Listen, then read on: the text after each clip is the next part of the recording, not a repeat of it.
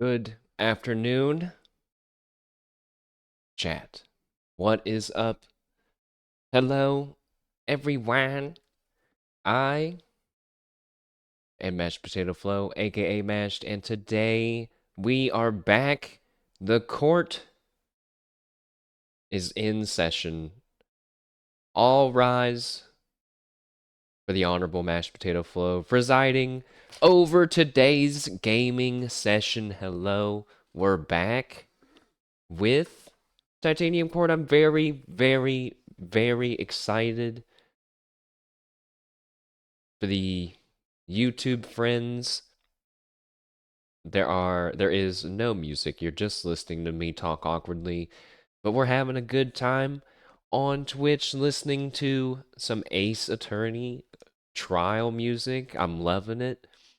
I'm feeling like it's fitting the vibe of this self-proclaimed surreal game, which it is surreal because we've played it on the channel already. So we played the demo of Titanium Court. I honestly have no idea when. It was maybe a month ago, a month plus ago. Um, and it was fantastic. It is so hard to describe with words, which is why I'm so glad that it's finally out. For a few streams after we played Titanium Court, I kept saying, man, I just wish this game would come out. And it's here. Titanium Court! Exclamation point by AP Thompson. And it's a treat, genuinely. This is not sponsored in any way. I feel the need to say that only not because we live in a world where I could be sponsored, but because we live in a world where people won't believe the praise that I'm giving unless I delineate it like so. But chat, what's up? I decided to let's just chill on the intro screen for a minute while I drink some tea. If we yap for a long time, I will put a marker for the YouTube friends so they can skip it if they want. I always give that option most times. Ah, that reminds me, I forgot to upload the other video.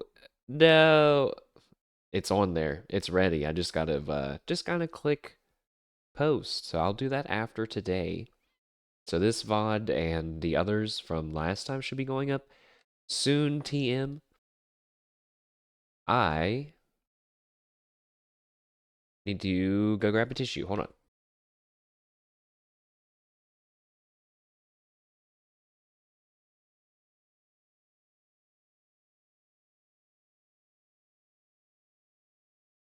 Okay. But yeah, what's up? I think I'm gonna have a separate stream. I don't know when to talk about some work stuff. Maybe we'll do that during the week. So the plan is for today to play some Titanium Court. I don't know how long we're gonna play. Um, I don't know how long the game is. Feels like it's one of those. It depends on how long the game is because um, it was such an enjoyable experience. It was one that did not really get that old. So we'll talk more about the actual gameplay though when we are playing. What's really cool though, I saw we can continue our save file, which I'm not gonna do, but I thought was interesting. So yeah, look at that.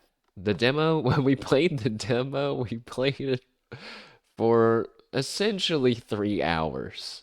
Very nice. Also, apparently, there are curses that I did a terrible job at lifting, and we've got 0 keys. So, probably, yeah, basically, worst ending unlocked, golden legendary item missed, go back, uh, bad end kind of a thing.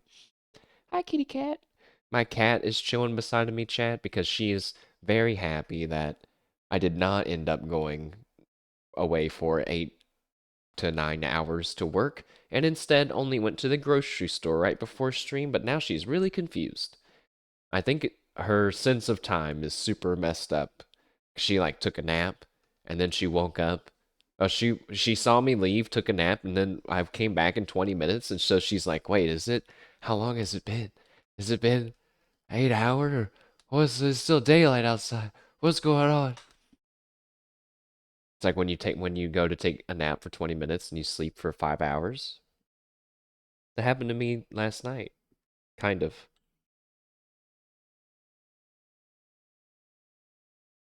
I'm sipping some tea. I'm feeling great. I'm feeling great, Chad. We got a fantastic game in front of us, a warm cup of tea in our hand. Well, I do. Imagine not having a warm cup of tea in your hands at this moment. Mm. I just noticed. So I feel embarrassed now because I didn't really spend that long, really at all, studying pixel art. But there was a time where I was, and it's really, really fun, genuinely, for me, as someone who's both artistically inclined, but also very like rigid in some ways as well. Pixel art nails both of those. So it's an artistic medium that has its own rules to play by, and an example of that is in something like, I'm not sure how to describe it, like the patterns in your placement of the pixels to have smooth gradations of lines. So actually, if you look, I've been staring at the wrinkles in the curtains for a while. They're irregular, you know what I mean? So if you want like a smooth gradation, a smooth turn or a curve, you're gonna want to have like a symmetrical pattern of pixels. And if it's off by one, it'll feel uneven. And that's fine if that's what you're going for. And in this case, a rope tied around some curtains, they're really like loose, and it's very organic, right? So it's not rigid. It's not, don't really expect that type of design. And that is kind of what happened. Just some lines, right? Just some lines. There's some that are like 2 pixels wide by like 4 or 5 tall. And then there's some that are, it's kind of hard to with my cursor because it's kind of a big diamond. But to the left of the cursor, that one is pretty repetitive. But then, you get to this bigger wrinkle and it's totally not. You can kind of tell though that it's more warped near the tie. So basically, the whole point, what I was getting at, was that while this game may not follow the strictest, what I would consider from my amateur point of view, the strictest pixel art guidelines, it in fact gains a sense of charm that it would not have otherwise. Another example, like these two clocks, the two circles of the clock, this clock and this clock, they're not the same. Like they're just off. Like this one's slightly taller, and at least I think, unless it's moved up. No, you can see the top bit. That one's like 4 pixels wide. This one goes like all the way across, and it's nice. It would be bad in my opinion if it was only here and there. They are consistent in this pixelated style, which I'm a big fan of. And we'll see a lot more of later when we get into the game.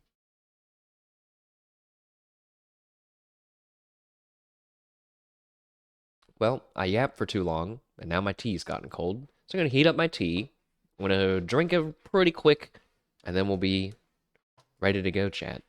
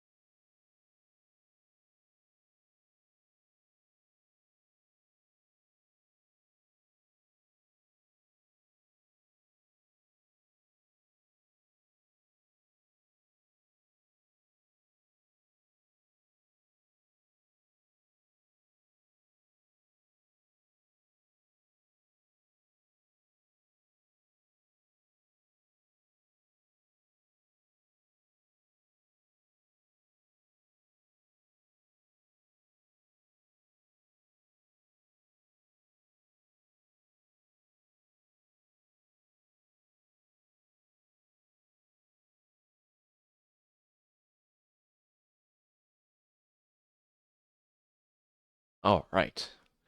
I am back. Feel bad for going away and coming back, but we're experimenting, chat. We're experimenting with chatting at the beginning versus the end of our streams. But it's been 15 minutes on the dot, and I've had enough. It's time to play the game.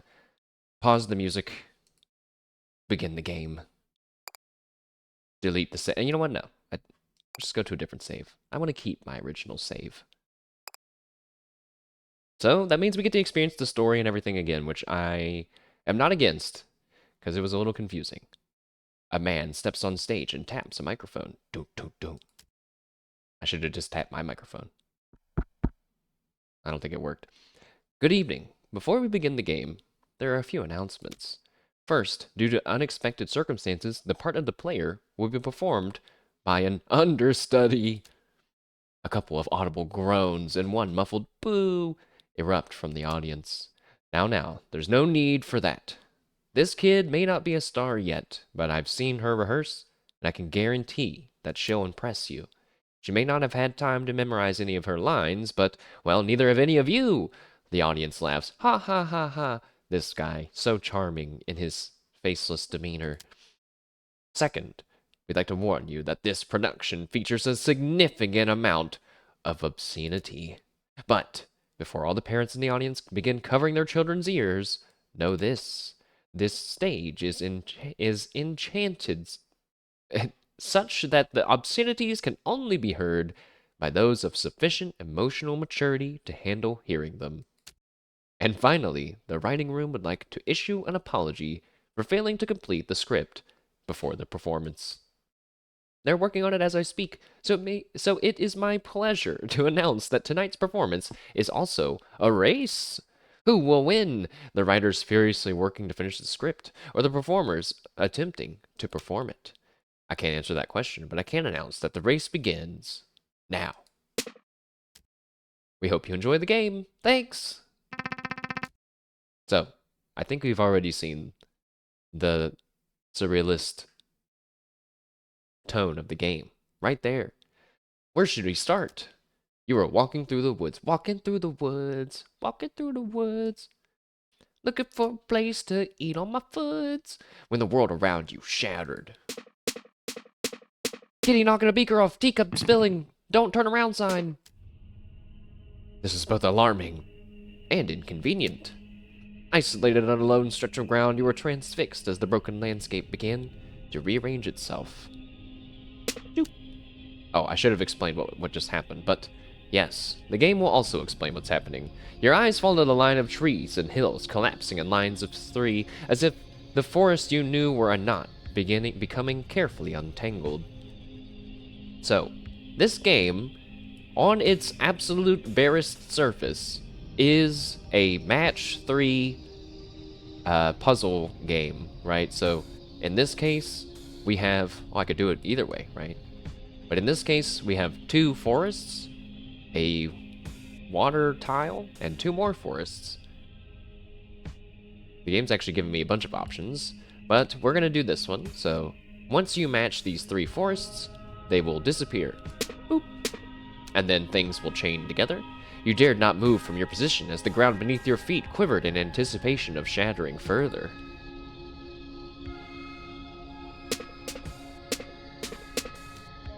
You pass the time this way for who knows how long. So we're just getting some practice in.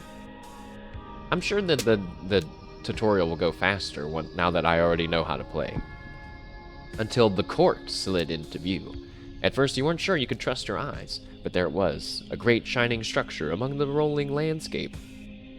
Oh, pardon, the roiling landscape, as in like the ever-changing, possibly violently shifting landscape. Something stable and enclosed. A shelter. You kept your eyes on it, hoping it would draw close enough that you might peer inside its windows. I hear you, game. And I see what you want me to do. Boom. And just as it came near, the shattered landscape lurched. With little warning, the forest snapped back together as if someone had pulled a knot of reality tight once again. Except, by now it wasn't the forest you knew. It was hardly even a forest. You stood, stretched, and began the hike towards the court. And, whoa, A.P. Thompson presents... Later, when the sun hovered low over the horizon, there was a feast within the walls of the court. Hoping to avoid any attention, you sought out a more isolated part of the hall. An empty table near an exit where no one would pay you much mind. A sound plan, except... The hall was soon overflowing with people, and your table was no exception. The young man seated to your right began engaging you in idle conversation. The weather, how you found the meal, the role of an individual in society, how you preferred to make your bed, these sorts of subjects. Eventually, he inquired about how you came to arrive at the court. Which answers my question quite thoroughly, while raising many more, he says as you conclude your tale. But forgive me, you actually haven't finished your story, have you? You admit there's a bit more, that you'd have to make sense of it.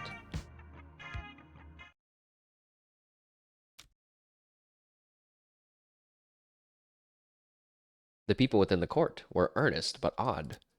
After your arrival, you attempted to get some answers about your whereabouts and strange circumstances outside, except they spoke mostly in riddles and nonsense, didn't they?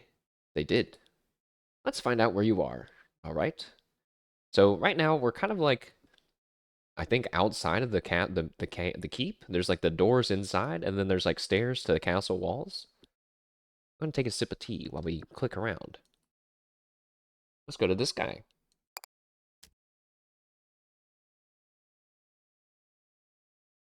Said the man, "Whoa, pal, before you ask me any more questions, you gotta know my deal."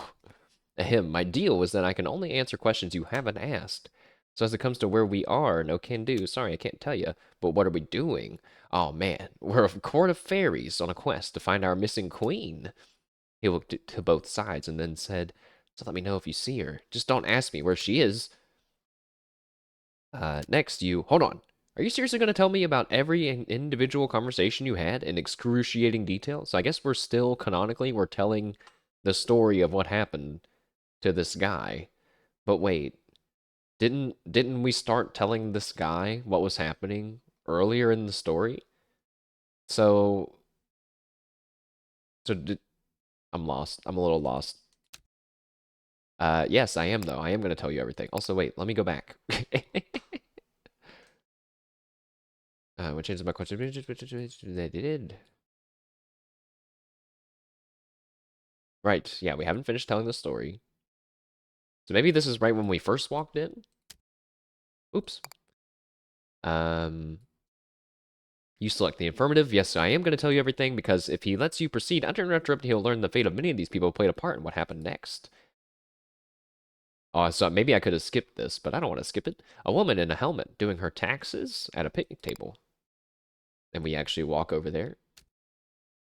Said the woman, "I would love to tell you where we are, friend, but I haven't even figured out where we aren't." She gestures behind a stack of maps behind her. "We're not in any of those places." Well, wait, so then you have started figuring out where we're not. Or at least we weren't. Who knows if that's true now when the tides come in. You attempted another tactic, hoping to glean some information. Perhaps she could at least tell you the name of this place. "Oh, we just call it the court. Its full name is the Court of... I forget. Something like the Court of Aluminum, but it starts with a T? The Court of Tungsten? Yeah, I don't know, maybe. I'm new here and I'm bad with names, but I can at least give you mine. I'm Robin." She held out her hand, which you shook as you introduced yourself. "Now, if you'll excuse me, I should try to sort this out before the tide settles again." Sip of tea?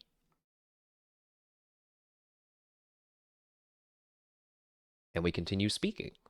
Irek, hello, hello. Welcome. Titanium Court is released.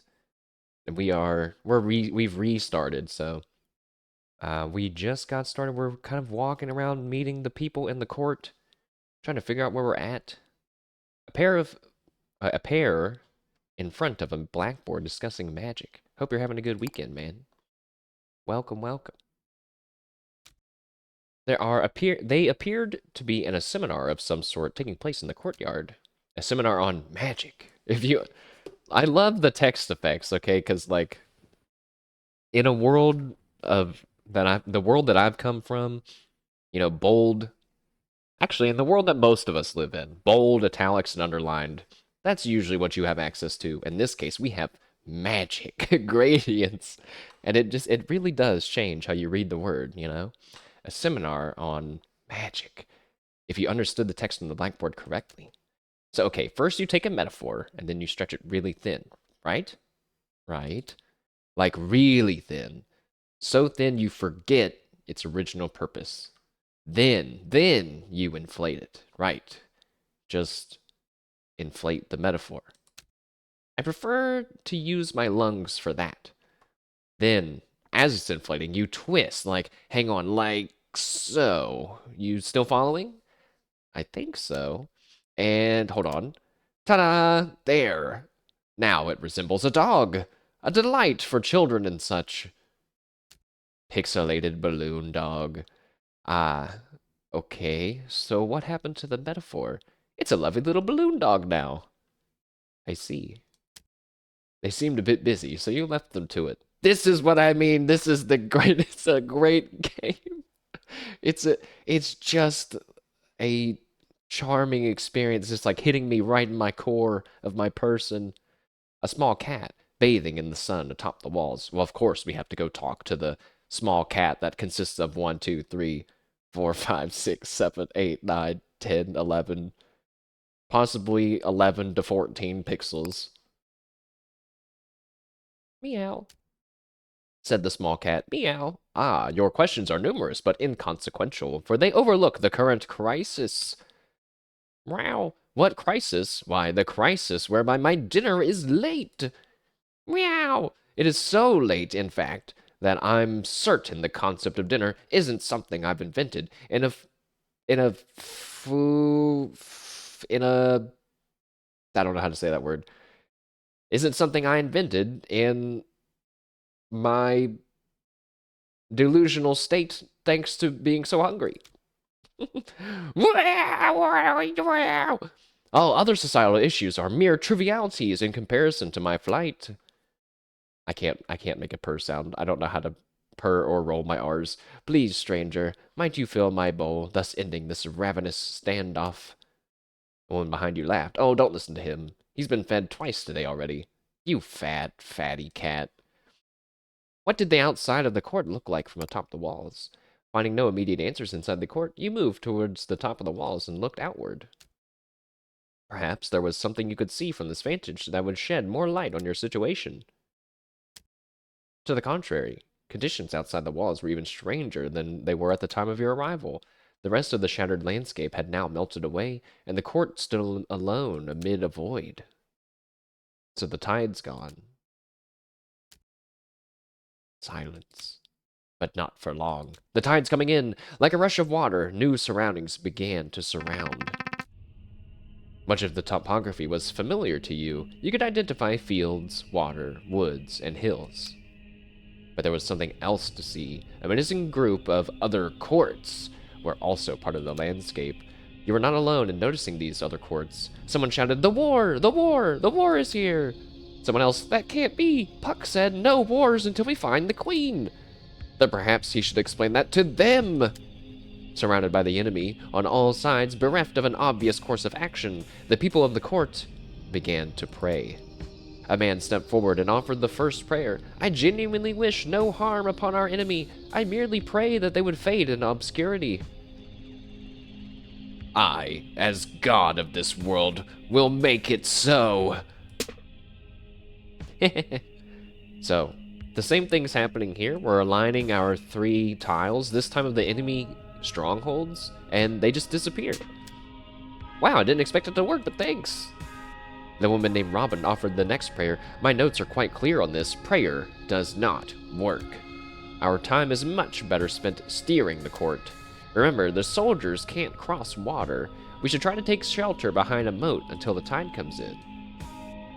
So we did that, and then we did that again. So now we're kind of protected from these guys. There, now that river protects us from nearly half of the field. Hills should also slow their advance, so for my next prayer...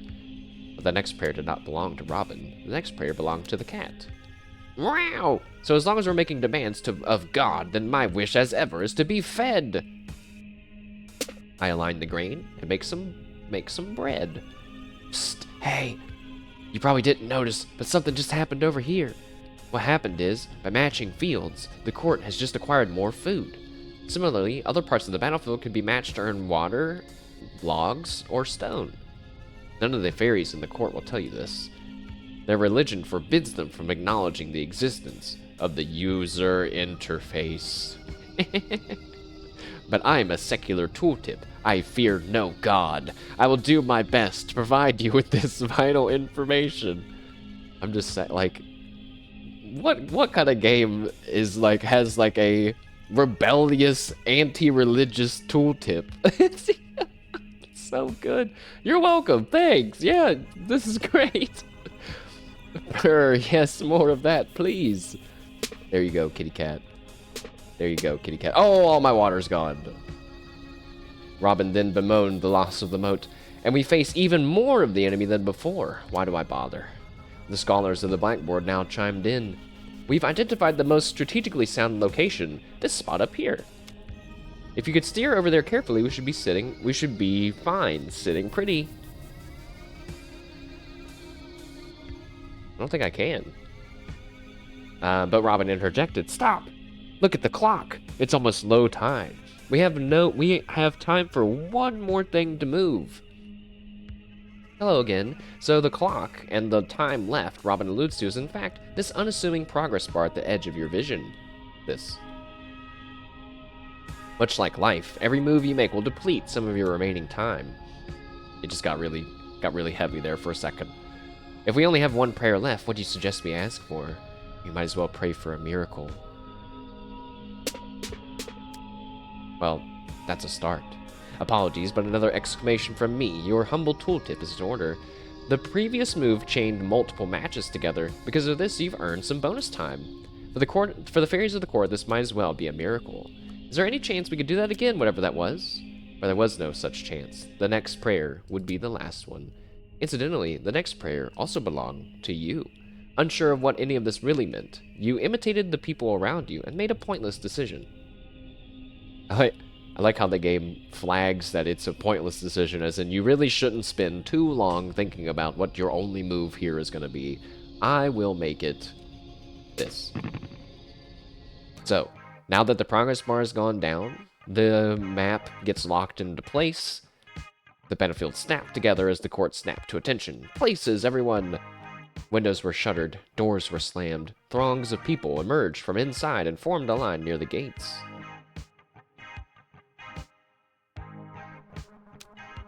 A tap on your shoulder, one of the scholars. We could use some help in the dressing room if you have a free hand. What about the battle? Along with the scholars, introduce you as Hop and Skip. You sorted through a large pile of costumes, props, and weapons. Check the tag on that, would you? Make sure I put it together properly. So we have our farmer, right? So, oh, I forgot. Yeah, so the game is a 3-tile matching game, but also a bit of a strategy game and an auto battler, right? So that's it on its surface, but it's clearly much more than that, right? We have a farmer who costs 1 bit of water and gathers food from nearby fields. They all spawn from your court. Well, for some units, most units, I believe, spawn at your court. If it looks correct, feel free to hand it out. So we hired 1 farmer. You handed the bundle of farmer's apparel to the first person in line. Unperturbed by the idea of harvesting wheat in the middle of a battle, they whistled as they marched out the front gate. And there they are. Now do it again. I did it again. Now see if this one fits anybody. So we have a soldier, an offensive fairy, and attacks the enemy.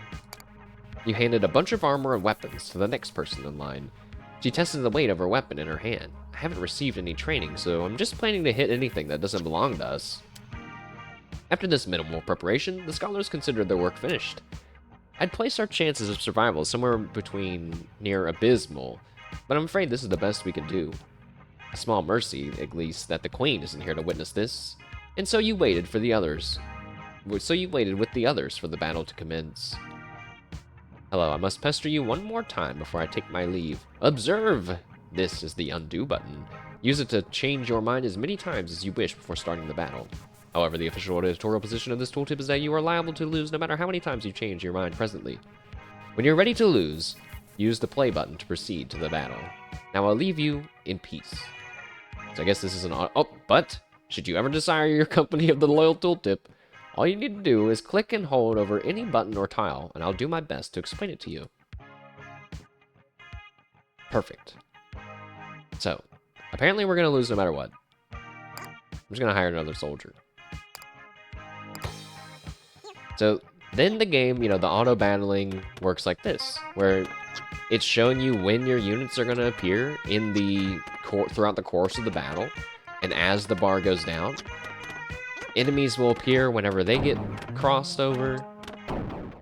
You know, we could have more people spawning in from our side, but it seems that we've already lost. Okay.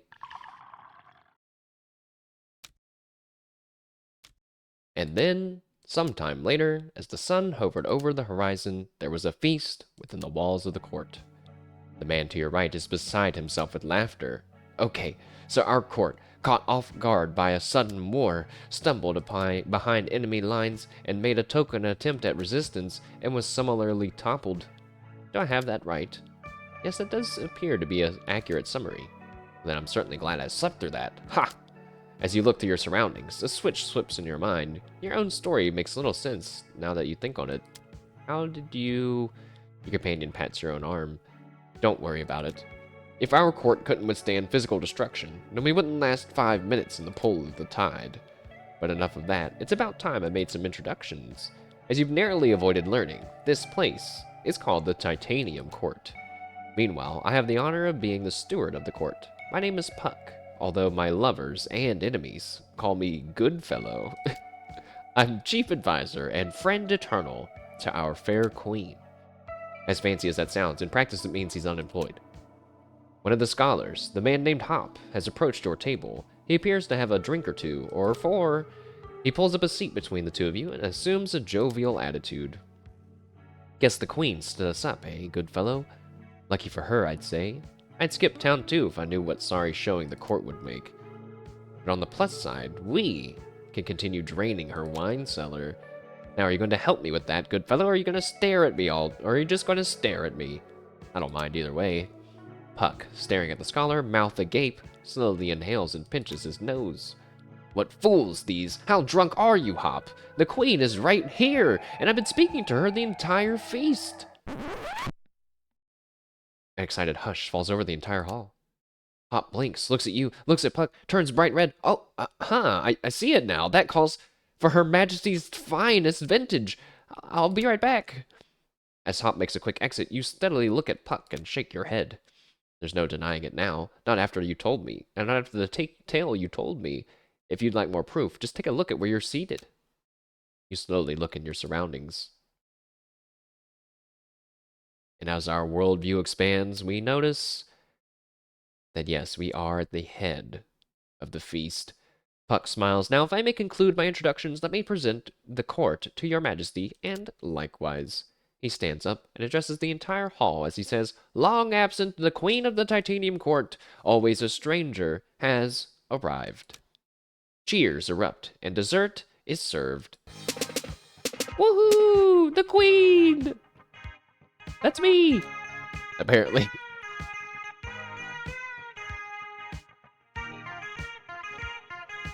To your left, Hop returned with an armful of glasses and bottles. About time, too. Good fellow. Did you tell her about the war yet? Titanium Court!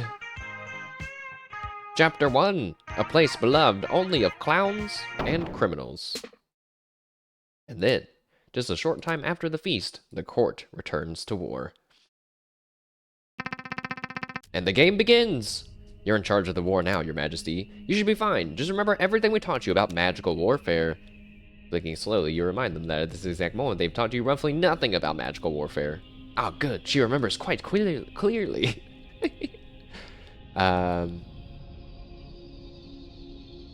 Okay. So. The game is, yeah, like 1/3 matching, tile matching, 1/3 resource management, and 1/3 auto-battling strategy. And another third of surrealist humor and charming design. So, what's that? A stump. A seat announcing new beginnings. The soapbox of the natural world. It doesn't actually tell me what resource I get from a stump. I'm guessing wood, though.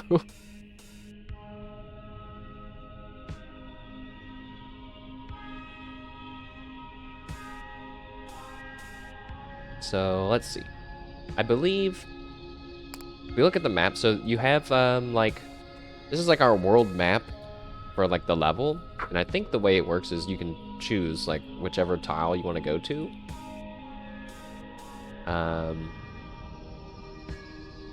We'll look at those later, but... Oh, you don't know what any of this means. Yeah, what units do we have? So we have the farmer and the soldier. So the farmer costs 1 water, and it makes food, like, the whole time. But you kind of have to think, like, it wouldn't, for example, if you only had fields, like, on the outer edge of your squares, you probably wouldn't want to bother with farmers, because it's going to take them so long to get there and go back that it's just probably not worth it. Since we don't have a ton of resources, we should probably focus on water and killing enemy strongholds. So let's do that, and then, nope, that's already not comboing like I wanted it to. That? You don't get any, oh. Now there's like 4 up there. You don't get any resources for killing strongholds, unfortunately, but I guess it just means you don't have to worry about as many soldiers. Oh, and oh! 3 or 6 strongholds gone in one combo. That's nice. Now that's nice. Remember that if you do combos, if they chain, you get some of your meter back, which is nice. How about... That's a lot of food. We don't really need the food. Nice. Good comboing. We actually have more bar than we did when we did that last turn, I think. Feels good, man.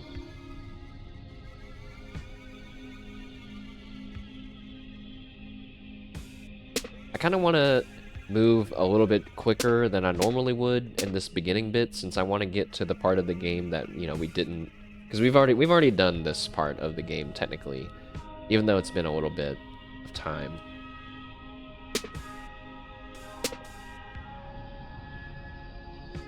I'm seeing a lot of strongholds in that. Also, there's this really weird stronghold mountain, stronghold mountain, stronghold mountain, stronghold that has occurred. I fixed it. I did all that on purpose. Yeah, you could say I'm pretty good at this game. Now we're still technically surrounded by strongholds, but there is a bunch of water around us. We might be able... Now, moving your stronghold takes a lot of progress.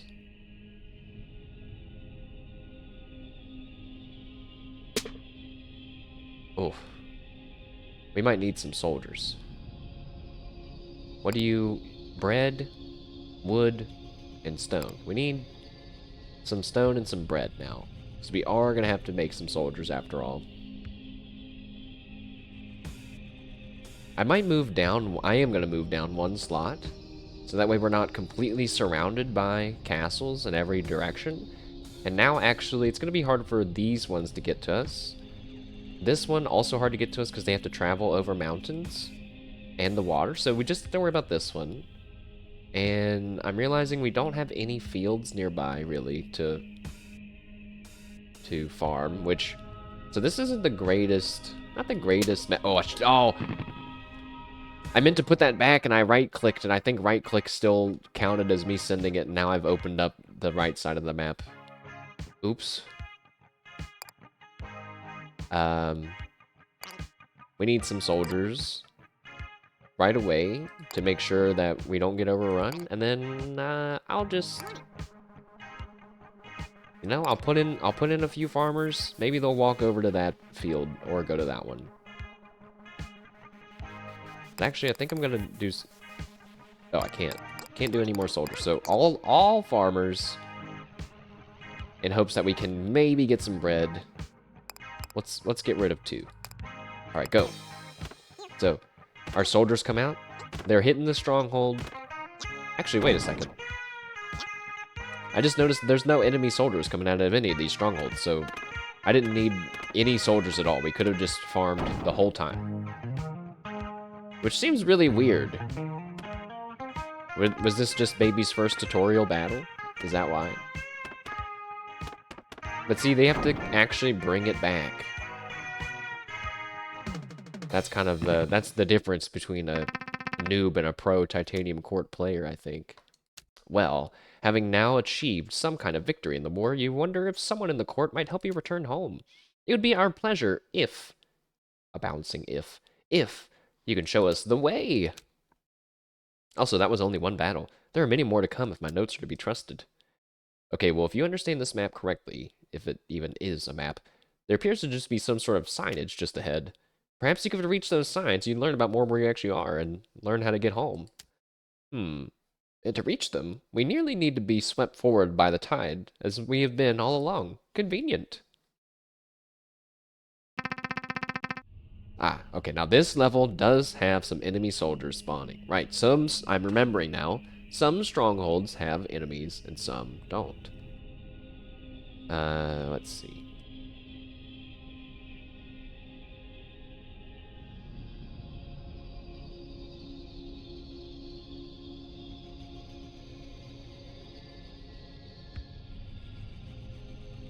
Also, we have this storage unit. It says it looks like one you've rented in the past. I can't remember if that means that we need to leave it on the field. There's some special tiles that are like, if you manage not to delete this one, then you get a thing at the end. Which is nice. So again, we're going to need some water. And we should try not to combo field tiles. So let's do that. Let's get rid of this guy in his stronghold. Actually, yeah, get rid of that guy. And then do this to bring that one down. And then bring that over to kill those 3. And we need... Just said we need water. Need water. Keep fields. There's a bunch of hills separating the top corner of the map there. Need water. Keep fields.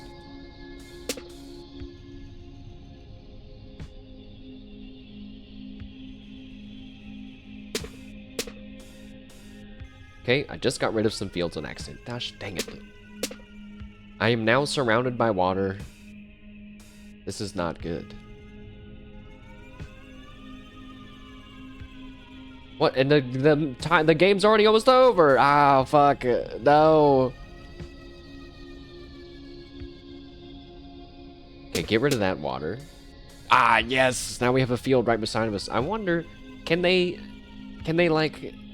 Do they just need one field? This will be good for us to find out.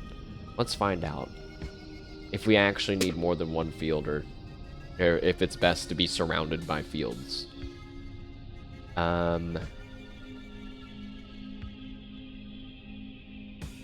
some water right there, nice and safe up there. So I don't think I'm really not in any danger. I might summon one soldier. Take a look inside the storage unit? Yes. So apparently, yeah, this is one we just have to leave on the field and we get to open it. You're quite curious about what you might find inside the storage unit, but it's locked. Alright, I feel like I just got hardcore baited by the game. They were like, hey, do you want to open this? I was like, yeah. It's like, well, it's locked. It's like, you son of a bitch. It's... Why did you just have to get me? Like, what the heck, man? I feel like I've just fell for the... High 5, alt too slow. Oh, feels bad. Let's see. One. Or no, all farmers, one soldier. Let's hope that that soldier, like, goes after that guy, doesn't go to that stronghold and leaves us undefended. I wonder if I could, like, click and drag him down. Okay, I think I see it. You can probably only have a max of 9 farmers per field. But even then, you could probably have 9 units there, and it would be fine. So that guy, it's not working. He actually went to go kill this other stronghold. Now this soldier's coming towards us. No, oh no, come back! Come back! No, I don't think he's going to be able to make it to us. Luckily, the hill slowed him down, so we just made a ton of food. Fantastic. Now we need some water. Okay, the game's amping it up a little bit. There are a lot of enemies now. Also,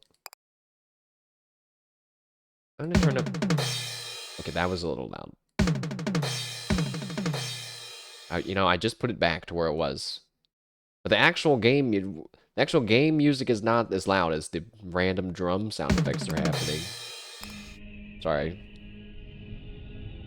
Okay.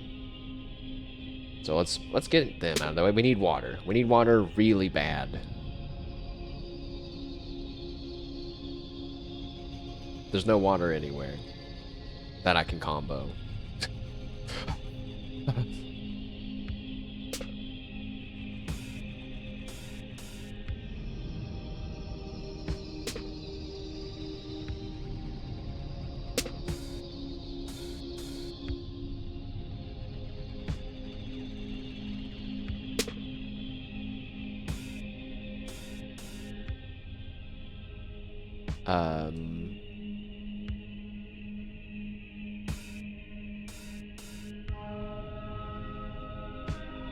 It's a lot of enemies. And I only got 1 water. Uh-oh.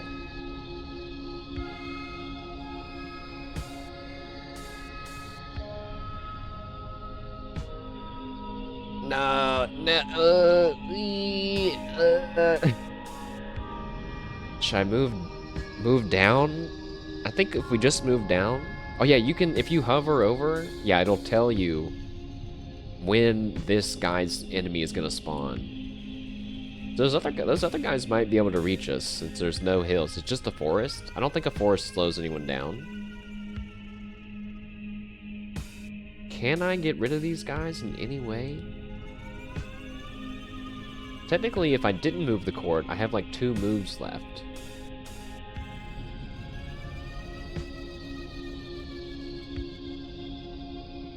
Feels like there should be a way to match 3 here. If I do that... Wait, yes, if I do that, then they'll all fall down, and then I'll be able to get rid of 3 of them. Like this. And I might even combo and be able to get another turn. No! Uh-oh. Well, we still have 3 strongholds beside of us, but I got rid of 3 of them, so I would have thought this would have been fine.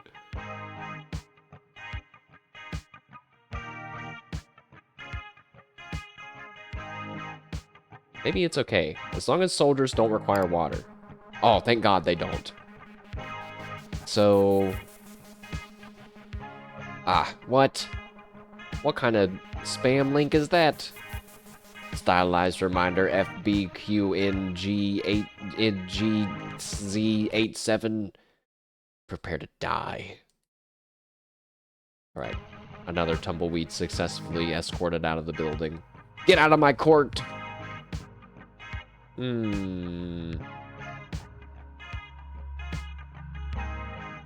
Maybe I should have the soldiers appear first.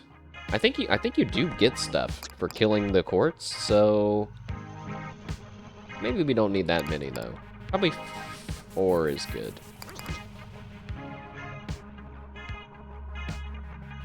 Nah, we should not risk it. Let's try to kill them before they attack us. Go! Oh, some of them started hitting the other one, which is good. Alright, maybe the music's a little loud whenever we do the battles.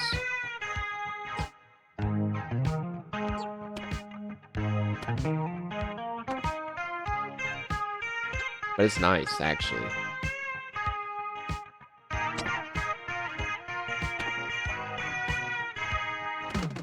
They almost reached that one, but yeah, we managed to kill 3 castles. What's that? Monarch, offensive job. Turns property damage into profit. Oh. You get money when you do that. A menacing bird cage suddenly appears in front of the court. Your Majesty, I have notes on this foe. Let me know if you'd like to see them. I would. Robin, right, here's what the notes say. When we first look at the low tide, the bird cage will flood its surroundings with water. Following that, the bird cage will attack the court with birds.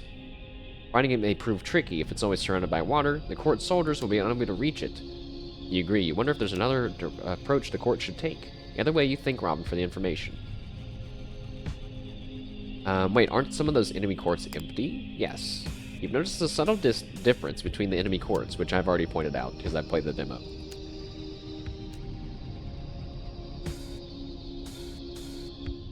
Yep, and then it's telling us we can see when they're going to attack us, so you might not have to worry about every soldier if they're not within reach. Let's see.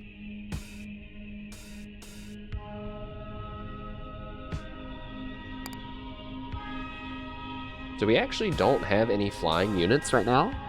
So I guess we're in a bit, this is a bit of a defensive lesson. Let's see.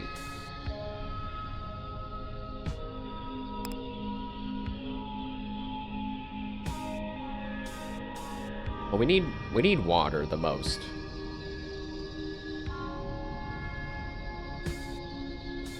But there's actually no way to even there's no way to get any. Well, there was some right there. I guess that's not true. There was some right there.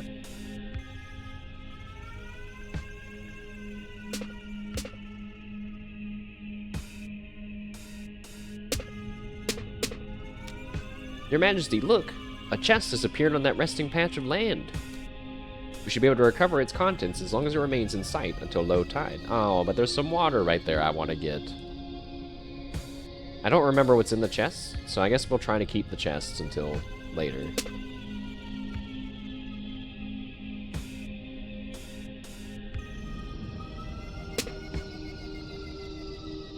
Whoa. They are making a lot of those fairies. That's concerning. That is very concerning.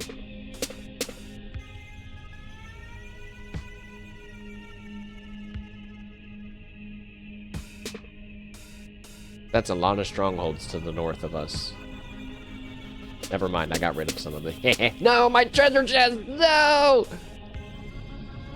Ah, that feels bad. My chest! Oh, another one! Oh, another one! I wonder if mountains... Do mountains... Very slow to travel on foot. I see. So yeah, I think I have to turn the music back down. I tried to leave the menu before the drums played. It didn't work. Some rocks. The water.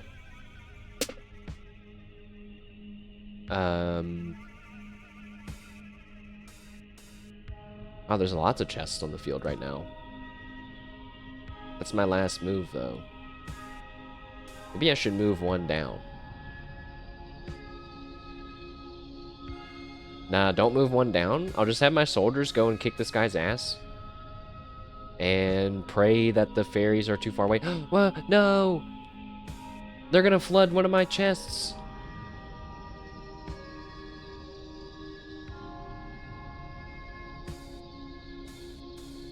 No, there's nothing I can do about it. Even if I did this, there's nothing I can do about it. It feels bad. Well,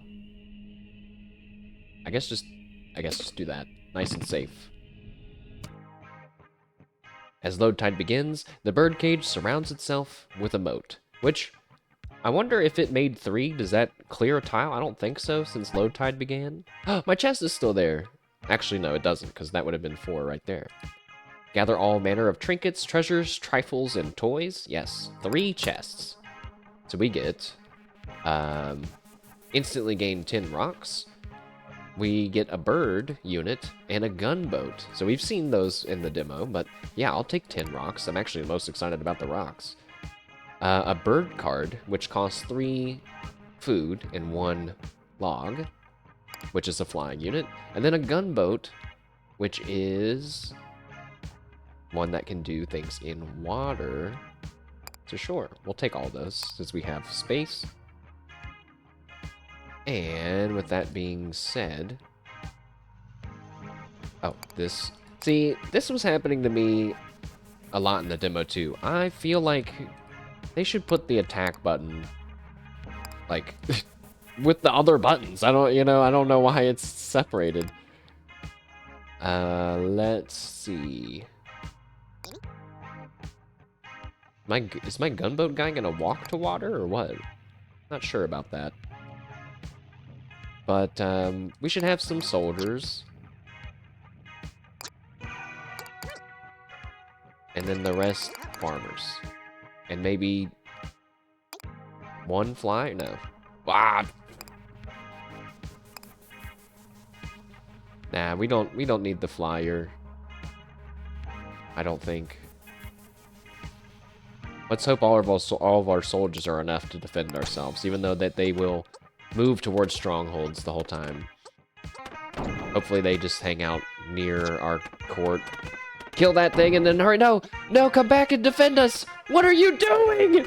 No! Oh my god. I think I just lost. No! Oh my god.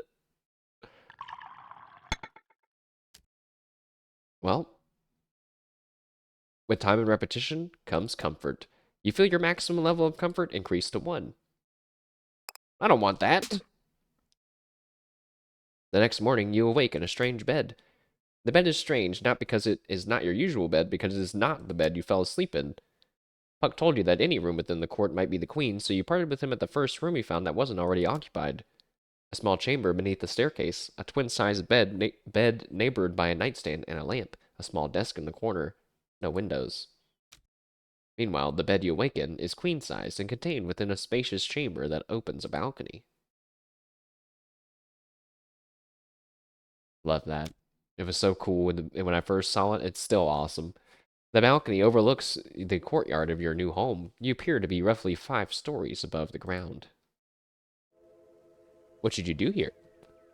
Take stock of my possessions or explore? Let's take stock of our possessions, I guess. You look over the scant possessions that were on your person when you arrived at the court. Everything appears to be in the way that you left it, with one irritating exception. Sometime between your arrival and now, you managed to misplace your keys. And anyway, you managed to misplace the locks those keys were intended for.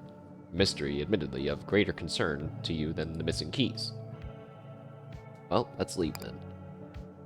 I'm sad. I wonder, was I supposed to lose that battle? If I would have... I don't think that the flying units auto-attack flying units. I think they would have just flown away and attacked the strongholds. Are there defensive units, I wonder? Return to our office, investigate the dining hall, or wait, there is a man named Puck. You have a lot to say to him.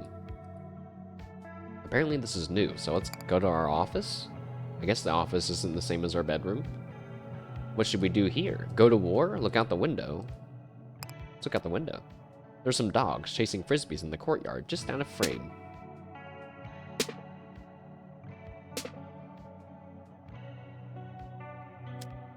Neat. I feel like that moment perfectly captures the charm of the game right there. Go to war? Not yet. Let's go back. Investigate the dining hall? Yes.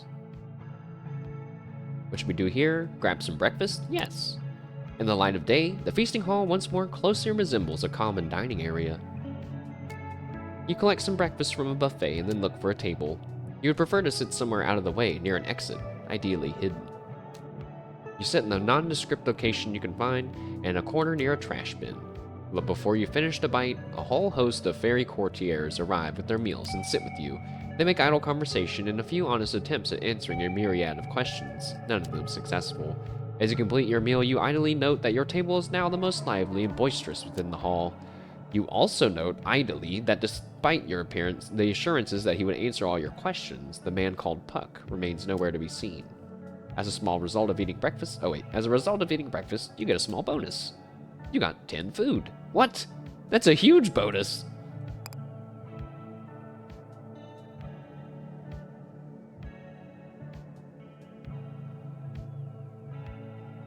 Dude, this is so great.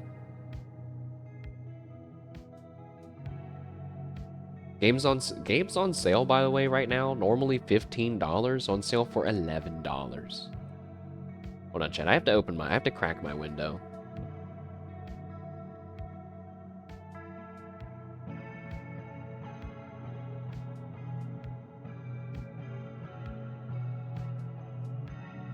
Okay.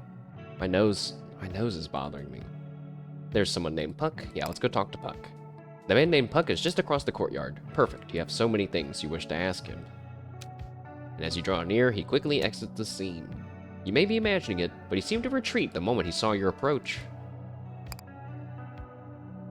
I also love that it's not just like a bunch of random weird stuff that's happening in the game. It does feel like there is a mystery that's unfolding. It's not just like funny bits and gotcha moments. I guess it's time to go to war. Go to war once more? Yes. After breakfast, the court goes to war. And, as you ready yourself, a question. Your Majesty, is the intensity of the war to your liking? If not, feel free to adjust the thermostat. Now, this wasn't in the demo. The thermostat. Maybe make things a little easier on yourself. Current comfort, 0 out of 1. Ah, so no, this wasn't in the demo, but one of the abilities from this comfort meter was in the demo.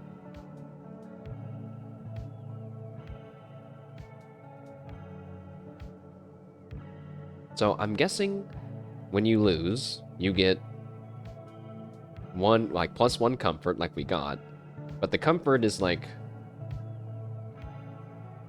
it's like its own special currency that you spin to make the game a little bit easier. But I love the language of it all.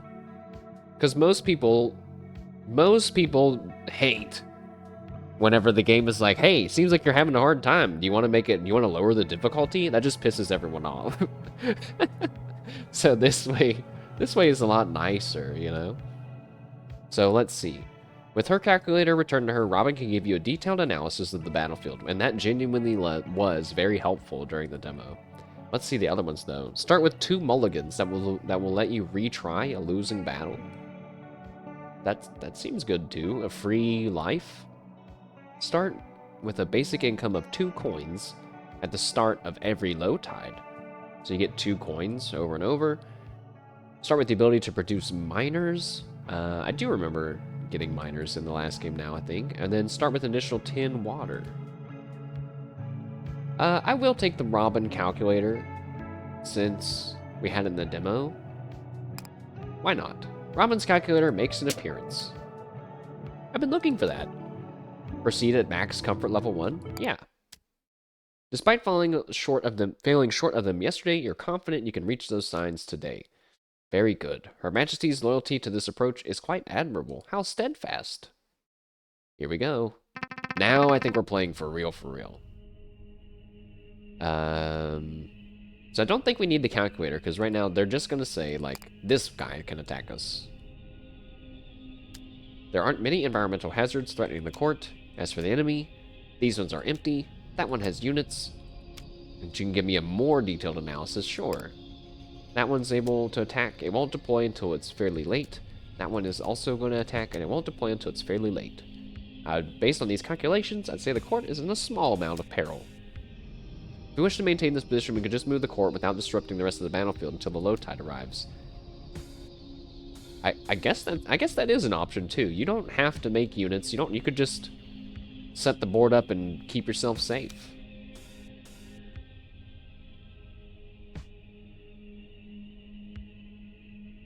So we're ready to start mixing and matching, I guess.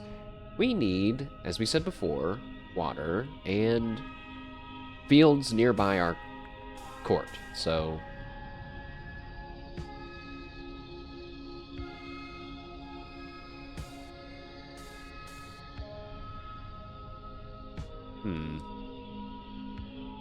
Yeah, that one. Then that. Uh-huh. Okay, that comboed way more than I thought it was going to, but... I did see it. I saw the combo potential. Whoops. I did not mean to do that. So we have some nice fields beside of us. But you need water for the fields, right? We need... Ah, and I just got rid of them.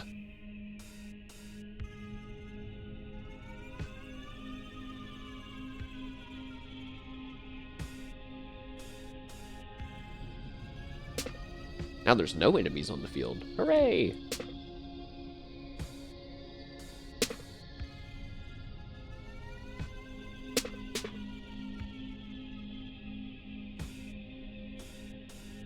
Nope, don't worry about the food, just water.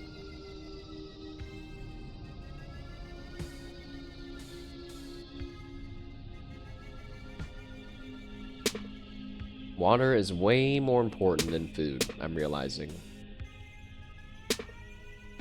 In this video game.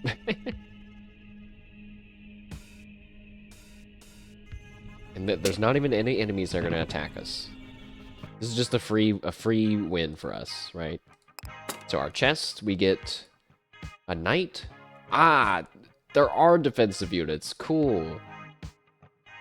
And we got a job. So, knight, defensive fairy, defends your court. Got it. Basic income, working job. Receive 2 coins paycheck at the start of each low tide. That's basically better than the comfort thing that we were gonna get, so I'll take that as well. You can undo opening the chests. I wonder why you'd ever want to do that.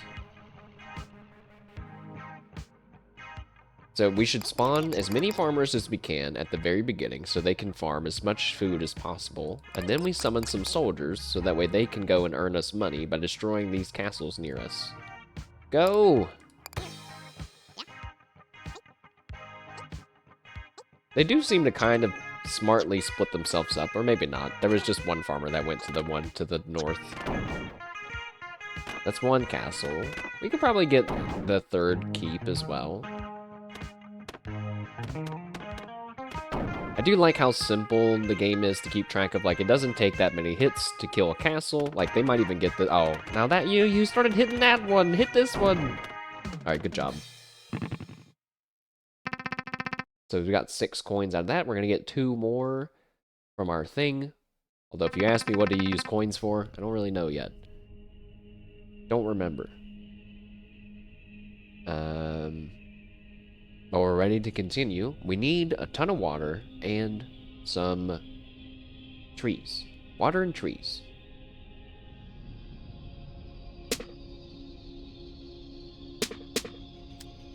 A tap on your shoulder. Robin points to a building in the distance. Your Majesty, that shop is neutral to the conflict. We strongly consider stocking up on supplies. This is of course only if it stays in view. If it disappears before low tide, we'll have to wait till we find another one.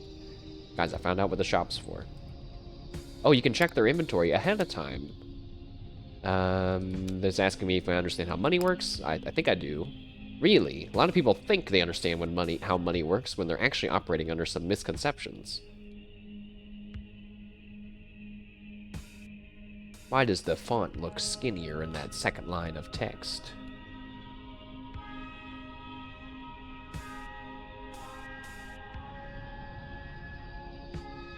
It is definitely different.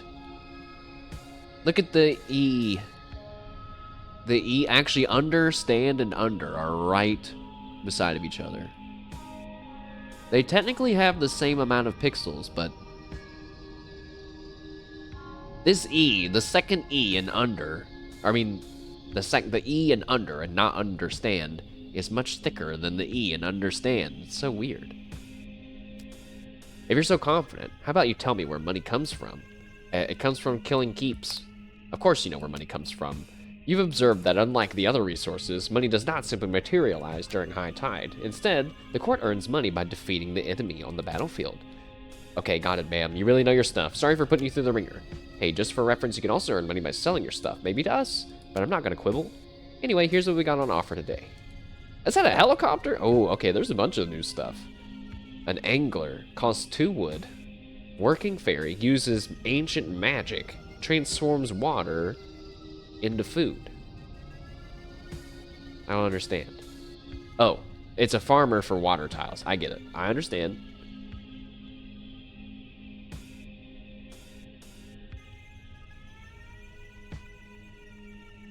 I'm sure there's lots of synergizing that can happen between units. But I'm just trying to think.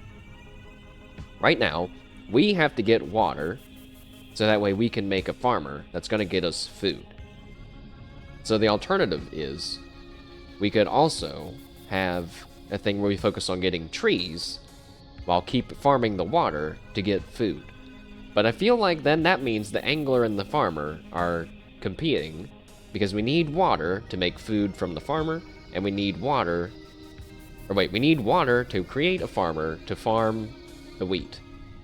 But we need wood to make the angler that's gonna farm water, which we need for the farmer.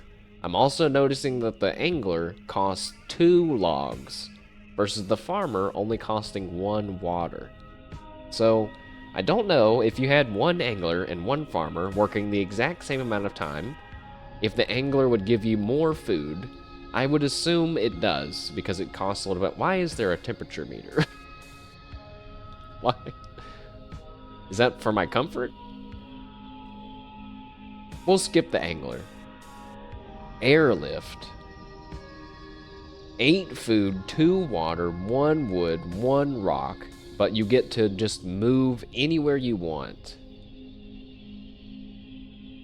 That seems like a really good get out of jail free card, but you only get 5 units, so it's kind of expensive. An offensive fairy, the centaur, stopped by hills. 4 food, 1 wood. An archer outpost, which we tried those before and I didn't like it. Or we could buy some wood.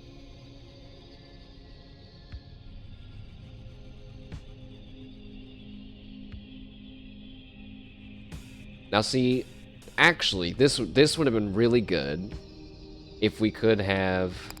Oops. It would be great if we lived in a world where we could get the centaur and a miner. So then we have people making food, which is going to feed the centaurs, but they're also not going to cannibalize on the woods. Or wait, hold on. I had a coherent thought. I'm losing it. Basically, there was some possible synergy that could happen, but I can't buy stuff right now anyway, so it doesn't matter. We have to do this level with the units we have.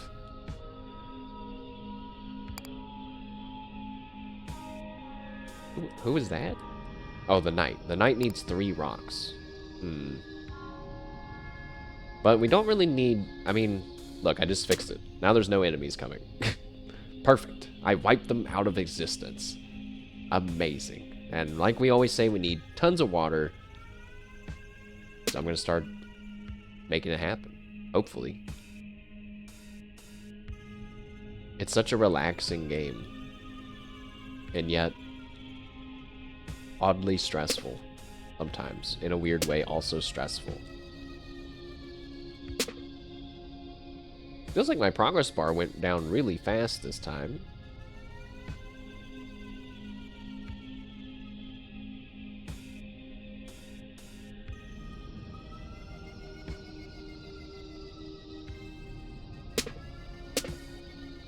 Oh.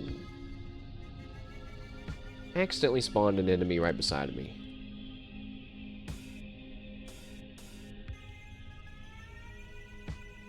That should give me some stuff back, yeah. And... ah, poop.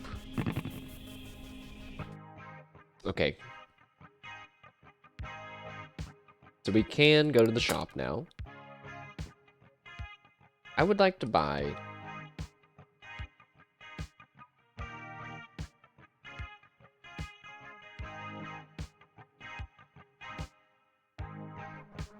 I'll buy the centaur. So now we have an offensive, defensive unit. I need a miner, I think. Or no, not a miner, because we need to harvest the rocks now. Unless the miner gets you rocks. That makes sense. So, yeah, a miner now. And then we can maybe get rid of the soldier later. Because we have a defensive guy and an offensive guy. So for our units...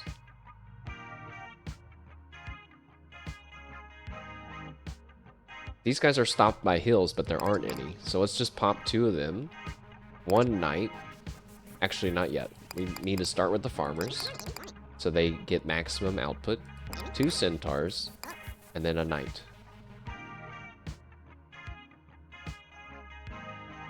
I hope 1 knight is enough for all these guys. I think the centaurs should be able to kill some of these enemies. So, and I can't make any more soldiers. All right, it's kind of a weak amount of units, I feel like. If anything, I'm doing too good on managing our food. This castle should be dead now. Yes. That's gonna get rid of 1 unit. 1 enemy unit. He still spawned. No, that one, it was up there. There's that one. Why knight? I think the centaurs are still going. I think the centaurs might have killed that 1 enemy, which is great. All right.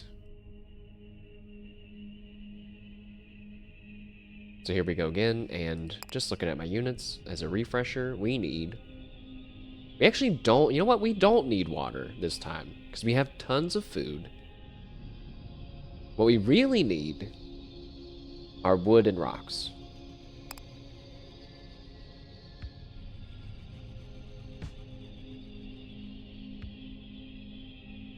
Let's hope that some rocks appear here. They did, thank God. Another structure wades into view in the distance. You suppose this is another? Look, Your Majesty, a temple of MRKET. Should you wish to pay your respects, it only need stay in view until low tide, correct? Correct! Your brilliance continues to blind. What's the market have? Oh, so the market is for resources, mainly. Okay.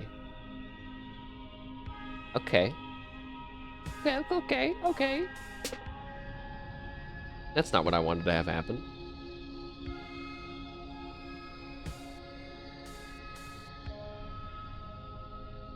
Trees and rocks. Trees and rocks. Mashed potato. Trees and rocks. What's that? A billboard? Is that a billboard in the middle of the battlefield? It's true. There appears to be a billboard of some sort among the scattered elements of the terrain. You go to the outer walls of the court to get a better look. You need law, says Robin. That thing gives me the creeps, Your Majesty, as if we're about to be sued just by looking at it. You agree. It might be best to look away, lest you draw some unwanted legal attention. That has seemingly had no impact on the gameplay in any way. I love it.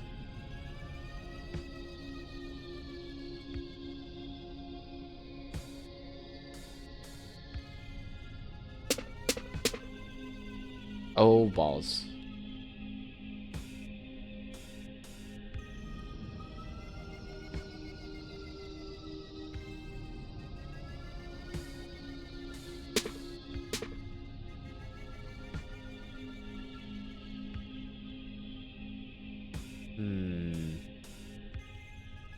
Trees? Wait, trees and rocks, right? Yes, trees and rocks.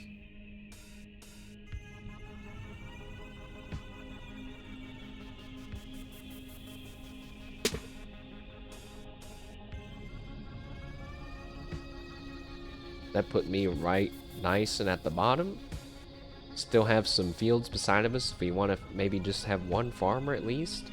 Technically we need more trees right now than rocks, so if those 2 go down, then I can move that one in the corner up. And then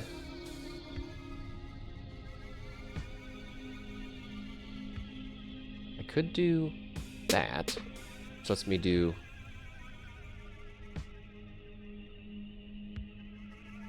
that to get rid of those guys. That's a bunch of rocks. So if you get 5 tiles in one... if you match 5, then it's just a free move. That's nice. So it's not just chaining, I guess. It's like chaining, but also if you hit a big swap.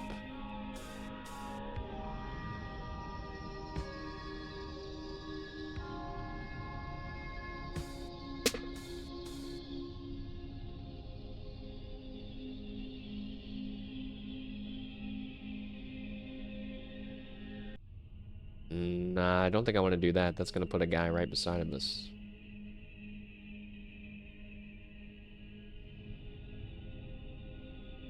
There's actually no fields around me either, huh?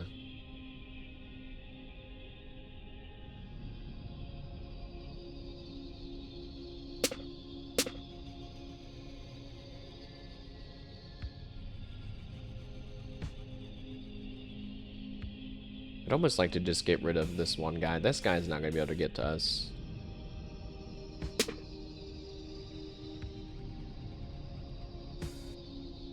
Gotta keep these mountains in front of us.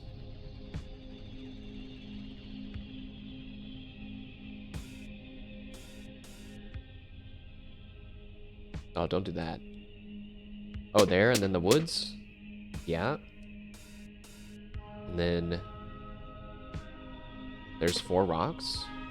This is a pretty good high tide right now. Compared to some of the other ones we've had.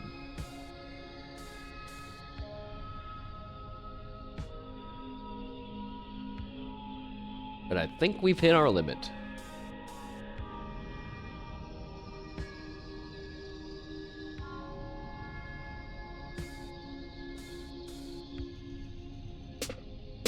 Oh, thought it was gonna be enough. Okay.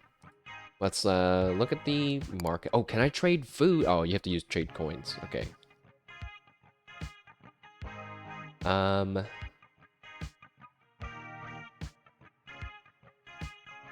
Let's just buy a little bit of everything.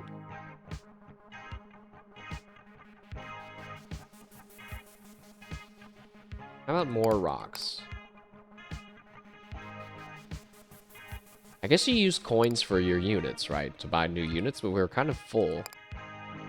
So I'm just gonna spread it out a little bit like that. Use some, not all of our money, some of it. And then... who's this guy? That guy?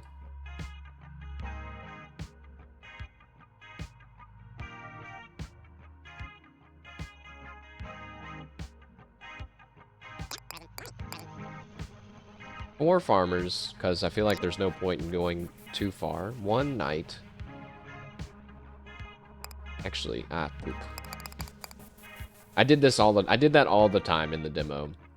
I'd click this undo instead of this one, which this undo is actually for your units. So centaurs first, because we want them to kill these castles around us. One night, and then the farmers. But not like a bunch of them, because they have to walk kind of far.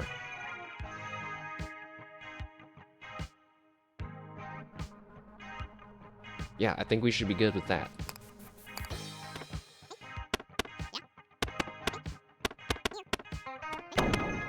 So that's one. Actually, then the centaurs went to go get the other stronghold, so we didn't need the knight after all. Now what? Why can't they oh, because it's water and a hill there, so they can't go around all the way.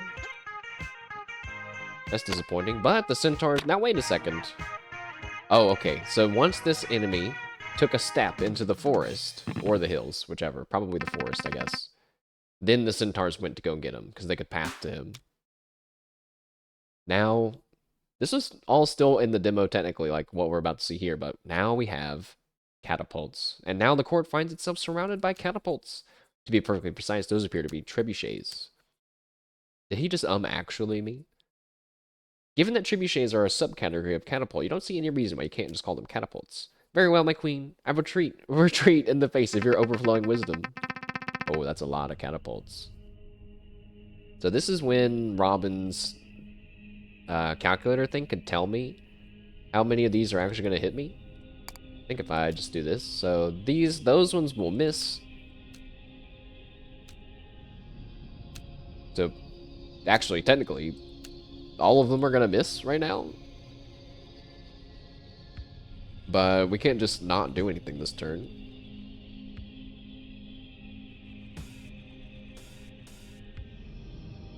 We need water the most.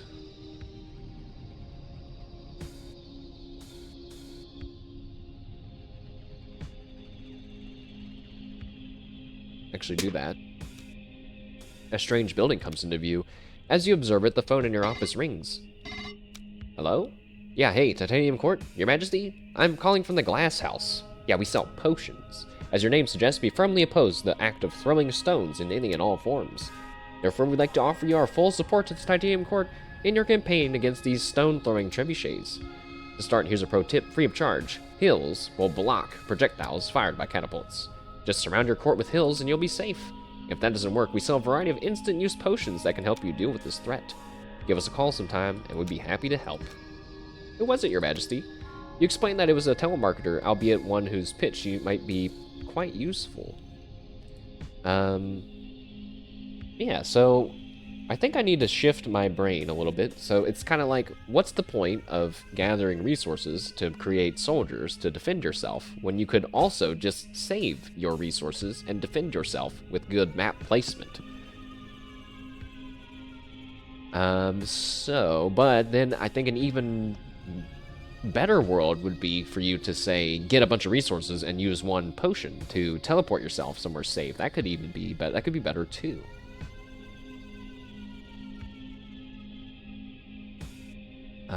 For now though, we still need water.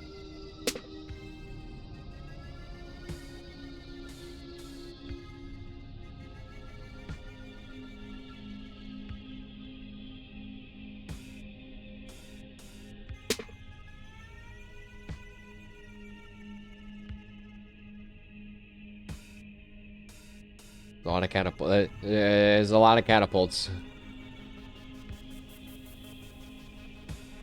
And I mean, more catapults are just going to keep spawning. Oh, I think I got rid of some rocks there on accident. Oops.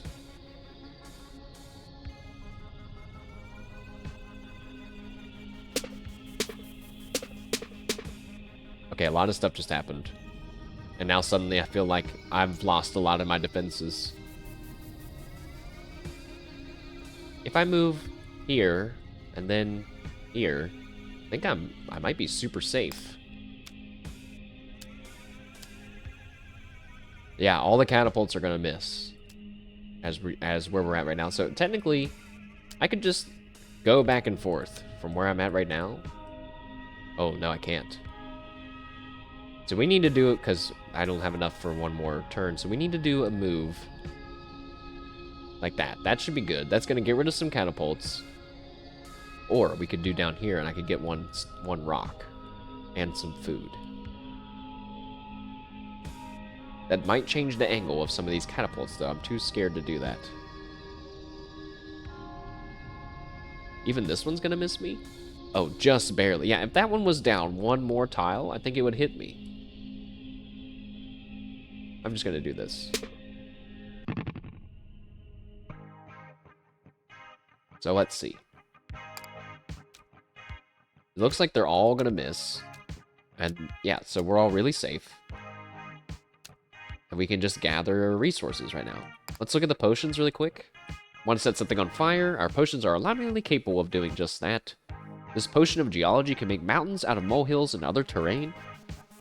Passion of flood insurance. And statistically, the potion of teleport. Wait a sec. Okay, so I mean, I guess you have to gamble that you're gonna get a potion of teleport, but I was gonna say, why in the world would you ever pay for the helicopter unit, which costs like 8 food and 2 or 3 everything else, when you could just buy a potion that costs 5 food?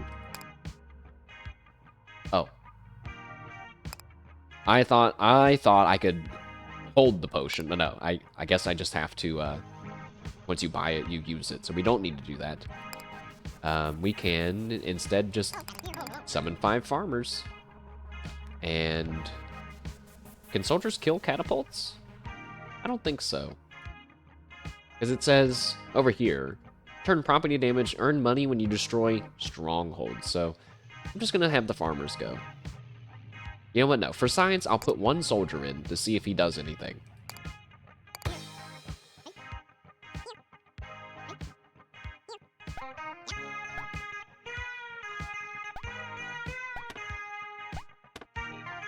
He is doing something. But do I get money for it? I have 11 coins right now. Okay, it's... I did get a coin. Well, there's a slight misplay on my part, but all the catapults were really far away from us anyway. He didn't even get to destroy that one. So what happens now? The catapults continue their assault, although you note that there are now slightly fewer of them. What do you mean?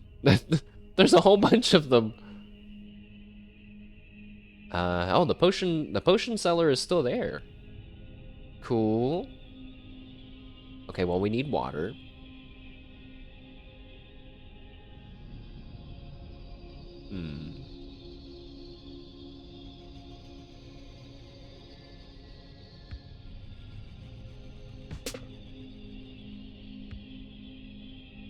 You don't know. We don't need water, because you only need water to make farmers, to make food. And we have so much food.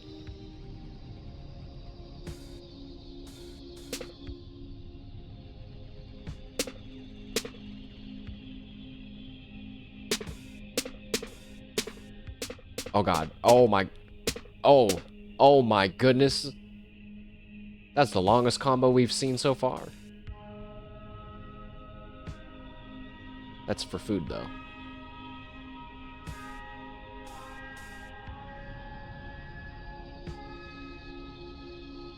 It would be good to move to the bottom where all those rocks are. I'm gonna do that.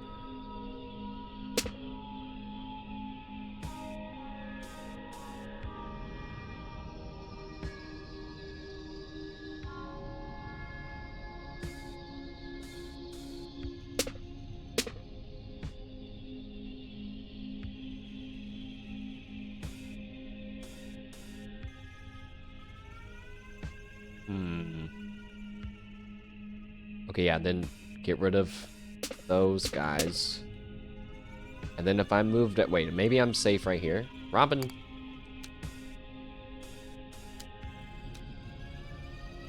Yeah, they're all gonna miss me right now, right? 1, 2, 3, 4, 5, 6, 7, 8. 4, 8. Nice.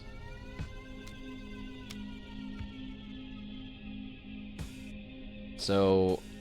we only have a few moves left. We just need to do some stuff at the top of the board then.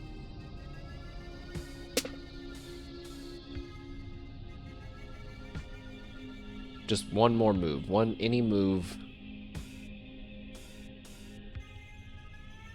I think that would be okay.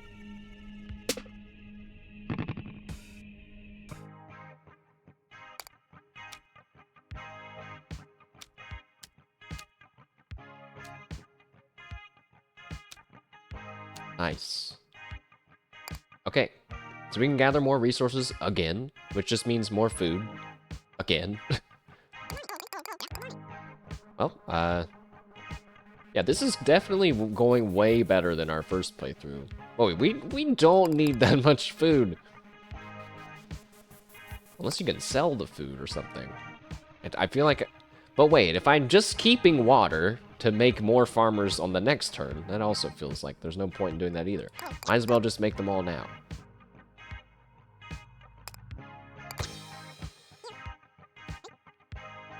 Do they move... Oh. Apparently you can speed it up. I was trying to click and hold to read about the forest, but if you click and hold, it fast forwards.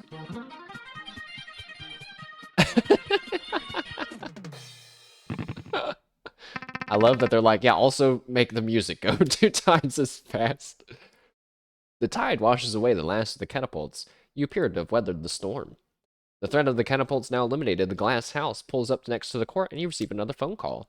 The salesman offers congratulations for your victory and asks if there's any further assistance he might provide. You answer immediately, asking if he knows a way for you to return home. Oh, definitely. Let's pull over somewhere and I'll draw you a map. Oh, we actually pulled off to the side. And we went next door. The salesman shows you the map and explains the directions. Okay, so you've seen this before, right? You have, but no one thus far has offered an explanation for any of it. You assumed it was some sort of map. Hey, it kinda is, but it changes every day, so I'd say it's more like a weather report. But it's pretty simple. Each of these rows is a battlefield. Within a given row, each column is a battlefield. Oh, each of these rows is a battle. Within each given row, a column... Okay, sorry. But it's pretty simple. Each of these rows is a battle. Within a given row, each column is a battlefield. Do you follow? No, you don't. Well, it would help if I read it correctly the first time. And you'll figure it out. But more importantly, did you know that you can choose between 3 potential battlefields before every battle? No, you didn't know that. Anyway, here's where you're at right now. Smack in the middle of the war. To get home, first you're going to have to make it to the victory, which is right up here. Oh. Oh, yeah, that's right. There was a boss. There was a boss battle. And I was like, please, game, please let us fight the boss. And the demo ended. Oh, boy. Before or after the dragon? After, of course. But making it to the end isn't enough. After that, you'll need to make an exit. Make an exit. Given the abstract nature of movement through the tide, would he be willing to elaborate on that? Oh yeah, it's confusing, right? These routes were conjured back in the 60s. Everyone was hopped up on allegory or something. Around here, making an exit means you gotta consciously leave the path you're on, you know, like gotta fundamentally change as a person. Okay. This might be a long shot, but does he have any specific advice for how you might do that? Preferably in a safe and non-traumatizing way. Do I ever? Your Majesty, that's our specialty. He sweeps his arms back to reveal a shelf of bottles under a marquee that reads, Love Potions. Is he attempting to make a joke? Not at all. Nothing changes a person more than love. Okay, you take a deep breath. If his love potions function like those described in stories, i.e. forcing an individual to fall in love with a person they otherwise have no interest in, then you have absolutely no interest in them. Your Majesty, with all due respect, that's messed up. I don't sell anything like that. You've been hearing some weird rumors, huh? I blame my competition. Please, let me set the record straight. My potions create nothing, cannot create love from nothing. They merely expand the love that already exists within you. Seeing your shoulders relax a bit, he continues with this pitch. Now, if you're new to love potions, I definitely recommend starting small. He pulls a potion off the shelf, like this one, full of love for something called baseball. This one's great for beginners. The effects are really mild. Drink it, and you'll end up liking this baseball just a bit more than you already do. That's it. You suppose that does sound relatively harmless. If he also thinks it'll help you return home, you might as well give it a try. Perfect. Oh, come on, put your wallet away. I'm not going to charge you for it. Just take it. And so you return to the court with a new map of the war and a single complimentary potion of liking baseball. Excellent. Yeah, and now you have a certain idea of what you're looking at here. Based on what the salesman told you, this is either a map or a weather report. Either way, the important thing is that you can choose which upcoming battlefield to traverse.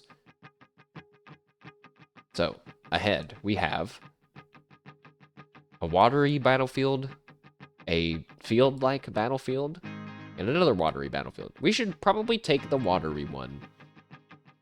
And then afterwards, there's some hills, some more hills, and some like lily pads. Since we're so low on water, let's take this right path. Oh. Actually, once you expand on it, it shows you the types of tiles that are in it. So, flora, unremarkable, plus 2 water. I don't understand that. Does that mean that I get 2 water going there? Amenities, shop, and enemies, there's boats and goons. And the other one has birds and goons. What's that? Oh, a birdhouse. I'm gonna be honest, I don't feel like messing with birds. But I also don't want to mess with boats. Since we have the defensive knights, I think the birds are actually like weaker, if my memory's right. Doesn't really say. I think you're trading your movement for your defenses, so let's do this path. What's that? There's a new sign on the battlefield. You look through a spyglass at the sign in the distance. Dead end. Oh, I know this one. That's a memento mori. I heard they're popular among mortals. This one's quite simple, perhaps even unrefined. It says dead end, so any mortal who reads it can remember exactly what awaits them at the end. In case they forgot? Precisely. You deem it unnecessary to offer any sort of correction. Good. Wouldn't be a video game without being reminded of our inevitable demise, I suppose. If I match these 3 strongholds, does that get rid of the birdhouse? It does! That's fantastic. Oh, there's another one.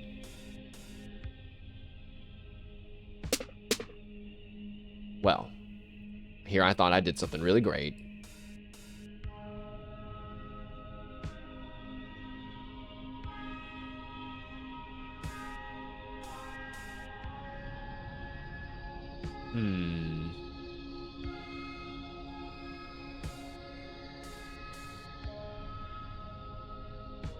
You know, I got focused on the water again. Don't really think we need it.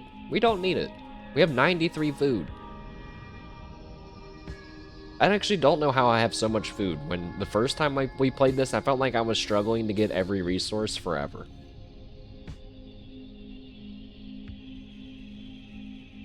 Logs. Logs are taking priority over rocks, I guess. But no, technically, rocks. We have more currency being spent on rocks than we do wood, so it should be. The priority levels are food, rocks, logs, water. We have a ton of food, so rocks. And also just keeping ourselves safe, I suppose.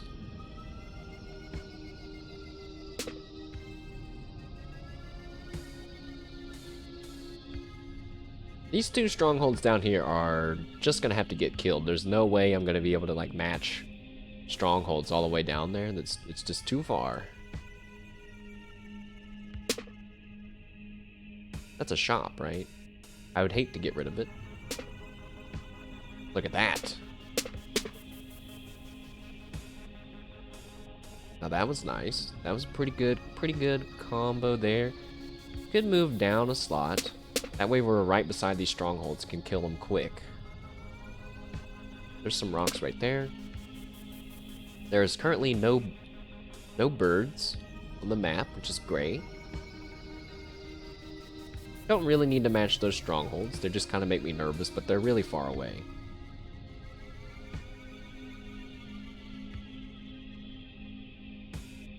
Nah, I'm gonna match them anyway.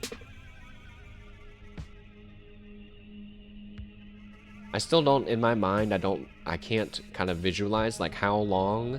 I'm sure at some point I could say like, oh, this guy, he spawns in way too late to cross 5 tiles or whatever, but right now I cannot do the mental math.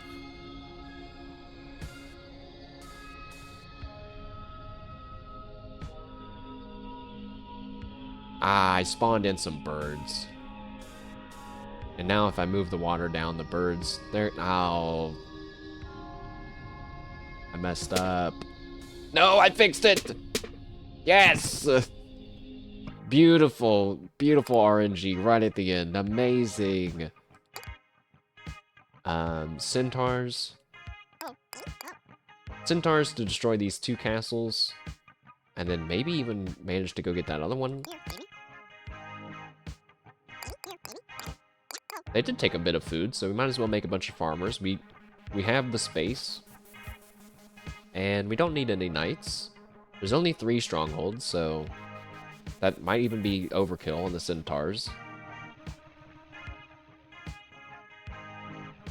But since they only cost 1 wood and we have a ton of food, I'll leave them. Go, my army! Destroyed. Obliterated. They're so fast. I win. It's over. Nice. Clean win.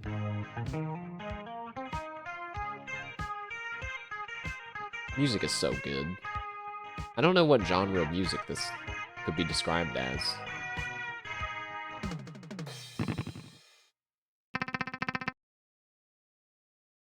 Well, that was an easy win.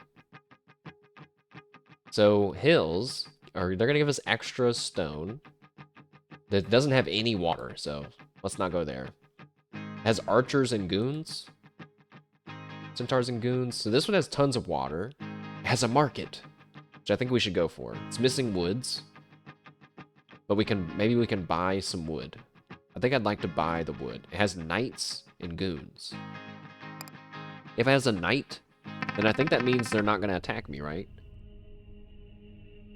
Matches with strongholds produces defensive knights. Yeah, so we just don't go attack them.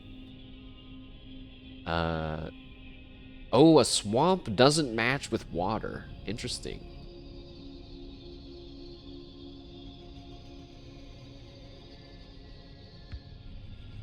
And then what's this? Robin has some notes on how enemy knights behave. My notes usually don't comment on minor enemy units, but here's a quick footnote. Knights are defensive. They won't attack the court directly. That said, they will attack our units and workers alike whenever they draw near. They pose much less of a threat than other types, so it doesn't mean they're not annoying. No problem. So yeah, we need some water, but also we need wood, more importantly, but there is no wood on this map. So we need the store. Right. I think I chose the wrong map, actually.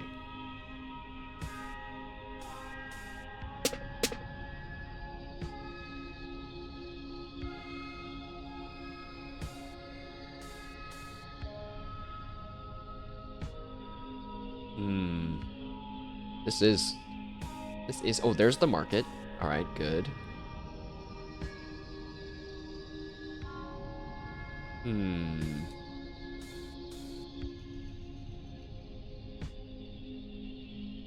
Oh, this... No, not that.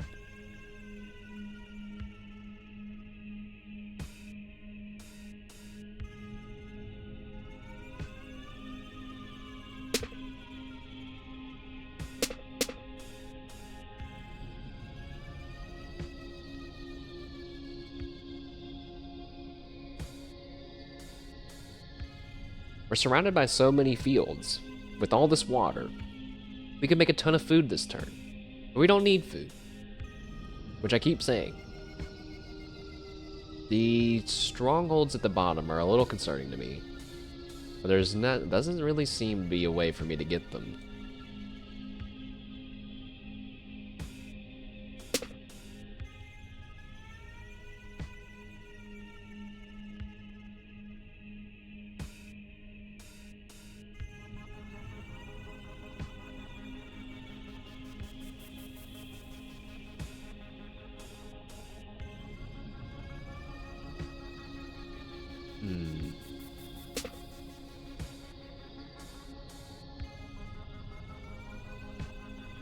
Now this is feeling like I don't have that many options.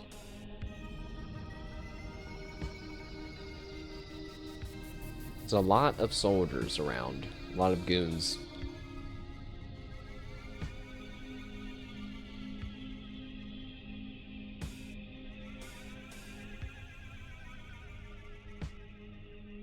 And they are all gonna spawn pretty fast, actually.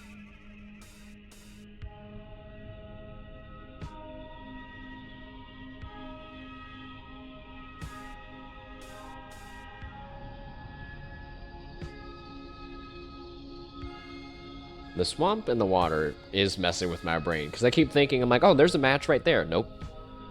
Nope.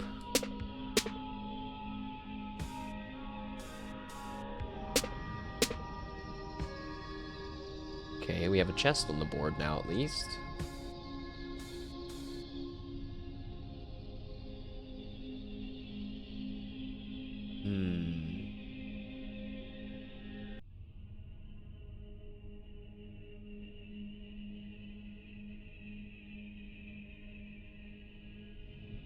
You know what? I think I'm just gonna do this.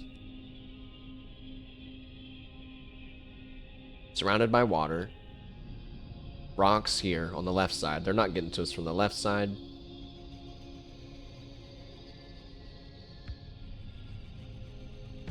We just wipe out these guys. We're gonna be able to kill this guy. I don't know if that guy, he'll probably be able to make it to us. She has some knights to defend ourselves.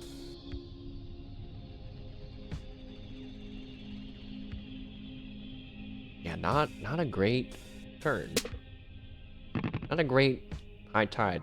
High tide that time. So my chests I get. Oh, what's that? Increase max health. Did it just make my court bigger? I think it did. I think it added a little tower to the right of it. I was about to say, boy, that would be so cool if the icon changed. I didn't even get to say it. Trading generic assets? Yes, we need logs.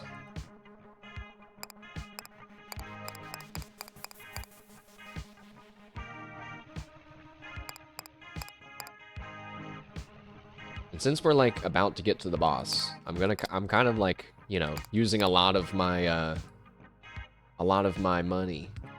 Trying not to hoard too much of it. Storage units locked still. Okay. So we're here. There's a keep to the north with one guy. You know, I think if we just spawned a bunch of centaurs, we'd probably be okay. And then like 2 knights. And the rest farmers. That's too many farmers, I think. No, it's not. It's 9, right? That's the max you can have on one farm tile. I just hate to use all of our water in every single time. I'm gonna undo some of them since there's a knight right there, and I bet you he's gonna attack my guys. So, unless the centaurs can kill him first, go! Okay, so centaurs should easily kill that thing. Why are they stopping? Why? I thought they would go diagonally and get that thing. Something's fighting. Something was happening. Wait, now my centaurs are going out to, like, defend stuff. I don't know what's happening. Did we lose a farmer? Help! Help! We're under attack!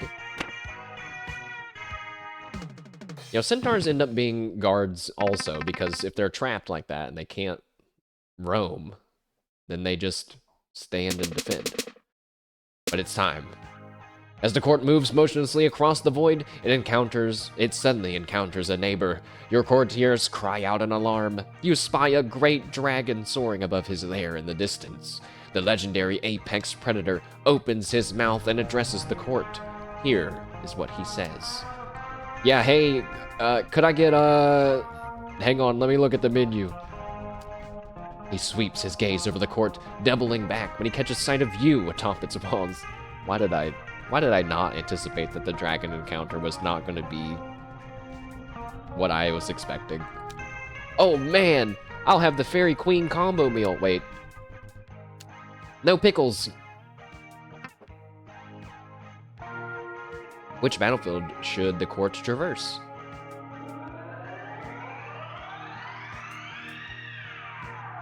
Oh, is the dragon not in all of them, or is he in all of them? I'm kind of confused.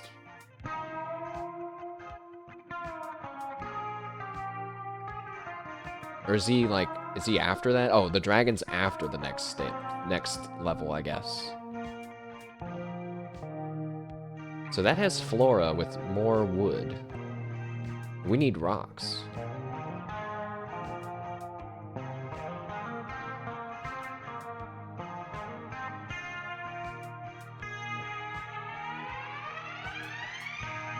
We don't have really a ton of money to worry about the market.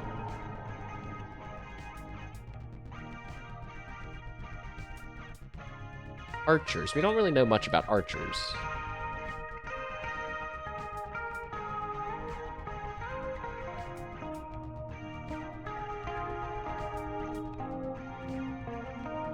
Are archers just better soldiers, I wonder? Hmm.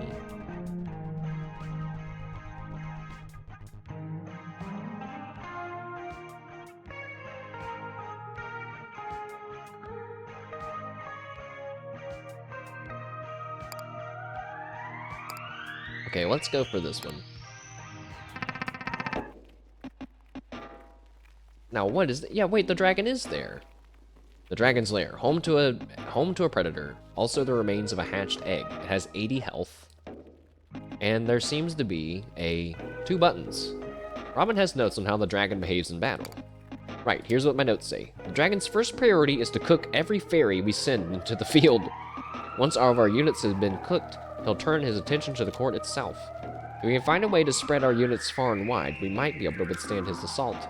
Or we could try to keep our units on hills or water where fire is much less effective.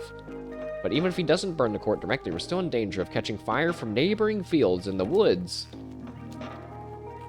Alright, the game is layered on a few more levels of complexity now. Flammable tiles and a roaming boss. Or, maybe, perhaps the dragon could be bribed to leave you alone for 50 food.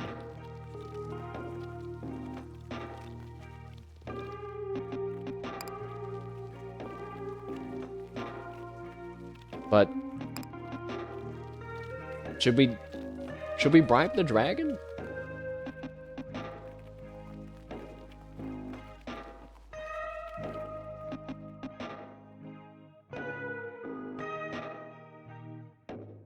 I like how the game implies that you can't even kill the dragon. It's just he's gonna fly around and try to kill everything.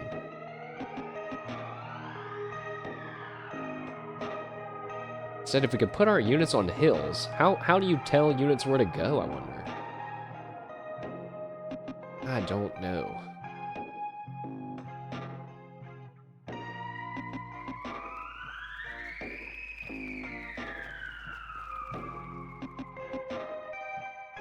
Okay, before we get into this dragon fight, I am going to, one, shut my window because I'm super cold now, and two, I'm going to heat up my tea. I'll be right back, chat room. It's kind of hard. It's a hard place to find where to put the BRB message, but here it is. Be right back. Thanks for being here. Be back in 2 minutes.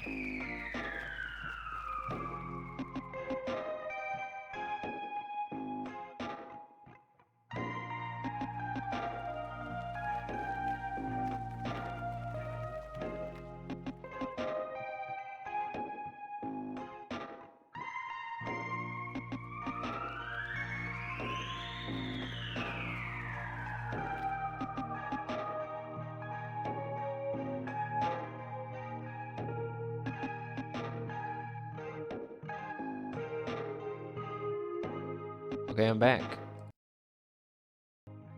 I have heated up my tea. I have made some biscuits because I have not eaten lunch yet.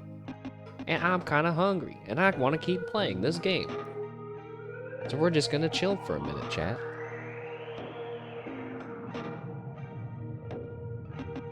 I don't know if I want to feed the dragon. I'm really torn. Because on the one hand, I don't want to. Because I want to see how strong it is. I want to see how far it can move and like how quickly it kills stuff. But on the other hand, how many games give you the option to feed the dragon preemptively so you don't have to fight it? Also, it clearly was just trying to order a fast food meal, you know? We have 89 food. I could probably get some of it back even, because we have some water floating around.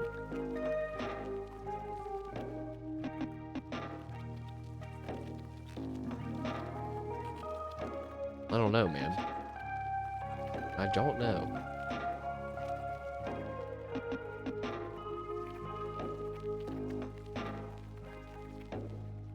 The archers concern me a little bit, too. Oh! No, wait, Robin already told us stuff about it. Like, is there another level after this? I guess that would also help me decide. But isn't this is the dragon's lair. So maybe this is the last level. Maybe. Wait a second. I think I should feed him. Because I just had the thought. If you had not been managing your resources properly, you would not have 50 food, right? My reward for having all these resources is that I get to maybe skip the dragon. I don't know.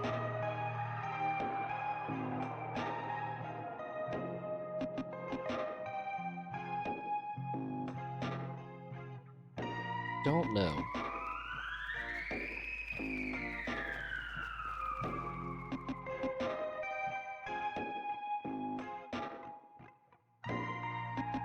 It's been keeping track of how many people we've killed, I guess.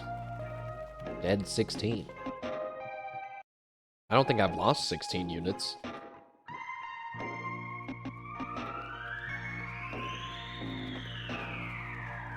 So as I'm eating my biscuit here,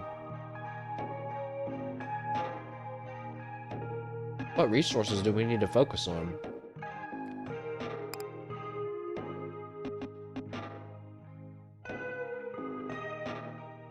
Well, I want to get rid of the archers to the top of us.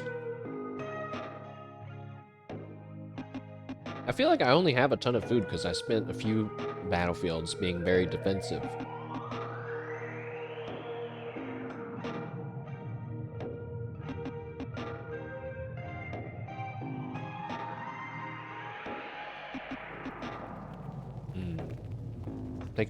Taking a slight break was a good idea. My throat already feels so much better. I guess because there was a lot of reading at the beginning. It's also kind of relaxing just watching them wander around. It's like we're looking at a living world. I wonder what it would be like if the icons were animated. It might be too much movement.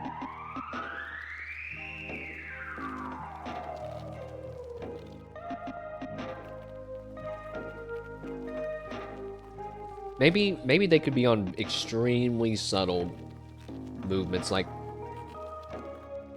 Oh no. I don't know.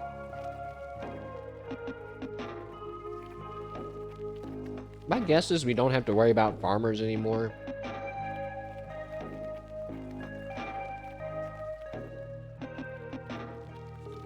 Now that I think about it, centaurs are just way better than soldiers in every way, I guess, but they can't go over hills, so never mind. They're almost the same price as a soldier. One extra food, but -1 stone, I mean, kind of like Not that big of a deal, I think.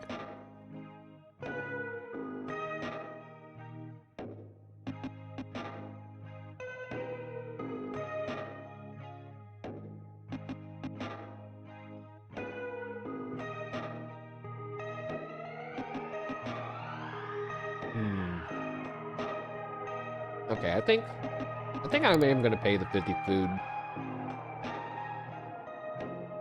If only because I kind of hope we get some dialogue between me and the dragon. Maybe the oh my god, what if the dragon joins our side? Dude, that'd be amazing. I was just thinking, they need to have like a high cost unit. 50 food for one dragon for one battle. Could be it.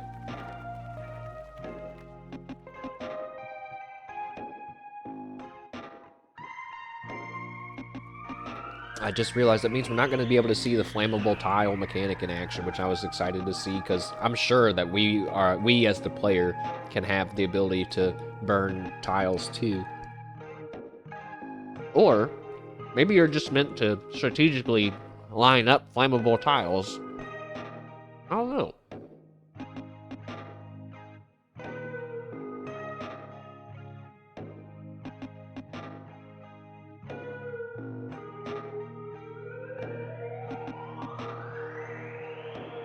Let's see. Okay. Biscuits consumed. Tea. Final drink.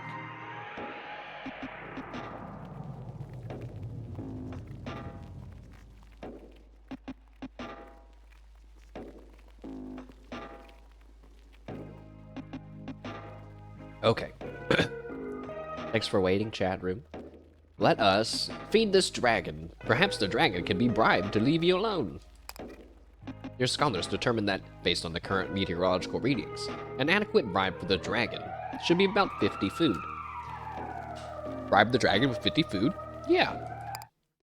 Beep beep. Oh. Aware of the dragon's voracious appetite, you offer him a sizable amount of bread in exchange for your lives. What? Is this some kind of new promotion? You're gonna give me free food to not eat here? I mean, I'm not gonna say no to free food. While the rest of the court rejoices at his departure, you are more restrained. You strongly doubt this will be a permanent solution. In fact, you wouldn't be surprised if the bribe ultimately serves as an incentive for the dragon to seek out the court once again. Oh, you really got me. You got me. Woo! We win! I think. Economic victory! Huh. Battles 7. Okay, wait. I can't help but feel like it was a stylistic choice to left align the text in this text box, even though economic victory could probably have been center aligned. Battles 7. Casualties 1. Ours. Casualties theirs 15. PDI, the property damage index 17. Moral, a penny saved is a comrade unburned. Well, if I would have known that paying the 50 food would have skipped the whole level, we would have did it way sooner and not have waited, not have built up through biscuit eating time. Having demonstrated your burgeoning skill, your tolerance for a new challenge grows. Oh.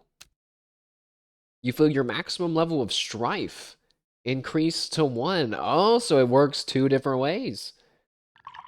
Amazing. With the war now behind you, you encounter a memorial dedicated to its victims. Memorial to those fallen in war. Casualties 16. Some among your courtiers roll their eyes at this. Oh, they'll be back. Now, having expended much of its energy during the day, the court retires to bed. You awake suddenly in your chambers. Something about your surroundings doesn't feel right. You can't see much as you look out from your balcony. The sky is pitch black. Something is clearly wrong with the courtyard. You've never seen it so disordered. The ground shakes and your stomach churns. Taking a deep breath, you keep your sights on the door. I have to do a puzzle to align the courtyard back. Oh, that's amazing. So there's some water, a bush, walls. So this is like, is this like a smaller, more like only one way to solve it puzzle, or do I just have to move? I think I just have to move.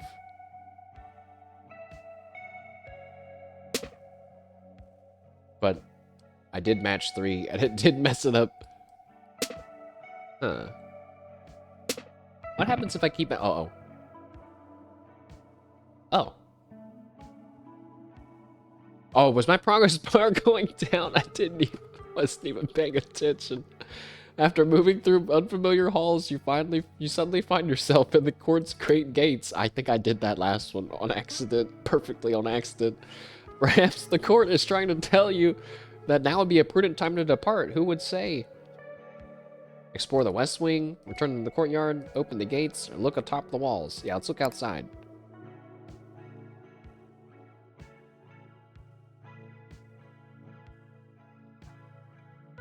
Nothing.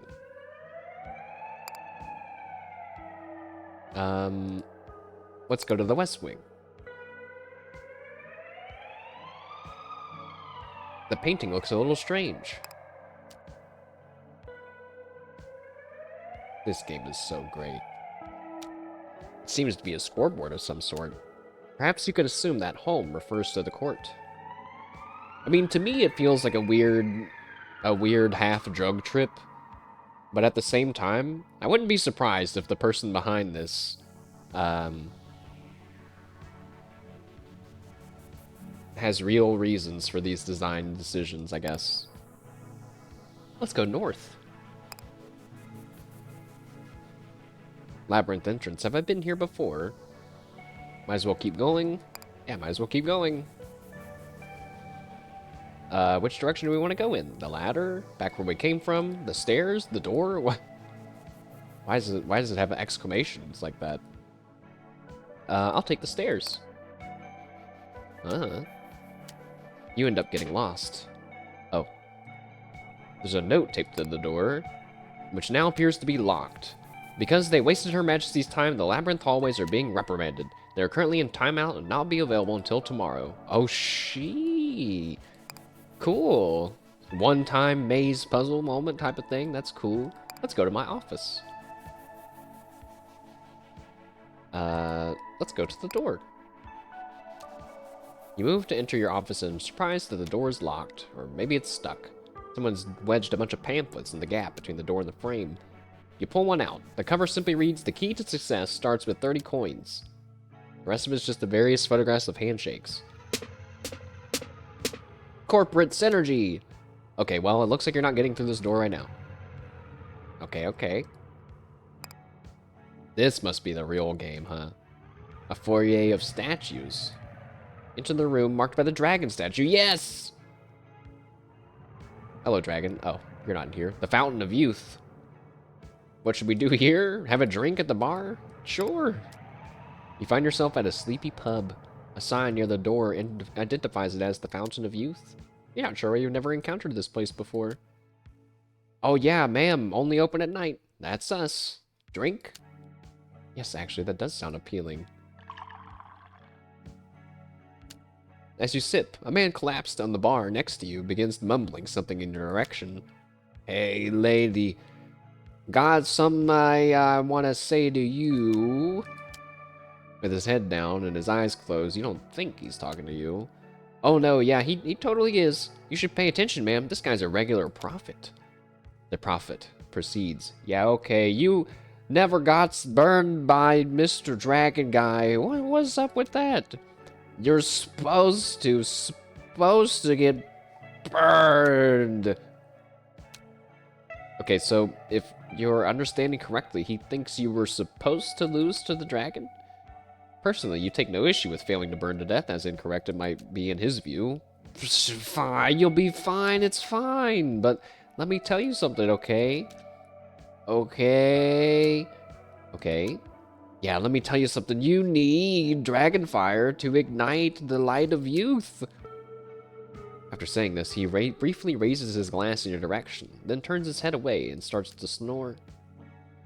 Oh yeah, that was a good one, ma'am. The kind of portent I'd be heating if I were you, you know. Your drink now finished, you stand up from the bar. I'm thoroughly impressed that the game seems to have a separate story for me who skipped the dragon versus not. Might just be a few lines of dialogue, but it's the fact that it feels like it's totally different. That's all that matters to me personally. Let's go to the pantry. I'm just whimsically going wherever I feel like. The pantry. Is there anything you need here? Is the pantry talking to me? The cat! As you approach, the cat immediately begins making demands of you. Great Queen, how fortuitous! My campaign to subdue the providence in your name has reached a stalemate. The locals have transformed the terrain into its weapon. Look, this sheer cliff vexes my powerful and weighty frame. Okay, so it seems like he's probably trying to climb up one of the high shelves here and is running into trouble. Yes, and I seek your aid, but alas, your royal height is also insufficient for this purpose. Surely such an obstacle cannot surpass the resources at your disposal. Yeah, you suppose you could pile up some of the junk in here to help him out. It's not like the court's going to use it anyhow. Add something to the pile?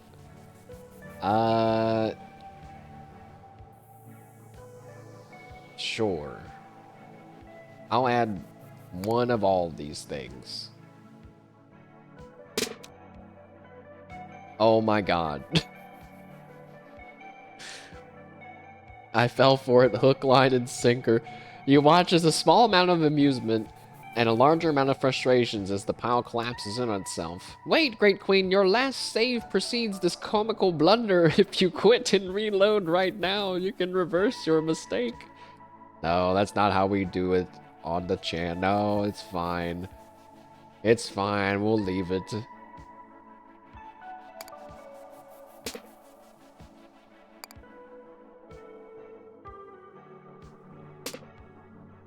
So, we added some things to the pile. I'm so surprised the game didn't say something about me not save scumming. Are you serious? It didn't have anything to say? What the heck? Oh, man. But still, that's not how I do it on... That's not how we do it normally, chat room, on my gaming honor. Oh, what's that? An argument appears to be taking place in the dining hall. You hear echoes of an argument as you approach the dining hall. I love that the game is not all just the three matching puzzle auto battling thing. Like this seems to be a larger portion of the game than I thought it was going to be. And you can kind of see what they're going for. There's the resource like basically they've come up with these different things to contribute to your main experience of the puzzle matching to not feel like a waste of time, in the sense that there is something to do with your extra resources, there is something to do with your extra money, and even if you don't have money or extra resources, you can still attempt the maze every day. I think that's the idea. Now you can see and hear the participants clearly. After listening for a bit, you surmise that the argument concerns the thermostat in its current setting. But that can't be satisfying. I just don't believe you actually enjoy that. What? What's not to like about taking it easy? It's boring. Who cares? Boredom is underrated. Relax. You think you've heard enough when you're preparing to quietly leave when, hey, it's Her Majesty. Maybe she can help settle this. Actually, I believe Her Majesty is the only one who can settle this. Okay. Our debate concerns the thermostat. It's my firm belief that only maximizing our strife will we find any meaning in this war. Yeah, but who needs meaning, man? Let's have a good time. Let's crank up the comfort. Huh. Either way, since your majesty is the only one with enough authority to make these adjustments, we ask you to render your judgment. But, should you make the correct decision to raise our strife to level 5, I'll give you this. She shows you a nondescript key that she has attached to a lanyard. But you know, that's going to be hard. You should just chill out and raise the comfort to 5 instead. He casually produces a different key. Then you'll win this key. Easy peasy. I fail to see how anything done at comfort level 5 could qualify as winning. I mean, who cares? Those keys look awfully familiar. Where'd you get them? No comment. We're not permitted to reveal that information. Puck gave them to us.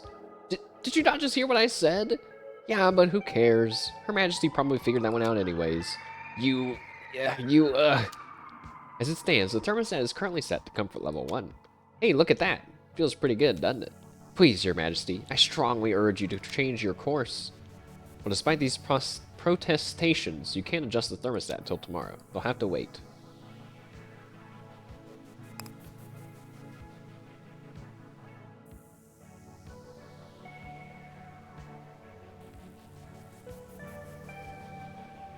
Alright, time to head on back. I think that's everywhere.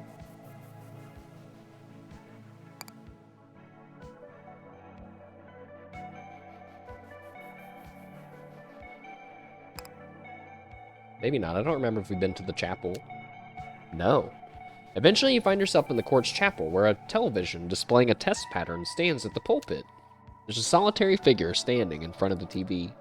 You can't see him clearly from this distance, but you know immediately to be the man named Puck. Hey, the floor feels unstable. Should you approach Puck and find out what's happening? Yes. As you take a step forward, the walls of the court shake with greater intensity. You wouldn't be surprised if everything were to collapse the moment you spoke to Puck. You hesitate. You don't need to do this yet. There might be some more to see elsewhere in the courtyard. For instance, you haven't tried to open the court's gates yet. It might be a while before you get another chance. The court will likely collapse. Should you approach Puck anyway? Yes. You're earlier than expected, my queen, and yet somehow still too late. He mutters something under his breath, then gives you his full attention. Well then, you had questions for me, did you not? It looks like we have precisely enough time for one earnest answer to one of your queries. You express some incredulity at his statement. He's prepared to answer your questions now? He flinches in response. My queen, you simply must wield your skepticism with greater subtlety. That statement was clearly formed as a question. A question which I'm afraid I must now answer earnestly. So yes, in this time and place, I am both willing and able to give you satisfying responses without resorting to deflection or trickery, with that one restriction being that we only have time for such response. A response which I have just provided in answer to your question of whether I am now prepared to provide such responses. Kind of stumbled on my words there, but it's also confusing to read. He sighs, which means our time is now up. I pray that you will never see me here again. And then it all falls apart.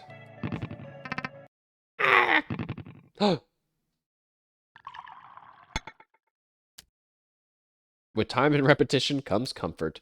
You feel your maximum comfort increase to 2. Did we just lose? Well, oops. I wanted answers. I didn't get anything. And you awake in your chambers as if nothing was ever amiss. But see, the game is openly leaving these dead ends, like or I should say, is like letting me just sprint down these multiple paths. It's like, did you want to open the gates? I'm like, no. And then later it's like, hey man, remember the gates? You never opened them. I was like, I don't care. Now we're just on to the next day, having never opened them.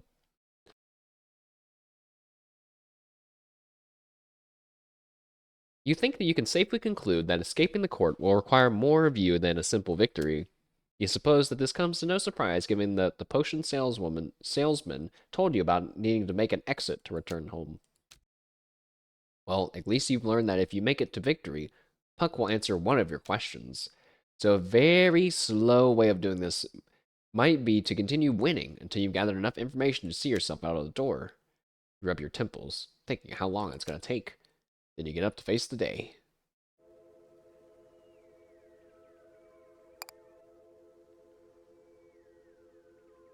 Huh.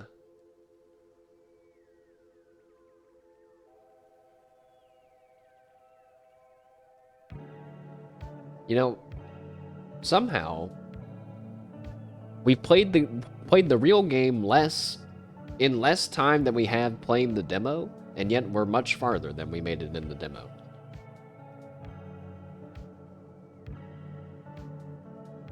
But we're not in chapter. You know, maybe we'll go to chapter 2. I'm not sure when chapter 2 happens. I feel like there's no way you could ever predict anything that's going to happen in this game. Let's continue.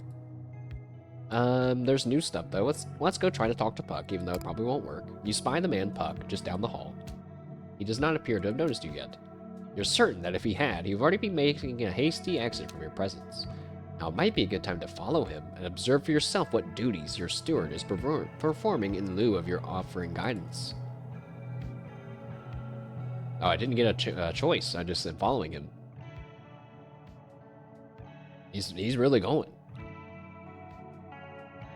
I like that they don't just, they like go up and down. They go up and to the left, up and to the left, up. Like they don't just go diagonally up the stairs. I don't know why. It feels nice and old school. Okay, this is getting a little tedious. Oh, and the game is telling us that we can fast forward. I don't need to fast forward. I like watching. Okay, he's just going in a loop. What was that? Now here's a part of the court you have not yet discovered. A vast library extends before you. Really? How vast? Hey, wait a second. You suddenly realized with some annoyance that while you were gaping at the scenery, Puck managed to slip out of your sight. But I know which one. It was the bookcase. Maybe I could figure out how. So it wasn't a secret. It's just now we have to figure out how. You inspect the bookcase you think Puck slipped behind. It doesn't budge when you try to move it. You try removing random selection of books from its shelves, but that doesn't have any effect. This is likely a waste of time. You're not even sure this is the correct shelf. Yes, I am. I'm positive it's the correct shelf. It's the third one. I guess I don't get an... I have to leave. Observe some of the paintings? Sure. How do you interpret this one? A fantasy of revenge. The subject is smashing his guitar, probably out of a seething hatred for rock and roll. I think you misunderstand. I've heard it said that smashing represents the fervent passion for rock and roll. But how can that be? With his guitar smashed, surely he'll find it difficult to participate in the day-to-day proceedings of rock and roll. The interject suggests that the subject is likely has another guitar at the ready. That smashing the guitar might both represent his passion and his wealth of guitars. His Majesty's theory is compelling, but the evidence is circumstantial. After all, this theoretical secondary guitar is not featured in the painting. How can we be sure it exists? Perhaps the artist painted it somewhere in that negative space I've heard so much about. I'm looking. I don't really see it. I suppose we need to keep an eye out for it.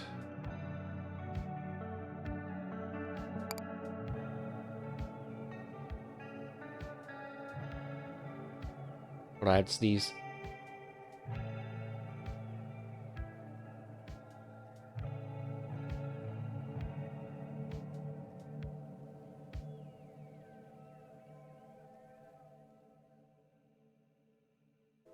Okay. The dining hall? I will get some breakfast and probably be surrounded by a bunch of people again. As a result of eating breakfast, you get a small bonus. You get 10 water. Hey, I just noticed, wait a second, I just noticed all my resources are gone. Well, it's a good thing we gave away what we did. Go to war. The potion of liking baseball sits in the sunlight. Let's look at it. You have yet to drink from the potion of liking baseball. One reason is that your natural trepidation towards something that will have...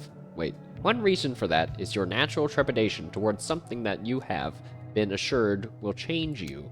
Another reason is the potion's instructions clearly state that for best results you should leave the potion in direct sunlight until it bubbles.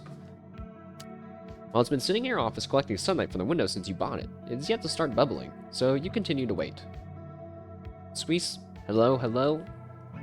What is this game? This is Titanium Court, which is... on its surface, a tile-matching puzzle strategy auto-battling game. But beneath the surface is a really surreal, charming, hilarious experience. For example, we were just observing this potion of liking baseball that's sitting in the sunlight. But we can't drink it yet because it has to start bubbling first. That alone, like just that sentence alone, the game's full of stuff like this. It's so great. We played the demo of it like last month, And we just kind of got past where we were in the demo. We got in the demo, you get to a dragon, and you don't even get to fight the dragon, it just ends. But in this case, when we met the dragon, it was actually an iguana that tried to order a fast food meal, and instead of fighting it, I just gave it 50 food, and it left us alone. But then the game was like, yeah, but that's basically guaranteeing that now the dragon is going to come back and ask you for more food in the future. And I was like, oh, okay, I didn't anticipate that. That's my bad. And now we have 3 food, so. But yeah. Welcome, though, welcome, and happy weekend. And the drunk prophet said to let it burn the town down too? That's right. We met a drunk guy in our castle's bar that apparently exists, and apparently he's a prophet, and he said that we should have let the dragon burn us all, because the dragon fire is the only thing that can something. It sounded like maybe we should have I don't know. Basically the whole time I'm like, am I making the right decisions? But I love that it's like so open-ended. So let's see, what else is going on? I think oh, it's getting late. You should see to the business of the day. Oh, so I can't explore anymore. Oh, that's true too, yeah. There was a funny moment where our cat was trying to climb the library bookshelves, and it was like, if you have any extra resources, like this stuff over here, they're like, you can pile it up here and I can climb it. And there were 3 sandwiches representing food, 2 sandwiches representing food. And just like my natural human nature put the 3rd sandwich on top of the sandwich stack. But since this game is about matching 3 tiles, it deleted the sandwiches, and therefore meant that the cat has to climb even higher now. I made it even harder. And the game was like, whoa, if you make a mistake, you can still go back and reload and blah, blah, blah. And I didn't. Because 1, that's not how we do stuff on Mashed Potato Flow's channel. Sometimes. But 2, I thought for sure the game would comment on me not save scumming, and it didn't. I couldn't believe that. When it comments on like every single thing. But let's go. Let's see. Let's go to war. Actually, no. Let's look at the map because it says it's new. So this is the game, like your map, right? What the heck is that? A Leviathan. Oh, good. Yeah, great. It's great.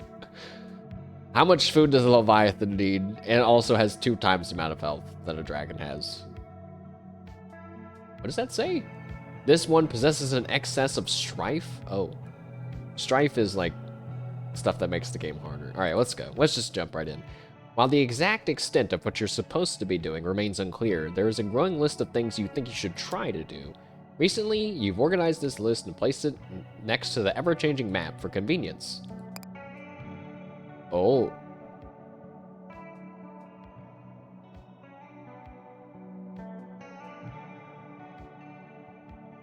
Achieve sufficient personal change that you can safely leave the court at night.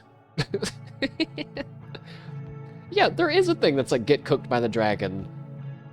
I feel like I've gotten got by the developers so hard. They're like, yeah, we'll give them the option to feed the dragon 50 food, but also make it that that's not the right thing to do. It's like, oh, okay, I see. Let's go to war. After breakfast, the court goes to war. Oh, what's that?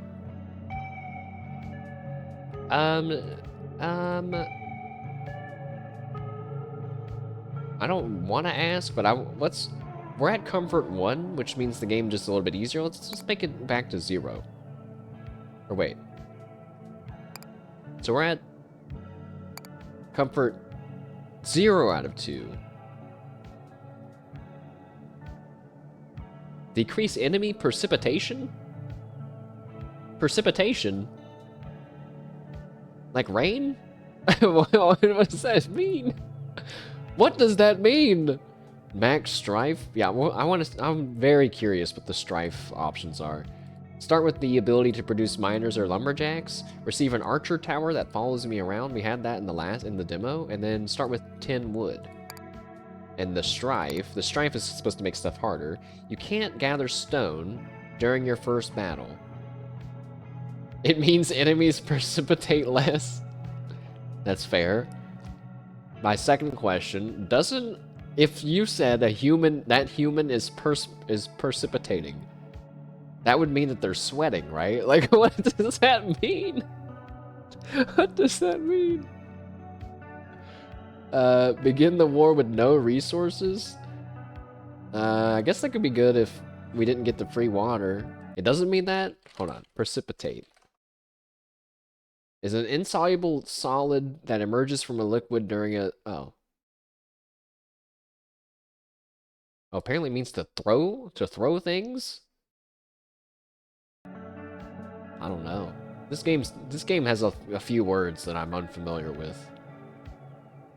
I could have sworn precipitation was like about rain though.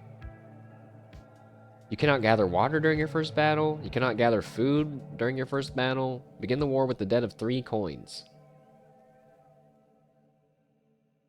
Let's do the water one since it's just the first battle and we have 10 water. So I don't know why I did that, but oh.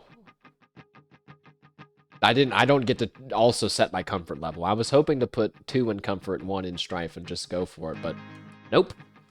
We're strifing it up. So here we go. Our second map. This one has volcanoes. Gives us bonus stone. Woods, but no food. We definitely need food at the beginning. Hills, but no water. So this could be good. Because we can't get water anyway. And it would give us more stone in general. What units do I have? So you lose your units between rounds. So, I mean, really, there's no difference between these two, except that one's missing water and one's not. But I can't gather the water. Oh, wait, no. We should pick this one, because if there's no water tiles, that means there's going to be more other tiles. So let's go. Okay. So we have enemy knights on the field, which is totally fine, because they just defend. I think we want to match the winter hills. Wait, no, maybe it doesn't matter. That only gave me 1 stone. I thought I was supposed to be getting more stone from this.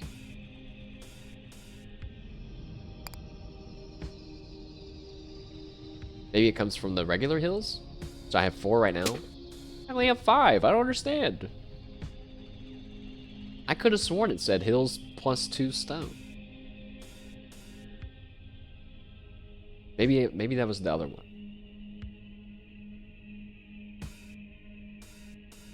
Also, my mental, like, what resources we need doesn't matter anymore because we lost all of our units. So we're back to just trying to have balanced units. But since we don't have any food stockpile from farmers previously, we need to match fields right now. Okay, there's literally only 3 field tiles on the whole damn board. They're not together. Fuck! Ah, you bitch!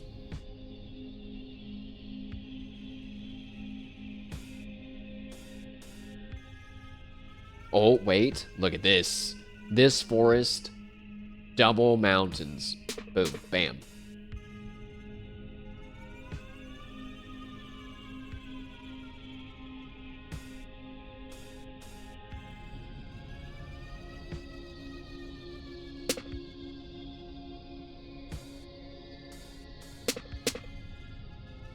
That's a lot of enemies around me, I'm now noticing.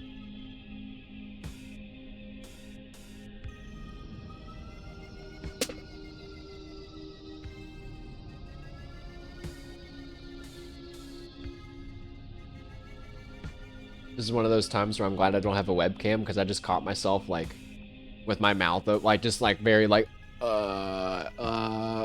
looking at these tiles. Uh, um, hmm.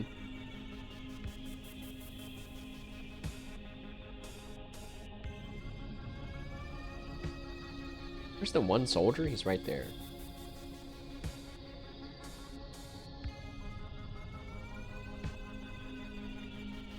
No, don't do that.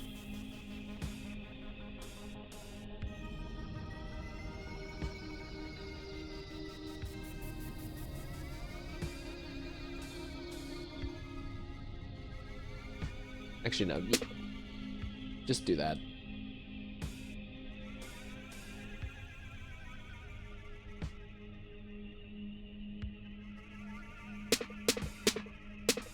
Now that was nice. It was on accident, but it was still nice.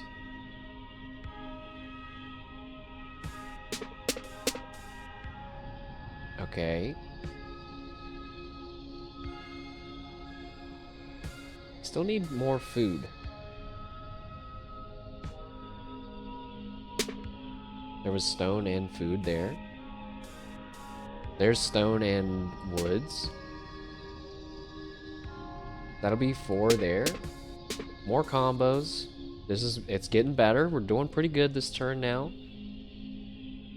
There's woods and stone. Another combo. There's some food. Another combo. That will not combo. This will. Oh my. I feel myself getting better at the game. Wow. Oh, I shouldn't have said that. As soon as I said that, now I don't see any more any combos. No. Actually, you fall down. That'll combo the castles.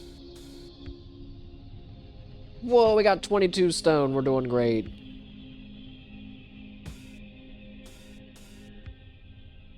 Hmm.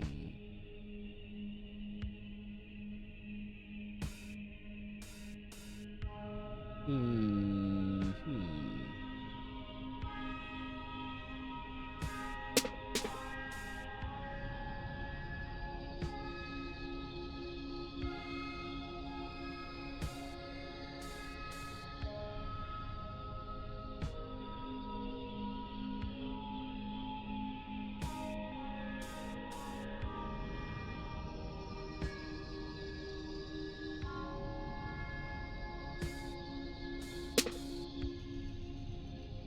Okay, and then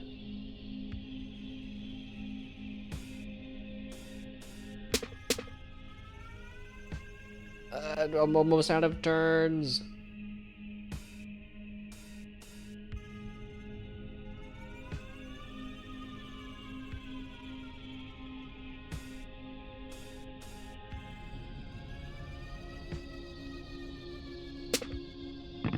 All right. Let's see. So we have a ton of farmers. Actually, are we in danger? I don't have my battlefield calculator. Uh-oh.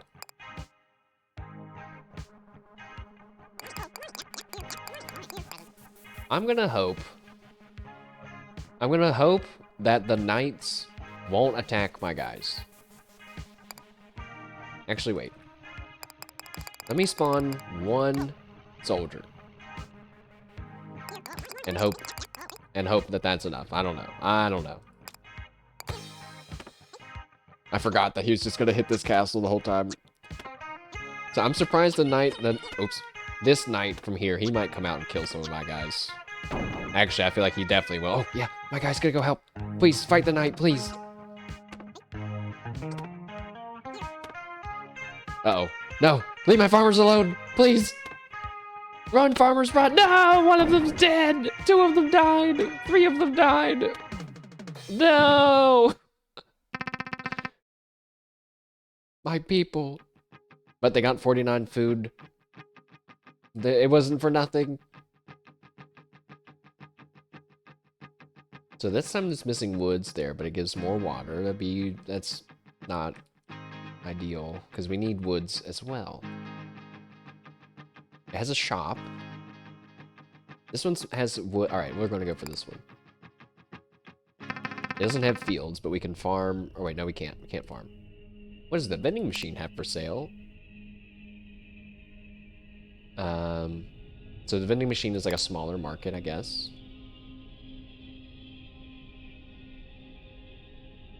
So we need to get some water, so that way next time we can do some farming. But right now we're going to be working, mainly getting wood, I think.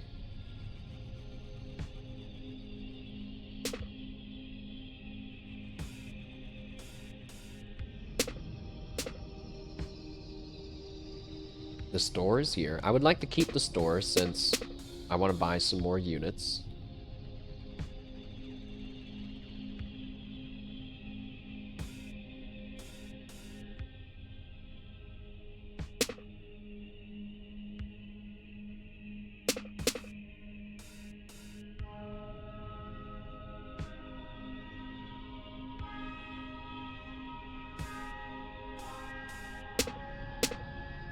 Yeah, little combo there. There's 4. It's a lot of empty strongholds.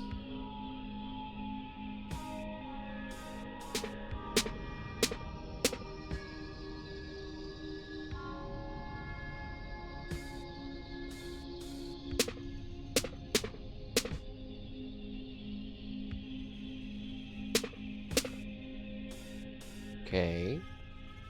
We're doing pretty good. How about here? No, that's... No. There. No, that was wrong. Ah, poop.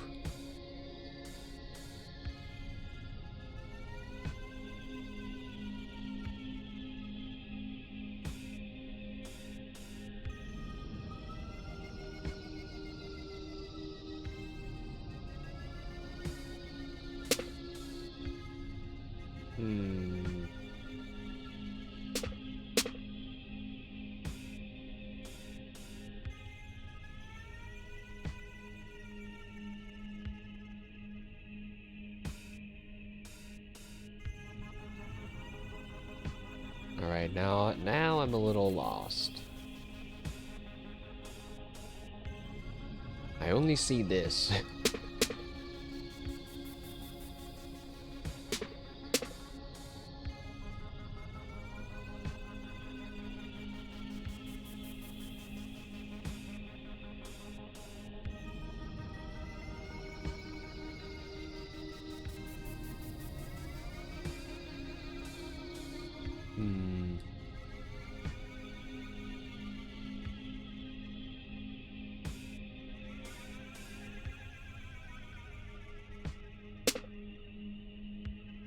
That wasn't... There's 5.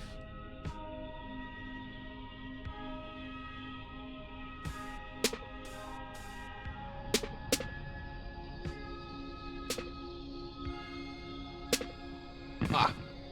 Okay.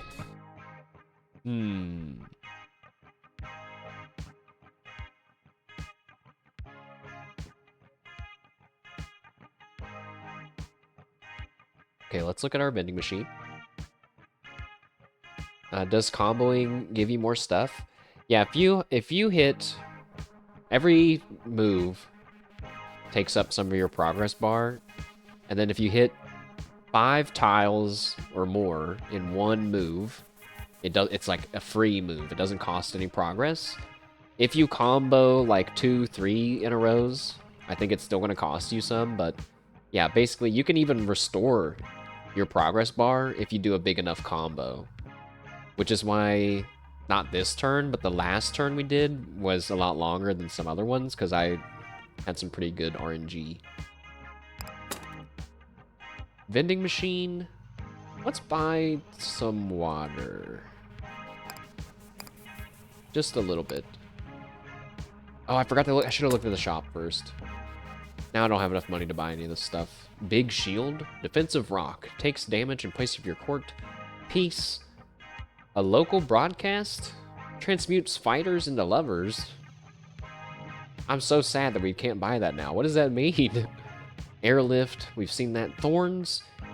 All who would harm you take damage in return. Scales in multiples. Or trade some wood. I mean, that seems good. I would kind of rather just not get attacked at all, though. So let's save our money.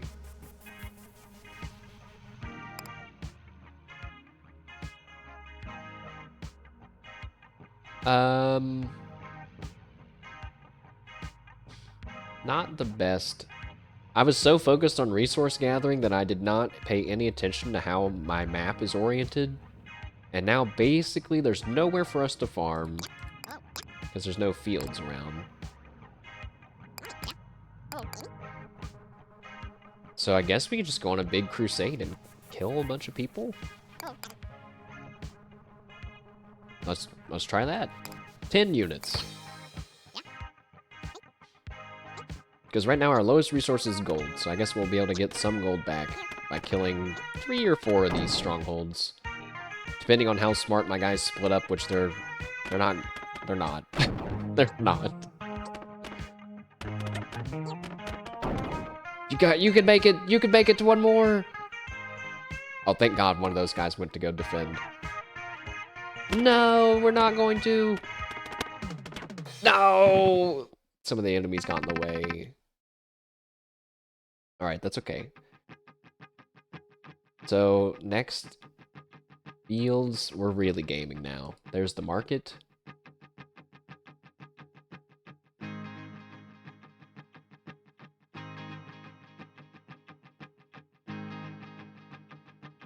There's archers and goons, or birds and goons.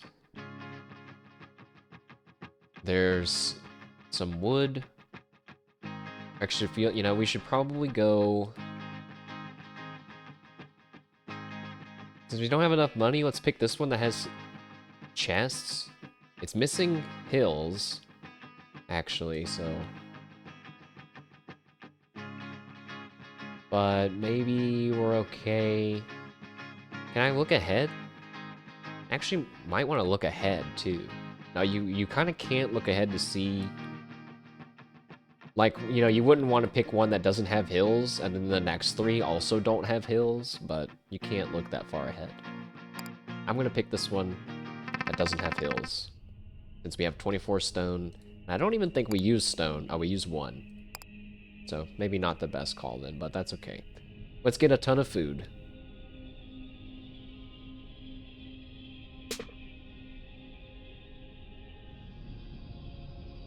Actually... I wonder if they can farm those fields too. No, I'm thinking it's just the gold, the normal fields. It says gathers food from fields. And this thing does not match with fields. So, but it's called cornfield, so that is a bit unsure. What does the sign say? You look through the spyglass from atop the walls of the court at the distant signs on the battlefield. No parking.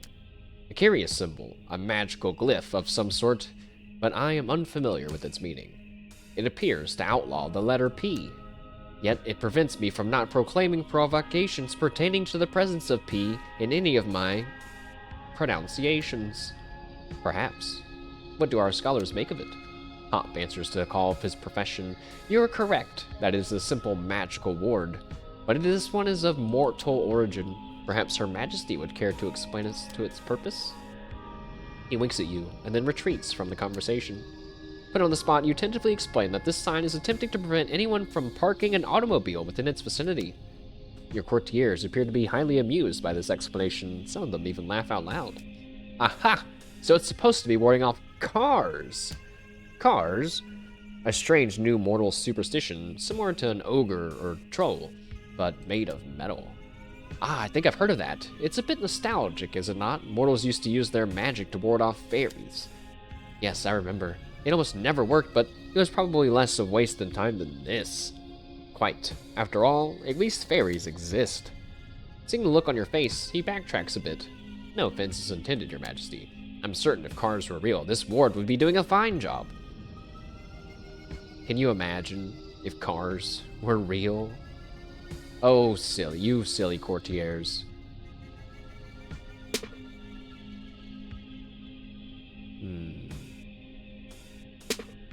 That did not do what I wanted. I wanted to do that.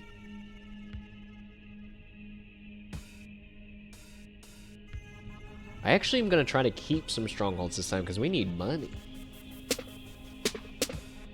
He says, accidentally deleting some of the strongholds. Fuck.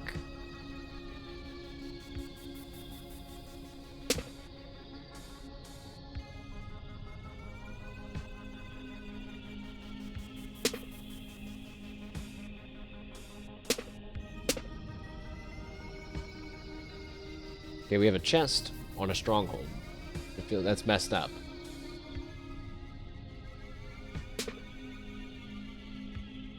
What's up with this one? It looks different. Oh, an archer keep, but it's empty.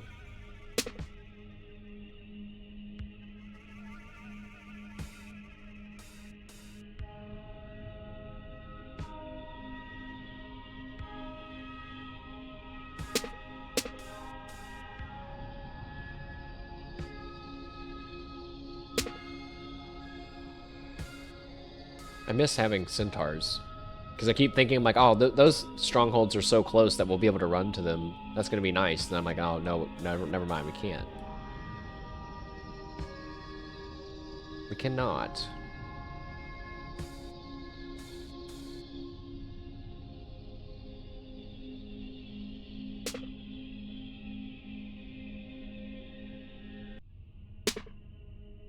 Okay. We have a good amount of resources all across the board. Let's gather our 3 chests. Oh, we got the helicopter. I don't know if I want it. Wait, post rock. Defensive broadcast. Designate all hills. Wait, what? Post rock. Defensive broadcast. Designate all hills as valid military targets for both friends and foes. So this thing turns hills into strongholds that distracts everybody. That seems so weird and interesting. I'm gonna take it. And then this is a spell. We can tactically place a water tile. That feels like it's gonna... I would rather have this, I think. I think I'd rather have the airlift. And then we'll sell the puddle. Why is this red? Oh, because there's no hills. Okay. I was gonna say, why can't I use this? I get it.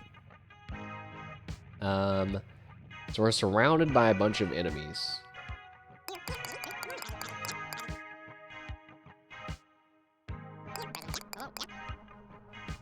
Maybe spawn the soldiers. So, you know what? Spawn the soldiers first, actually, this time. In hopes that they can kill some of these enemy strongholds before they even attack us. And then do the farmers. That's too many farmers. You know what? No, it's not, actually. 16 farmers. Go.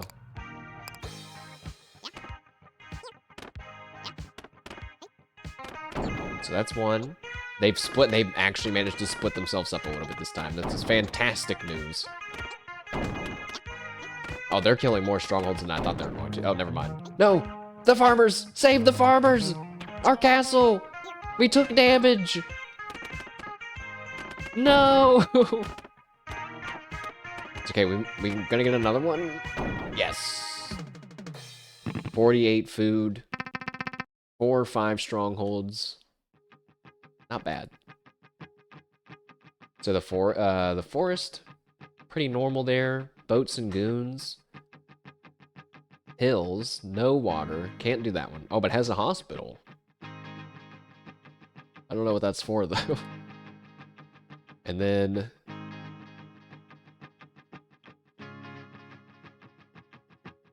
Oh, okay, I'm finally understanding the flora line. So it's like flora is normal. +2 water. Like, actually, no. I still don't understand that, actually. Because, like, what does that mean? +2 water? Versus this is like there's extra hills. They're blue for +2 stone. But I don't understand this unless I get it for selecting it. I don't know. Let's test it. I'm gonna pick the water one.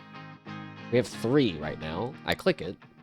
You do get some resources just for selecting the level, so now it makes sense.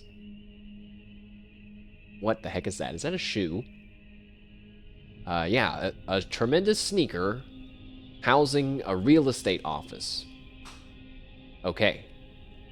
At some point, these things will stop surprising me, but not yet. Did I precipitate yet? I am currently precipitating about 25% more than I would on average. Again, be glad I don't have a webcam. What could the shoe be for? There's nothing. Most of the time it's like, there's a shop. Do you want to look at the shop or do you want to talk about the shop? This is just like, there's a shoe. It has a housing real estate office inside of it. No, you don't get any more information than that. What do you mean you need more information? It's... okay. We need water, but you only need water for food. So really, I think I'd like to spend money getting money. Or rocks. Wait, I just say spend money getting money? Spend time. Spend money on soldiers to kill the strongholds. Yes, that's what I wanted to say with my words.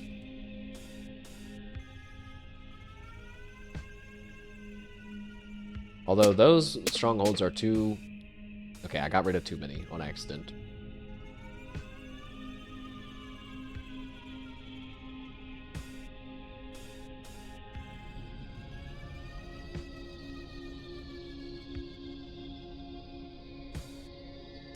Not a lot of comboing I can see.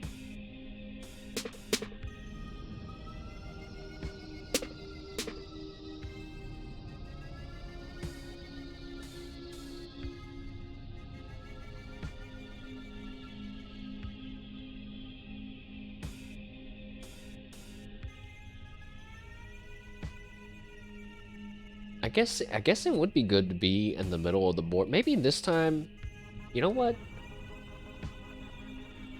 I'm just gonna get super defensive on this turn. I'm gonna leave the keep right there.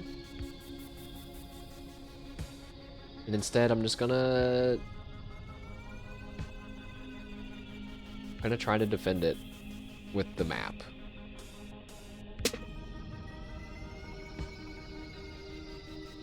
I guess that means we still do need water.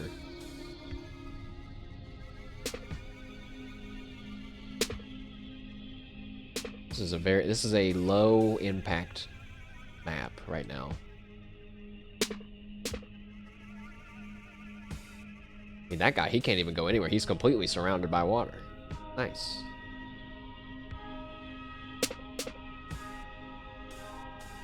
I almost got rid of my treasure chest. I could do this, and then I'm almost completely surrounded by water. No, my water! No! Fuck! Oh, shit! Now we're completely open on the left side. But we comboed so much that I get a few extra turns. Maybe it's okay, actually, because we can kill these strongholds with our soldiers. It's this guy that I don't like.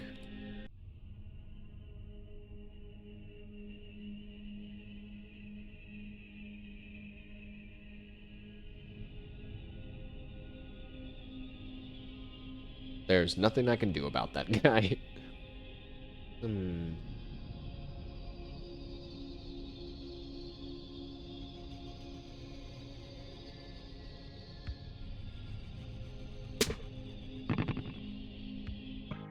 Okay. Oh, we can do something with the shoe. Does somebody live in that shoe? Actually, wait. Let's open the chest first. We get a scamp, an offensive fairy, fast, fierce, and fragile.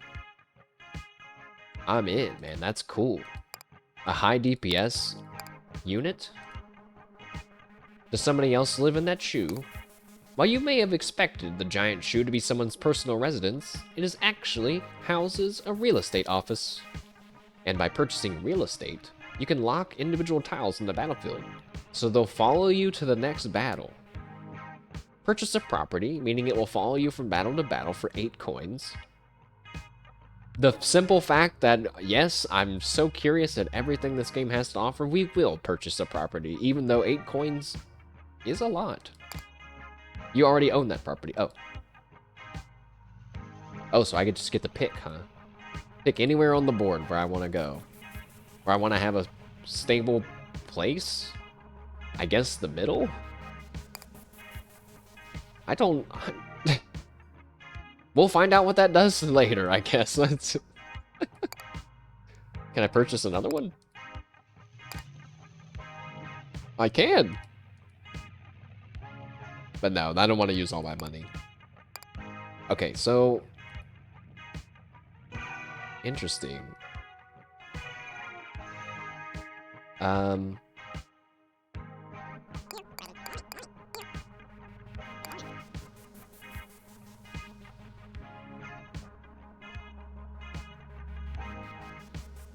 You know, I'm gonna hope that these guys are all fast enough. That they're fast enough that if I summon 6 of these guys that are supposed to be fast and hard-hitting, that we can kill these strongholds before they hurt us. Let's try it out. Go. 1, 2, 3, 4, 5. Uh-oh, that's not fast enough. What do you mean? That's like a fast attack? Oh shit, the archer he's shooting right at us. He's shooting at us the whole time. Archers can shoot over 1 tile distance. I didn't know that. Also, oh, I think I lost. No! Never trust scamps. Don't, no. For a short period of time after the court wakes each morning, it drifts through the tide alone, free from its relentless obligations to the battlefield. You found this time useful for exploring your surroundings. So yeah, now we get to... You feel as if you could use a shower. Let's go take a shower. To your surprise, the shower, nay, the whole bathroom, attached to your chamber is, to put it diplomatically, a bit shabby. Unlike the rest of your chambers, those which chose to stretch and grow with the size of your station, the bathroom remains small and intimate. If you were feeling less charitable, you might refer to it as claustrophobic. Also, the room is clearly built into the other side of a staircase. Various thumps and falls from above the ceiling provide ample evidence that this staircase is well traveled. You aren't complaining. You consider it a miraculous blessing that the fairy court outfitted with trappings of medieval Europe would also have functional modern plumbing. You turn on the water to test it with your hand. Despite the shower's appearance, the temperature is consistently warm and the water pressure is high. Just a completely normal, non-magical shower. Mediocre, even. You suspect that it will be a good reminder of what your life was like prior to absconding with the cohort of fairies. As you step inside and close the sliding door, you quickly retract your previous statement. The high-pressure water, the subtle ringing noise produced by the shower head, the echoes of the footsteps from the ceiling, all combine to create a cacophonous cocoon of sound and steam. If anything, this shower is perhaps the most magical object you've encountered in the court thus far. You let your mind drift for a while. And I guess we get to play matchy 3 tiles with shower iconography. Showing all the pixels on stream. Oh my. Scandalous. It's okay. I'm just gonna switch over to the hot tub category. You go over the short list of things you've learned since you've learned about the court and in time since you've arrived.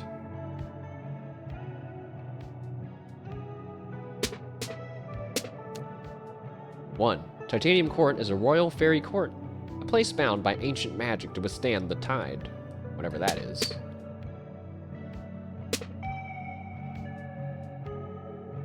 I guess in a way, this is also kind of helping you practice, like, getting better at the game, in a weird way. 2, magic totally exists, by the way. 3, so do fairies, just so we're clear. The game said, let me be clear, fairies are real. You are, however, not a fairy. As a person who lived a decidedly unmagical life up until this point, you're instead a mortal. Not cars? Yeah, and apparently cars aren't real. Yet, somehow your mortal status didn't disqualify you from being queen of those fairies. Let me be clear about the rules of this land. If Obama showed up to explain the rules of Titanium Court, it would just be another day. It would not be that surprising. There is all kinds of weirdness. In fact, so as far as you can tell, nothing will disqualify you from the royal office, not even your own opposition to holding it. As you loathe if you are to leave, you think you've now spent enough time in the shower. How long are your guys' showers on average? Mine are at least 10 plus minutes. You know, like, I am a long showerer person. I think Iris, Iris said that she takes showers in like 2 or 3 minutes. She's like, I just get in and wash and get out, and I was like, I can't imagine 5 to 10 minutes, dude. I just stand there.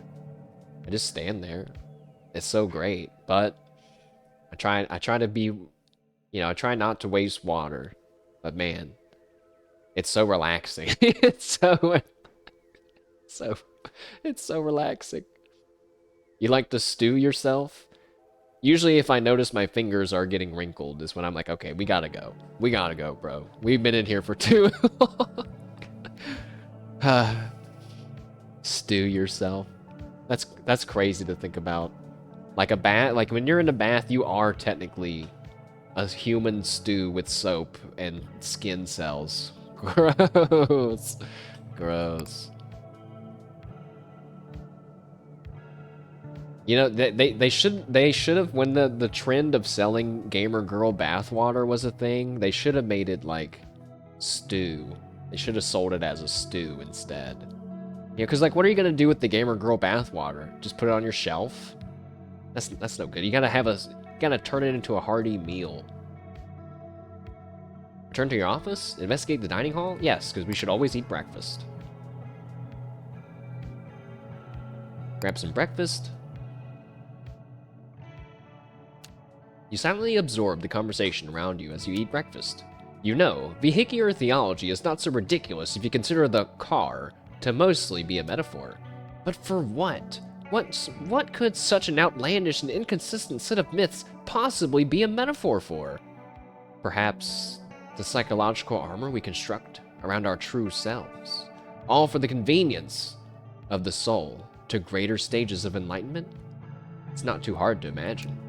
But aren't cars also allegedly beasts that devour naughty children who do not look both ways? I never said it was a perfect metaphor. As a result of eating breakfast, you gain a small bonus. You get 10 logs.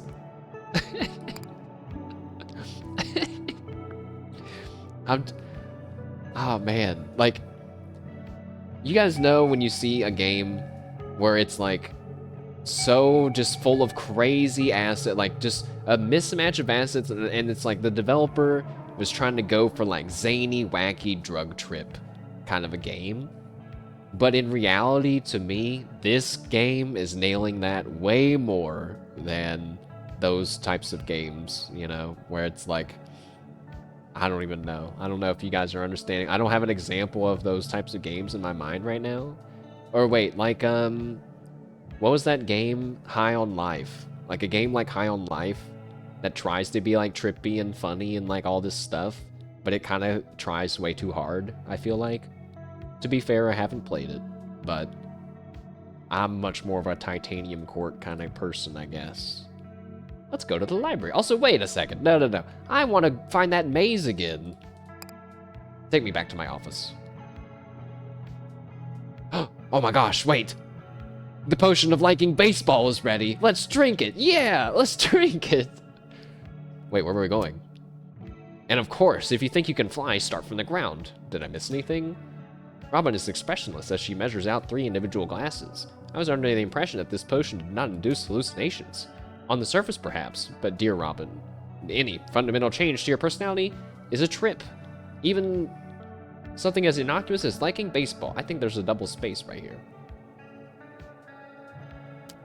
You wait in your sitting chamber as Robin finishes measuring out 3 glasses from the potion of liking baseball.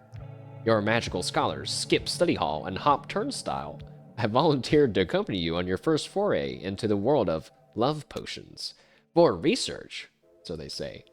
Robin has likewise volunteered to remain sober in order to keep an eye on the 3 of you. How familiar are you with this baseball, Your Majesty? I'm guessing you know a bit about it, given your willingness to like it? Perhaps... Stop! Skip interrupts. If you are to properly fulfill your role as control group, you shouldn't speak of baseball until the potion has started to take effect.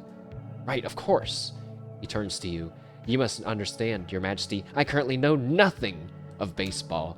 I'm fascinated to discover what it means to like something I have no knowledge of. Okay, before we continue, 1 second. Did you guys know, I should more say, is it true that baseball fields have no specific guidelines to the dimension or size of them? And if that is true, that's crazy. I saw that the other day where they were like, some baseball fields are diamonds, some are like fan shaped, some are arrow shaped. It's true. What? That has to, how? I feel like I've gone way too long in my adult life not knowing that. That's so interesting. Is that not super interesting? Because then it's like, there's gonna be moments where you're like, ah, shit, my favorite team's playing at this field, that field sucks, and it's blah, blah, blah. The base share is the same, but also the length is up to the stadium. That's just wild. Like, that's crazy. Some fields are harder to home run in.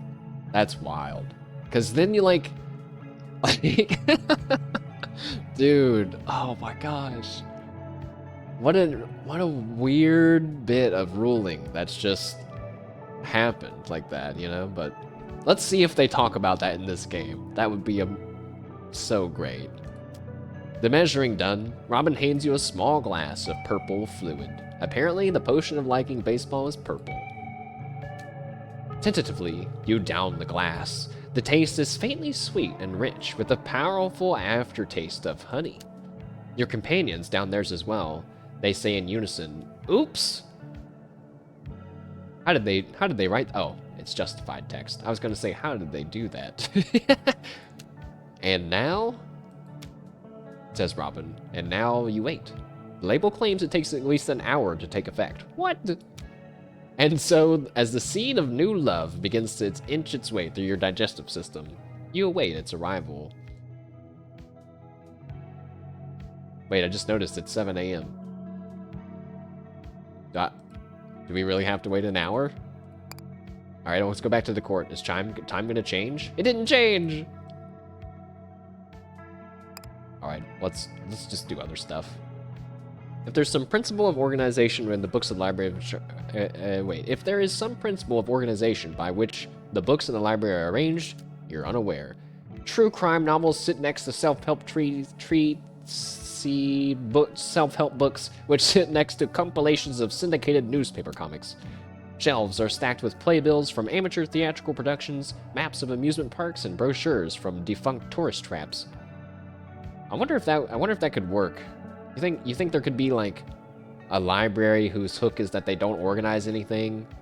It's like a Goodwill library kind of a thing, and you go there and hoping you might find a super omega hidden gem. That could be cool. There even appears to be a whole row of shelves devoted to graded essays written by middle school students. If you're here to find any information of value here, it will require a significant amount of dedication and time. Time that, unfortunately, you do not possess at the moment. Well, I can spare an hour. I can spare an hour. After all, you already have plenty of things to do. But what about the baseball? What about liking baseball? Okay, I'm not allowed to explore anymore. So I guess we're going to war. Hey, wait. Oh yeah, I was about to say, wait, what happened last time? We lost. That's what happened last time. Oh, there's new strife and new comfort things. Okay, let's read the comfort things first. Decrease enemy precipitation. Okay. Start with money. Start with the basic income. Start with the ability to produce money. Okay, it's not actually new. Some of these aren't actually new. It's just new because I haven't picked it yet. Increase shops. Can't gather stone. Can't gather food. Begin the war with no resources. Actually, it would have been better if I got one that's like can't increase wood.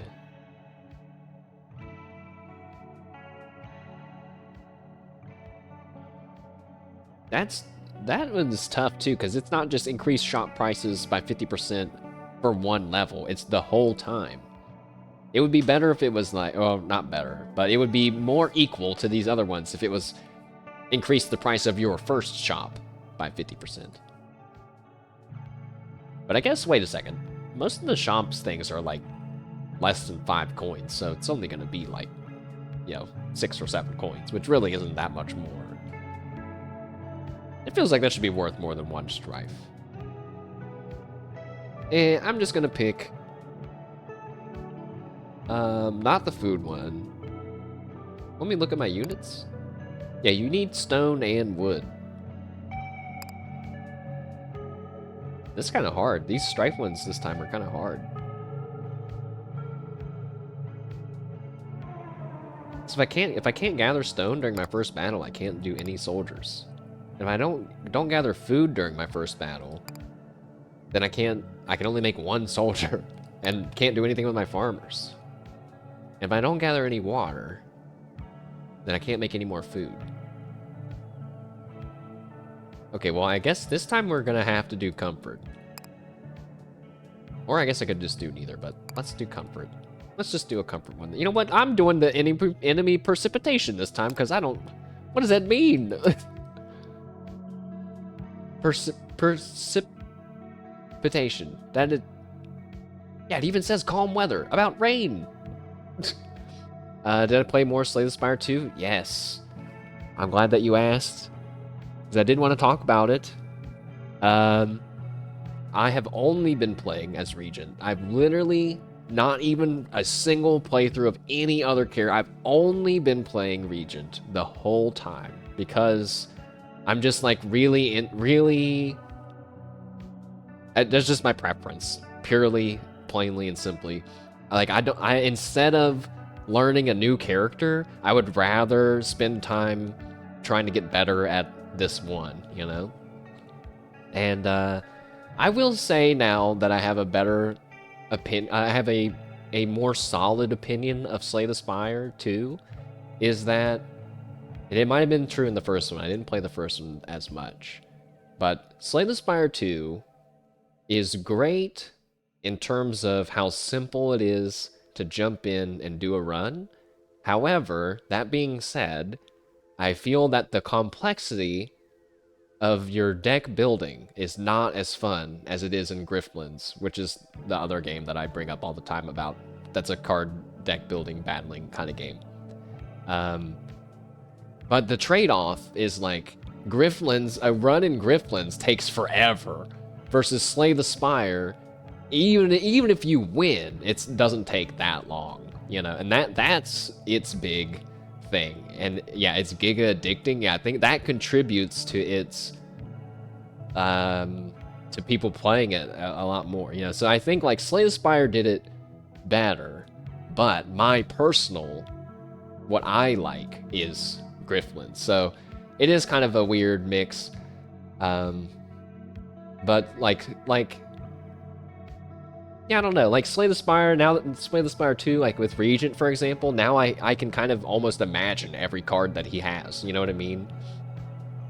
So, Bond, yeah, Grifflins, Boneworks, Smallmint. We'll play Grifflins on stream sometime soon, because I don't remember if I ever have, but basically I want to show it off, too. Because it is good. So yeah, I don't know. Like the fact that it's kind of the RNG is so hardcore in Slay the Spire that it's frustrating that sometimes you just have a deck that just sucks. But then also, because it doesn't take that long, you can just do another run. It's like so it's frustrating, but it mitigates its own frustration. Whereas in Grifflins, you have like more control over your deck as you go through. So there's less of the whole restarting, but it's also like I don't know. I don't really have an opinion on which is better. They're just kind of different in terms of your time investment per run. Boom. Perfect. Continuing. Okay, it's still the same guy at the top. I would like to at least make it to the boss.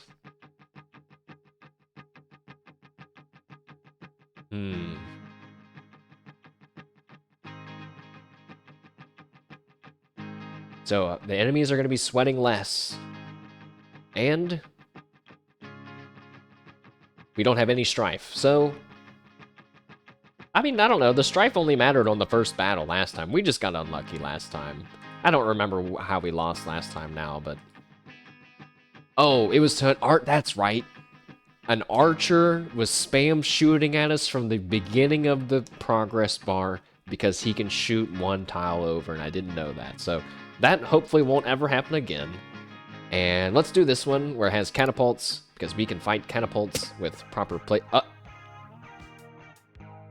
In a surprise twist, the dragon ambushes the court just as you set off for the war. Hey, are you still doing that promotion where you give me all the free food not to eat here? I like that promotion.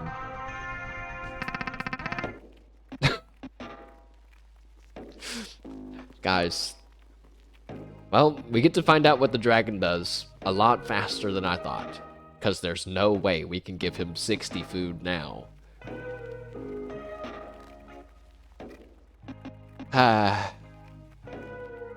We're so screwed. I lose again. I'm gonna lose again. Is there anything I can do? Anything at all? Robin, please help me. Right, here's what my notes say. No, this is just the same stuff. The dragon's gonna kill every unit that he can, and then he's gonna go after us. If we can find a way to spread our units far and wide, we might be able to withstand his assault. How? Even if he doesn't burn the court directly, we're still in danger of catching on fire from neighboring fields and woods.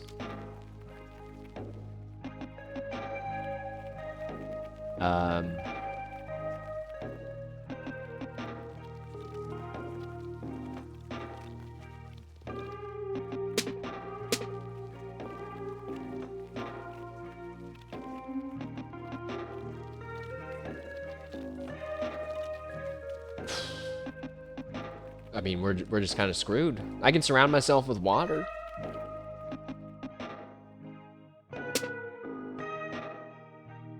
I've accidentally made 3 catapults now. That one can hit us.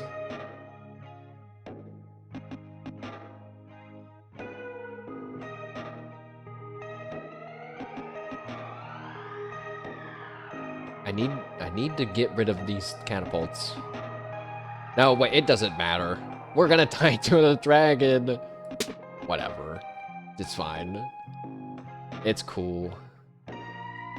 I say it's cool, but I really don't want to lose. I just got all amped up to do another run, and then it's instantly over. Bye, catapults. Whoa, nice combo.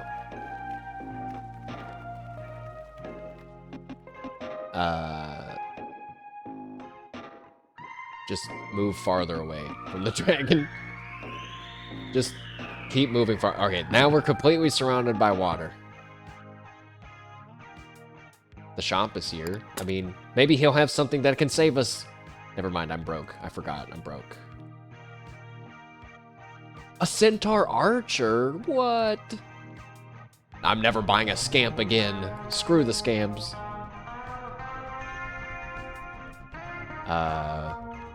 Well.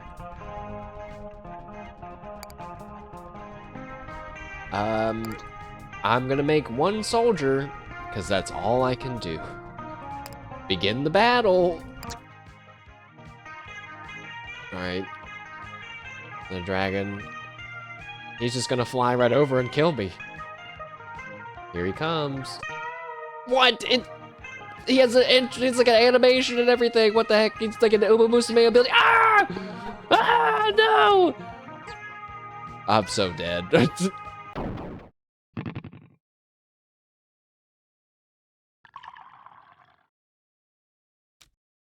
And now, a brief recollection of your first experience bathing in Dragonfire.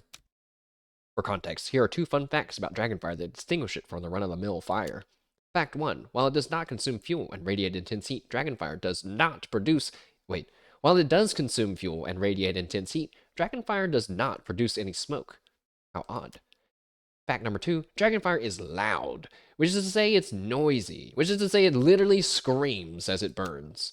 So, as to your experience, you remember instantly sweating in the heat and noise. You remember pushing your way through a throng of your courtiers, all of them moving strangely as if caught in a dance. You remember searching desperately for an exit. And as an exit you find eventually through some miracle, bursting through a pair of double doors into the brisk autumn night, you're finally able to catch your breath at night. It was in this calm place, with the heat and noise and mass of bodies just behind you, that someone offered you a light.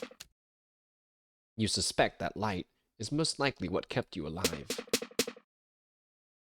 Get a job. You've unlocked the alluring and self-destructive light of youth. Equip it in your office. Okay. Okay. What does that mean? What was any of that? You wake up and immediately wish to return to sleep. Your head pounds. What did you do to your neck? What did you do to your throat? What did you do to your skin? What did you do last night? After considering this question for a few seconds, you remember the Dragonfire. Yeah, okay, you survived. Sort of. It's too early. All this is too early. With an intense amount of concentration, you will your body to the edge of the bed. You're certain you'll feel better after you get up, take a shower, and maybe have some coffee. It would have been really funny if the game would have said, and maybe watch a little baseball. If it just kind of added these little things about my character thinking about baseball and never addressed it. You just gotta get up. Actually, gotta get up. Ugh, okay. After an incredible amount of effort, you managed to get out of bed. Woohoo!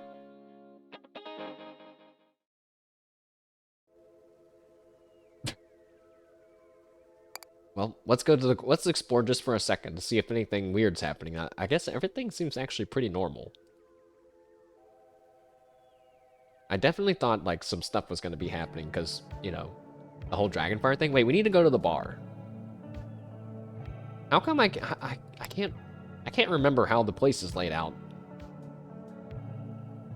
In the last time since you went to war, a new job has been available to the court, specifically the youth job. Perhaps you should give it a try. Oh, so instead of being the monarch, I can have a different job, like a different modifier for my runs. Sure. You know, this game is a roguelike. Why am I just now realizing that? I don't think in the description of the game it says that it's a roguelike. But I'm pretty sure it is.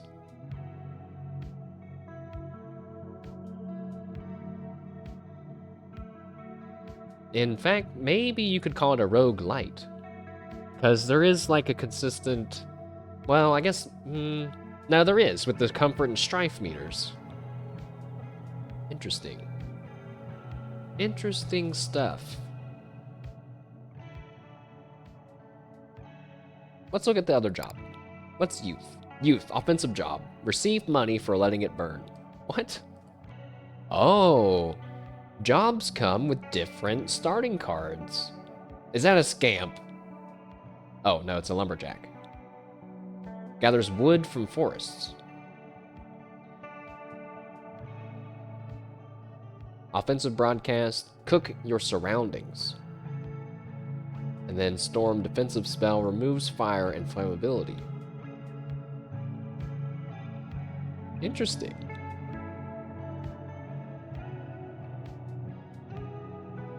I'm not so sure. I mean, I keep losing. I feel like I'm not so sure I'm ready to introduce the whole flaming spread the fire mechanic. The map has something new, apparently. Oh, use the youth job in battle. Well, but no, I want to explore my actual place. I don't think you don't really get to move wherever you want. You're looking over the books in the library and you come across a large shelf of handwritten notebooks. You remove one and open it. Here's what the first page says. Good morning, you are Robin. This page serves as your instructions. Read it carefully before you get out of bed. How to be Robin, a quick start guide. Your deal is that you can only remember what you've written down. Therefore, you must always be taking notes. Use the remaining pages of this notebook to do so today. Always pretend you understand what's going on even when you don't. If it makes it easier for you, know that everyone you meet is doing the same thing. If someone starts asking questions, tell them you're too busy to answer. While your mind forgets, your body remembers. You will only ever smile in the presence of someone you trust. Your job is to serve the queen of the court. She is currently missing, but that will not always be the case. That's it for the instructions. The rest of the pages appear to contain Robin's short-term memory from the day this was written. It feels like it would be a serious breach of privacy to read further, so you place the book back on its shelf. I guess we should go eat breakfast?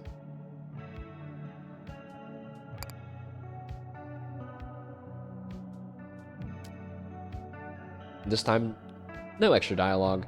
As a result of eating breakfast, you get a small bonus. 10 rocks. Just like I'm imagining I've found some rocks in my soup. Okay, we'll go to war, since that last one wasn't really an attempt. Okay, I'll click the how do you increase your maximum strife thing here. Recently, you were asked to raise your thermostat to comfort level 5 or strife level 5, but currently it looks like you can't do either. You can only raise strife to level 1 and comfort to level 2. Of course, each level of strife is earned. You must achieve victory at maximum strife to prove you're worthy of the next level. How do you increase your comfort? I don't know. It'll increase on its own, I guess. So I guess it happens when you lose. So for strife, you can't gather stone for your first battle. Yes, let's do that. So can't gather wood, prices, water, no resources. No gathering stone. Here we go. I got this time. That one has extra stone, not that one. This one has extra food. Or no, this one gives me food, has a shop. This one has a market. This wormholes. Oh. Merges and grows when matched with a stronghold. One might expect worms, but there are none to be found. What the fuck? I gotta click it, guys. I even though we're probably gonna lose again, I want to see what the wormhole's about. You notice now that the battlefield is littered with a bunch of ominous. What are those? Are those wormholes? Not sure what to call them, Your Majesty, but those things are bad news. The tide seems to group them with the enemy strongholds, but they never disappear when matched. Instead, they appear to merge with their neighbors, retaining every soldier those neighbors possess. If prayer actually worked, I would pray that we do not see them grow. They remain harmless as long as they're empty. But what if I merge it with one that doesn't have soldiers in it? I don't know.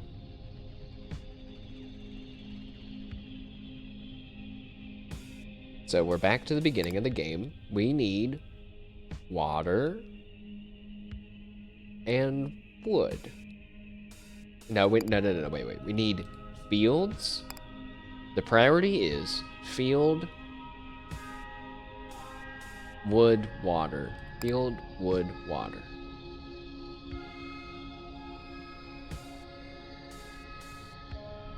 There's not a lot of fields.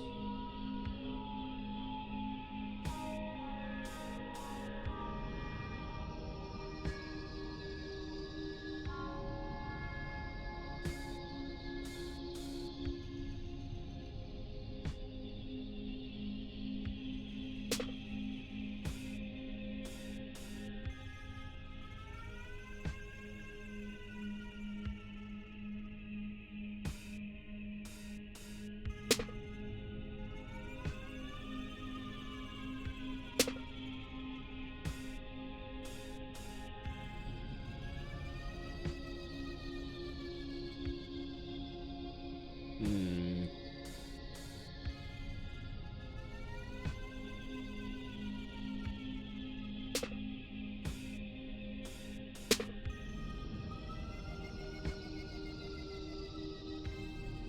Maybe the wormhole was not such a scary thing after all. Oh, there's two of them now. Okay, now wait, what if I do this? Okay.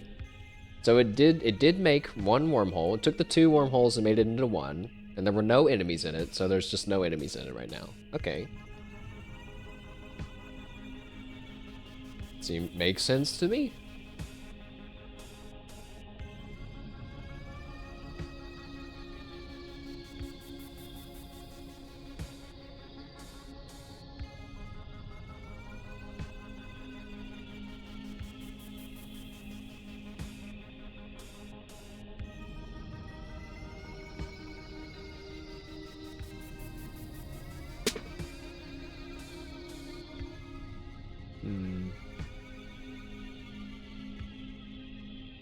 You know, we don't need the market because I don't have any money, so I was hoping that would give me one more turn. Yeah. Dang it. There's not that many soldiers. They're so far away. Oh no.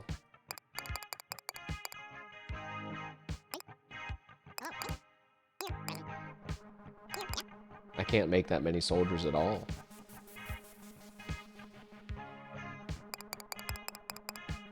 Oh, I would have been paying more attention. I should have.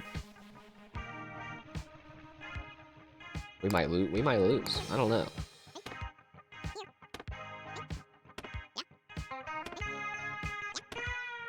No, we won't lose, but we might take some damage, and there's nothing I can do about it. Because only two guys aren't going to be able to kill our whole court fast enough. Oh, and they can attack the wormholes, apparently. Did we get extra money for killing a wormhole?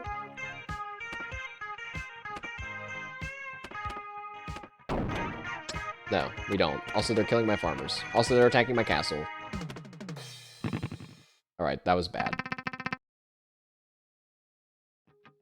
We got a good amount of food, though. Did we get some water for going to that one? No woods. Can't go there. We need woods. No fields here.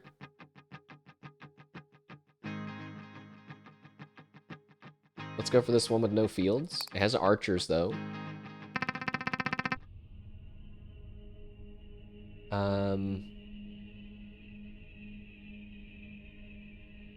Okay, there's actually no enemies on the field right now at all. We need water and wood.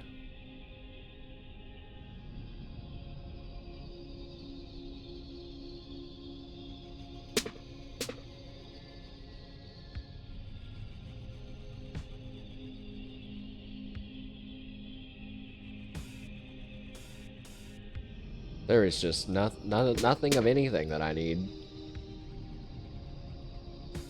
The water is all perfectly spaced apart.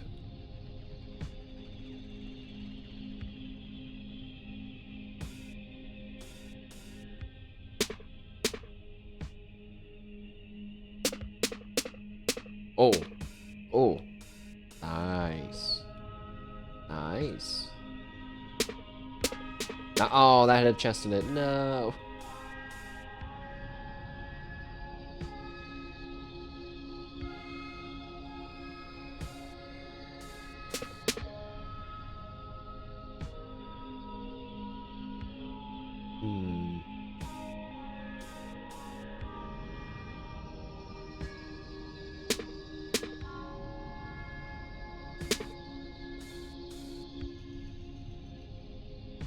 There are so many strongholds to destroy. We could make a lot of gold on this turn.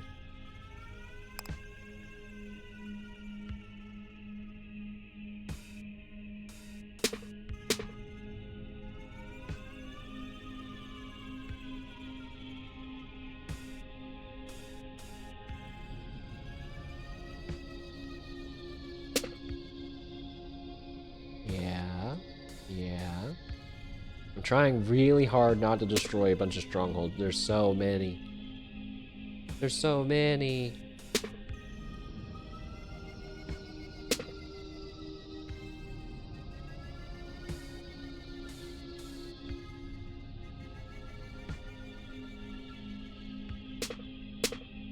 Yeah. No, not that. Don't do that.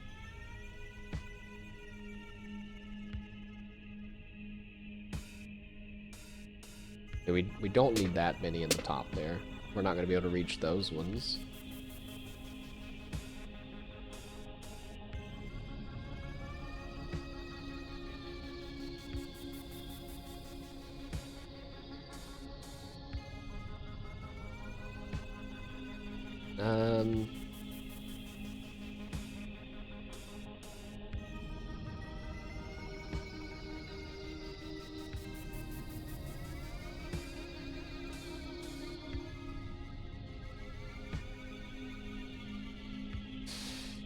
Let me think. So they could walk and get these three, or if we were here, they'd be able to get like those two and one.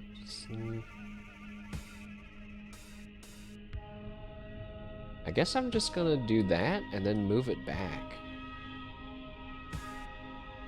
so I don't have to change the map any. So we got a chest. It has flood, global rebroadcast, marine life reclaims what's theirs. All fields become water. Or ranger, working defensive fairy, gathers wood from forests and defends our court? Well, we're definitely getting that. Let's just sell this. I don't know about that. So, gathers wood from forests. That's amazing. We have no reason to spawn farmers. There's no fields.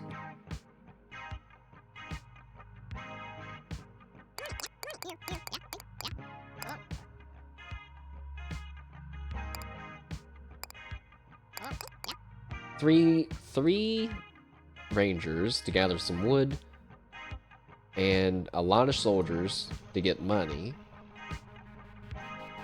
But and then the next level, we're gonna need some food. So go.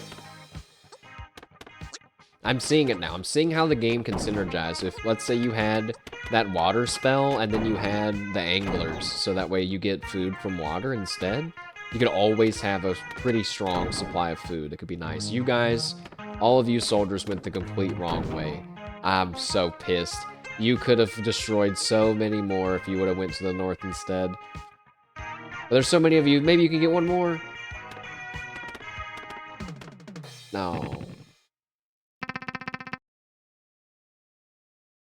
All right, we have to get food. Has to be food. Have to get food.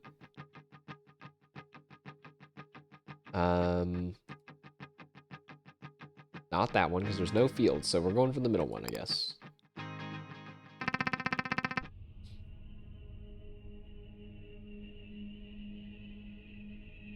And there's birds, which we're gonna use our rangers to fight against. And the soldiers, I'm not so worried about them. Maybe this time we focus on getting food. There's also another shoe.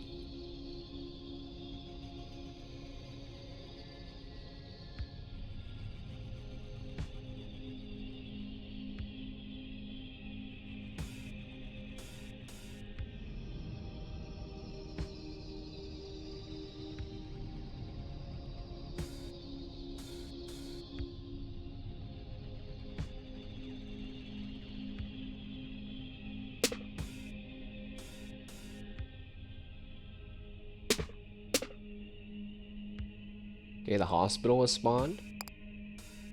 Hospitals can increase our max health, or for every...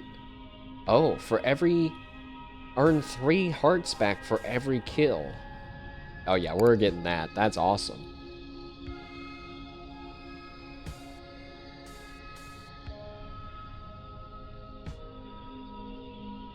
We absolutely need fields during the low tide right now, so that way we can spawn soldiers.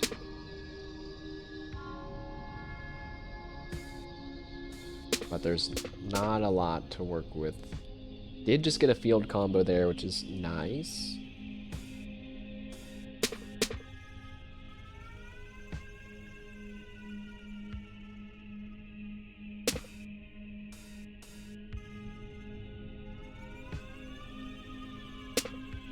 I keep hoping that water is going to drop in there. It never does.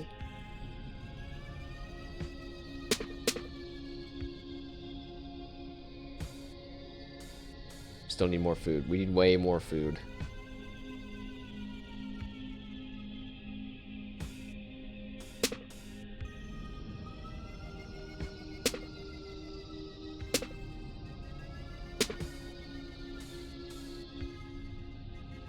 Uh-oh. That is not enough food.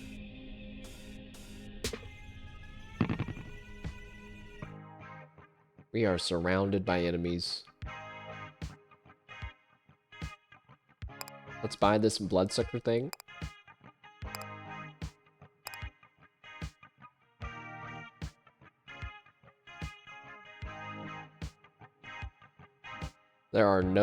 There's like no fields near us to farm. But I'm gonna have to make some farmers anyway. No. Since we have so much wood, I forgot. I can only make 1 soldier. Fine, I'm gonna make 2 rangers then, since we have enough food to make 2 rangers versus 1 soldier, which is not gonna be enough to defend ourselves. I think... Bro, I'm not gonna lose again, am I? Come on!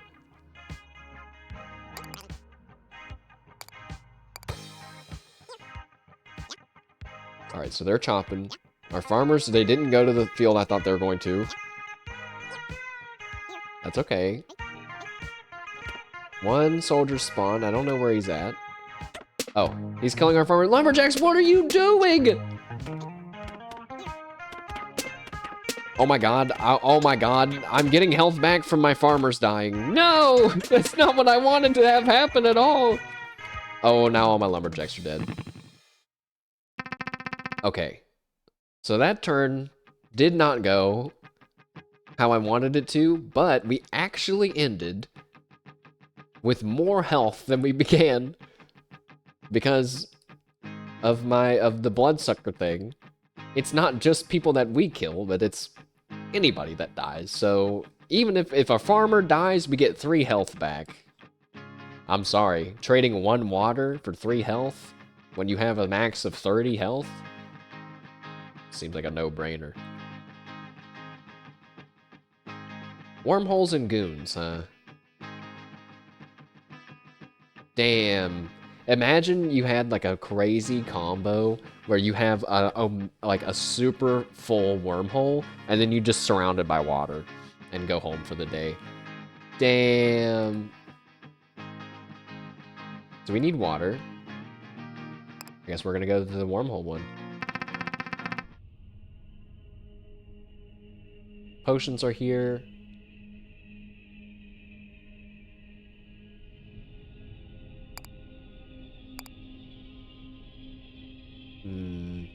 We have to get water because we need more food. We always need more food right now.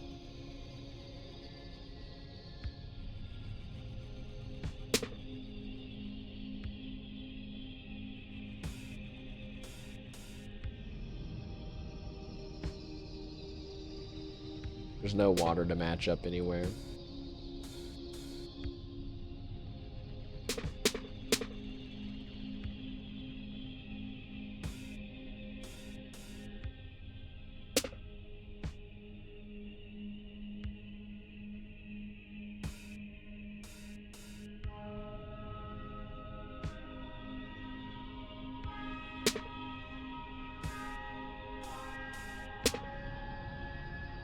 Alright, now we're in danger of a wormhole forming and the two people going right into it and being right beside of me. That's definitely not what I want to have happen.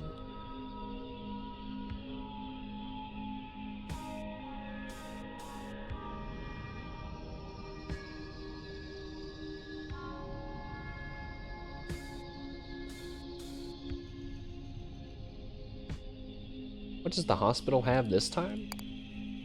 Oh, it has an IV bag. Receive health whenever you grab water until the drip is done. I think the bloodsucker thing's better than that.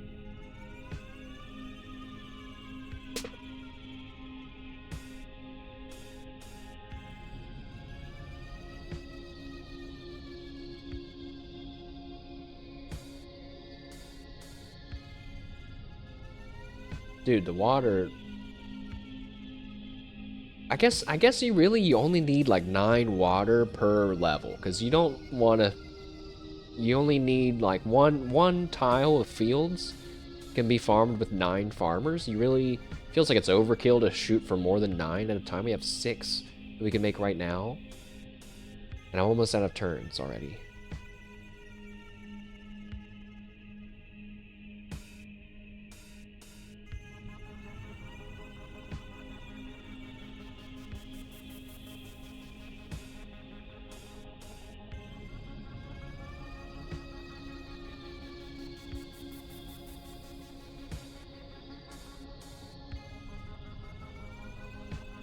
I could move down, and then be pretty safe from everything. Actually, we could still just move down 1. Farm this field. That guy's not going to be able to reach me. This guy spawns in first, but we're going to go and try to kill that stronghold right away, so maybe it's okay.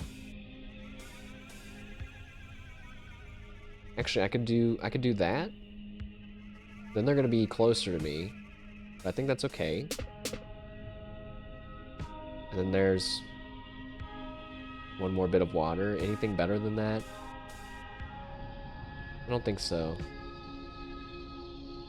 Could do... Oh, never mind.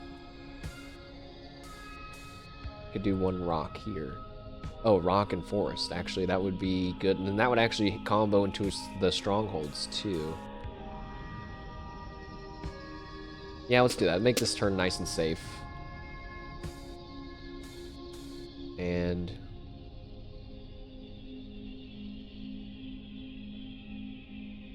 do the water. Okay. That was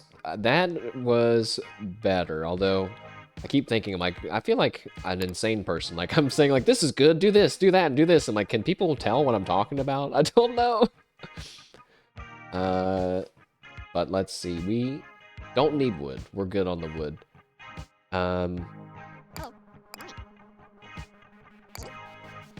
Spawn some soldiers, because we have to kill that stronghold. But I don't think we need more than 4. The rest farmers. Save some food for the next level. Let's go.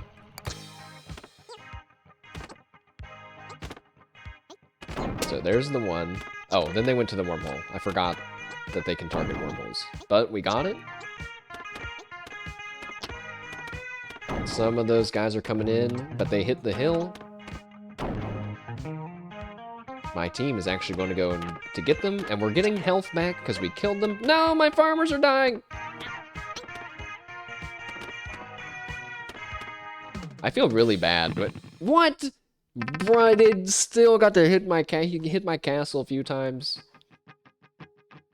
I guess that's why you need defensive units. We need a defensive unit. Oh, I should have summoned a lumberjack. Just because they are, yeah, they're defensive. Stupid. Water, no woods. I think that's fine. Let's go. What's this? You have a question about how terrain impacts enemy soldiers. Suppose the battlefield is arranged like this. So that would mean no one can get to anyone, right? Is the enemy soldier able to attack the court? Actually, I think no. Like, you understand that soldiers can't cross water, but what about this corner gap here? Can they squeeze through? My notes are very clear. They cannot. They cannot. They cannot. Actually, I think they can. I see them move diagonally all the time. You've seen them move diagonally inside of tiles, but they never move diagonally across tile borders. They don't. Why not? I don't know. Maybe because it would be annoying if they could attack us by cutting corners, which they can't. Nice. I like how the game was like, just kind of spelled that one out for us. There's a present here. Gift shop offers articles of permanence for purchase. Okay. Well, we need rocks and water. We actually need rocks more than water, right? Yes.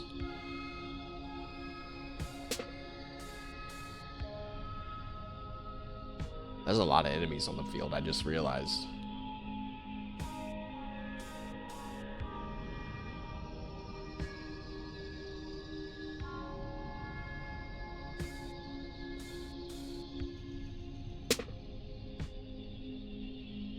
But with so many water things, maybe we'll be nice and safe.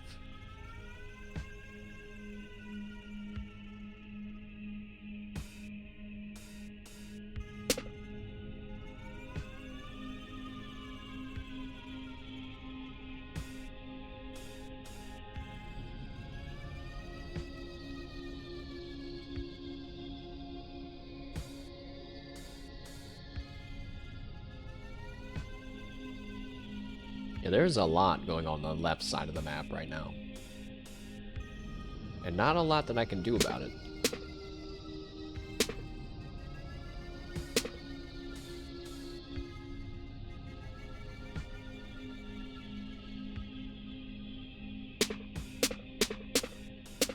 Oh, nice.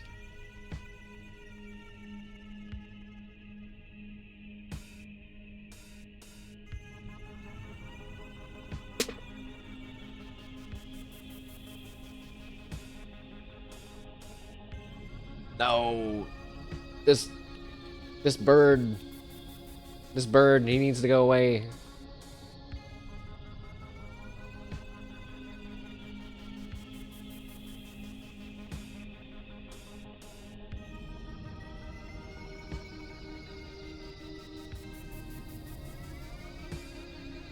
Hmm.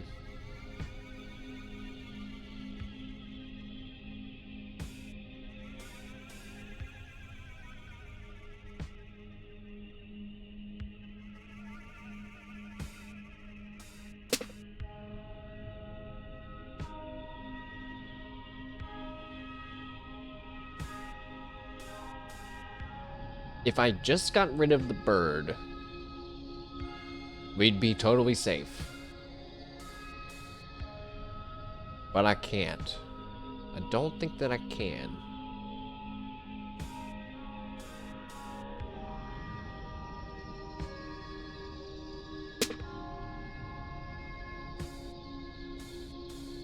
Oh.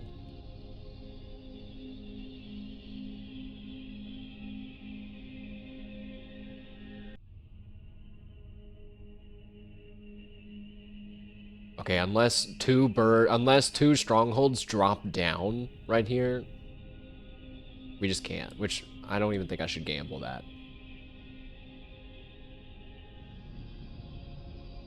So maybe then, nah, I'm gonna gamble it. No! Alright, open the chest first. We got some bread. Perfect. There's no things to cut wood at, but I think I have to make some of these the rangers to defend ourselves from the birds. And since I can't summon any soldiers, I guess I'm gonna summon 6 rangers in hopes that's enough to defeat 2 birds? Surely only 2. Wait, where are they going? Where are they going? Okay, I think, no! Okay, they got the bird. Please get that other bird. If we kill him, yes! Was that Was it a hamster drinking out of a water bottle? If we can kill some more people... Hey, we got our health back! Uh-oh. The lumberjacks are not as strong as I thought they were. Okay. I guess to their credit, it's just lumberjack. It's not a knight or whatever, right? So, you have to ask. Does anyone know why the upcoming battlefields are marked with a sinister-looking skull? I do! That skull is a universal symbol of strife. Its presence signals that war is about to heat up. What does that mean, though? So I've analyzed the upcoming battlefields. If they aren't flooded with enemies, then they'll have extremely hostile terrain. I would recommend that we look very carefully at the terrain and enemy combinations when choosing a battlefield. Okay.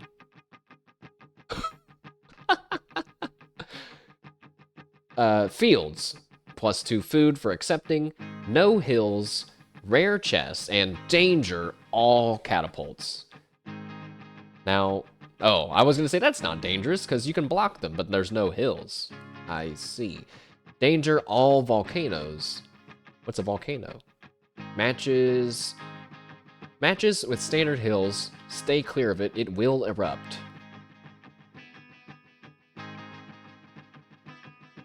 What's the last one? Oh, catapults again, but no hills. I see. So my options are... Wait, these are exactly the same, but one has a market and one has chests. So I could go for the has extra food. Or wait, will give me food, but you have to fight catapults, and there's nothing to block them. Or no, I just convinced myself. The volcanoes things, I don't know. They both sound hard, but catapults are difficult.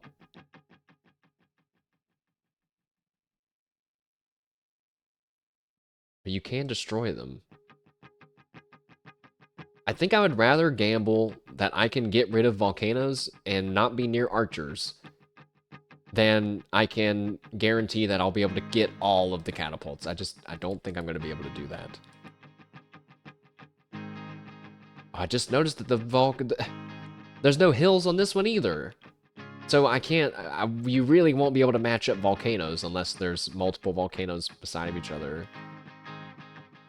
Alright, well then I changed my mind. I'm picking the catapults and I'm praying that I'm gonna be able to get rid of them.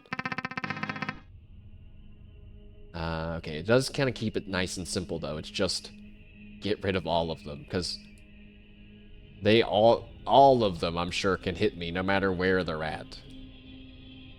Oh yeah. Oh no, I'm really stupid. I'm dumb. I should have picked the other ones, because the other ones offer something this one doesn't. Enemy units, where I could be killing them or be killed by them to get my health back. This was not my greatest moment. Paridolic pumpkin? I don't know what that means. And a winter hill. A winter hill?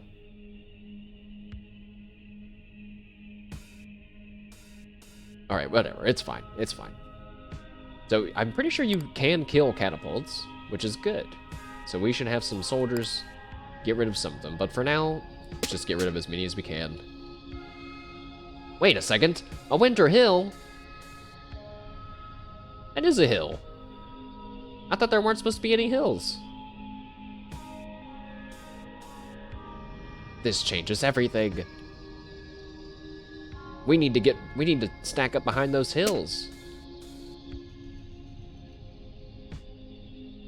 That's genuinely going to be the way that we win this.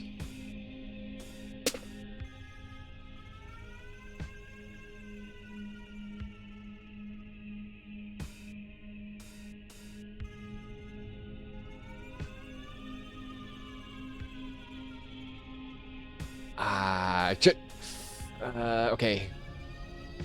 I can move this over, which is going to bring me down. Which is getting me closer to that corner. What? I'm trying to get this winter hill to be here, so I can move down into here.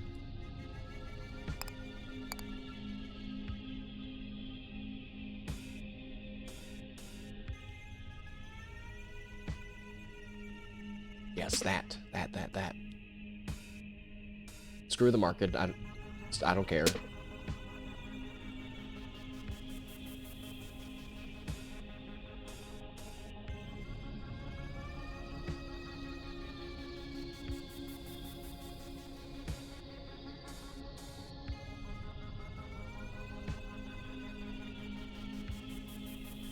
Oh no. If I do that though, that's all the moves that I get.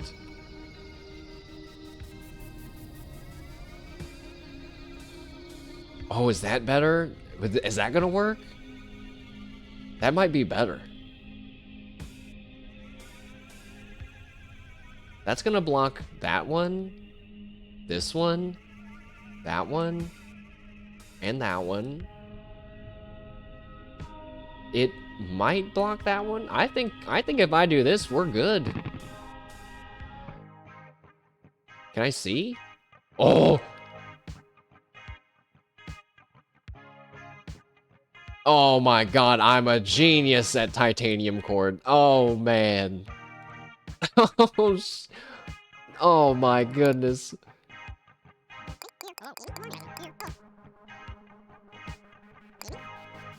Alright. Summon all of the farmers. We don't really need more wood, because we don't have enough stone to support having enough more wood. If we had a unit that only needed food and wood, though, we'd be perfect. More farmers. All the farmers. Go. Oh, farmers can farm from the not fields. Be careful, farmers. Oh my... Uh-oh. Oh! Ow. No. Lesson learned. Hills are not invincible against catapults, and I am not the genius at titanium court as I thought I was. What do you mean they destroyed the hill? Oh my god. Now we only have 10 out of 30 health. And it's boss fight time. I thought I nailed it. A vaguely aquatic head peeks out from a body of water not far from the court. Nice hill. Oh man, what the heck?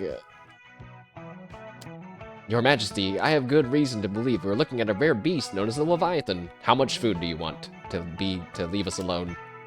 Correction, I believe you mean a kraken, dear Robin. Look, it is clearly a squid, and not a snake. As loath you are to agree, it is true that kraken is probably the more appropriate term. No, look, it's in this book. There's a photo and everything. Robin presents an old academic text on various monsters. There is indeed a photograph of the squid beast under a subheading labeled Leviathan. As you flip through the pages, you determine that the authors used the term Leviathan as a sub-classification of monster. Putting aside what it's called, it doesn't appear to be showing signs of aggression. If it meant us any harm, it would submerge its head the moment it spots us. Like that. Sigh. Yes, just like that. So, we can move into a water, get some water, no woods, standard flora there, shop and hospital, birds and goons. Birds and goons.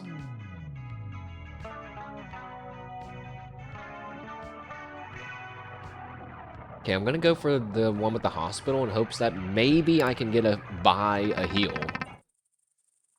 Well, let's see. Robin has notes on how the Leviathan behaves in battle. Is he here? Oh. Right. All of this is coming from the textbook, but here are important notes. First, the Leviathan exclusively attacks from water. It will strike at any threat to the left or right of water. Its strikes are strong enough to decimate our units, but it can't attack anything above or below water tiles. We can use this weakness to take appropriate shelter or to strike back. If we want to actually attack the Leviathan, we need to first destroy enough of its limbs to force its head to the surface. But be warned, if we make it mad, it will begin hurling projectiles similar to those fired by catapults. This feels like a... This is almost feels like a raid boss. Like, it has patterns and mechanics. But there's some good news. The Leviathan has no allegiance to the enemies. It will attack them just as it attacks us. It might be our best interest to lay low and let the enemy fight the Leviathan. Those are all the notes that I have. So the game's still anticipating that I'm supposed to win. Our units suck compared to what we had before. So, we can't be to the left or the right of water tiles. And we want the enemies to be to the left or right. We need to be above or below. Above, below. Water.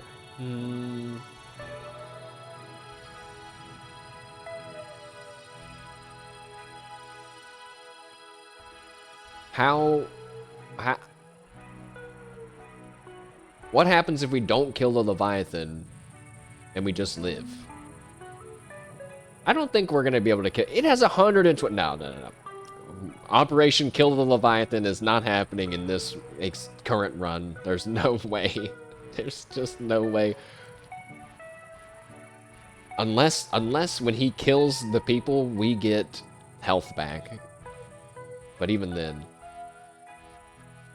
So wait.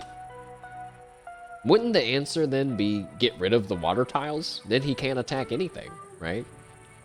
That makes sense to me. Oh my god.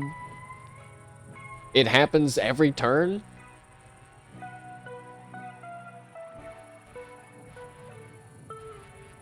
Well, now I'm even more unsure of what to do. What if I match 3 water like that? Okay, nothing happened. It won't let me do that. What the heck? Wait, I think I got health back. I did get health back. Because I had 10 before, and I got 9 from the Leviathan. Alright, maybe we will try to kill the Leviathan. Okay, alright, let's see. We're gonna need more rocks.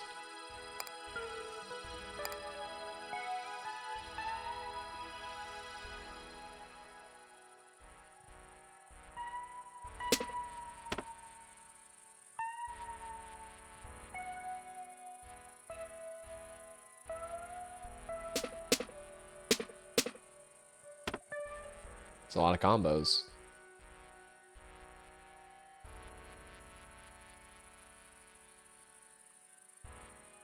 There's one combo there.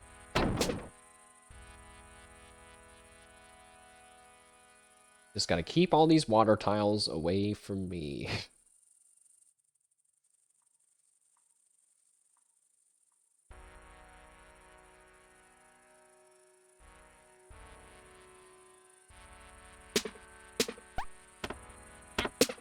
Alright, there's even more health for us. Nice.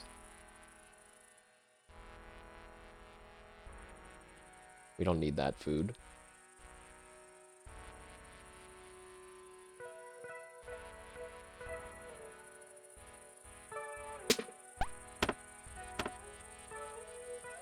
Alright, now there is a water tile getting a little close to me.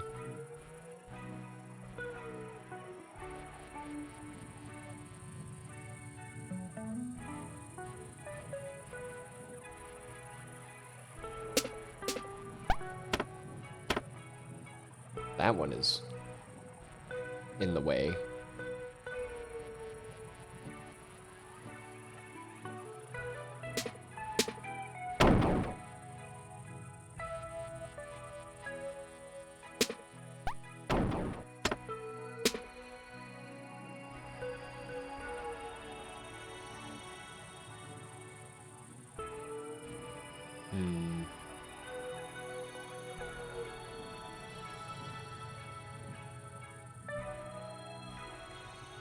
We don't have a path right now to him.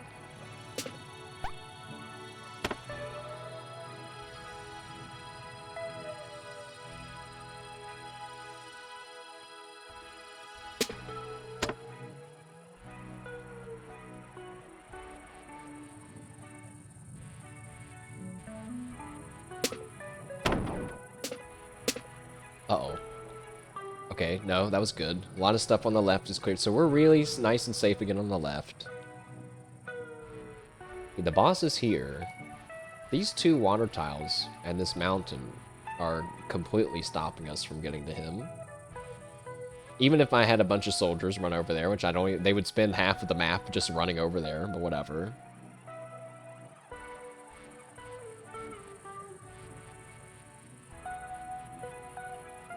There's nothing I can do about how the boss is trapped in the back there.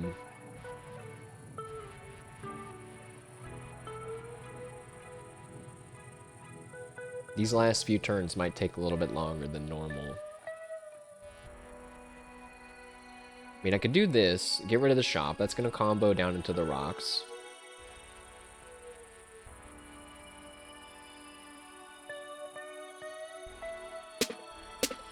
And then I can do this field.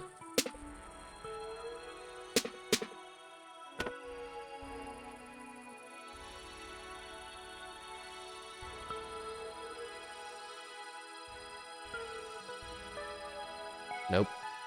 Just can't crack. Just can't crack into this enemy. Ha ha ha. Guess he's a kraken. And I'm a god at puns. Alright, now I'm gonna lose because I wasted my mental energy on making a horrible pun. That doesn't work though, right? That's 3 kraken tiles. Okay.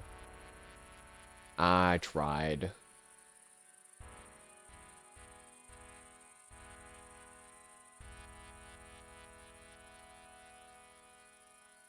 I have to get rid of this rock.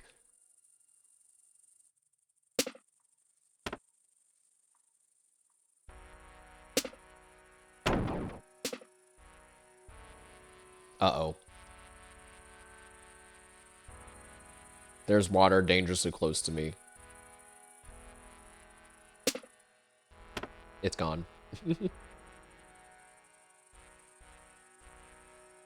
We're still in danger, though. Because I still can't get over to where we need to get to.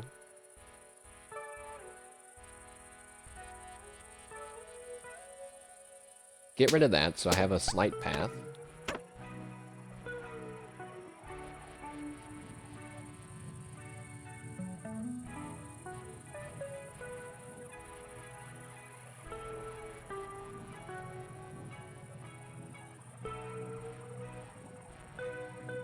It's just not... It's just... Is it not possible?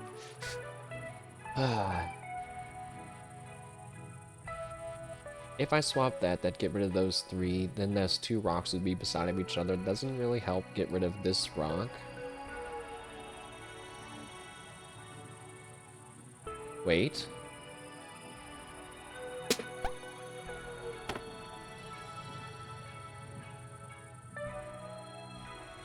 Oh, I need a few more turns. Combo.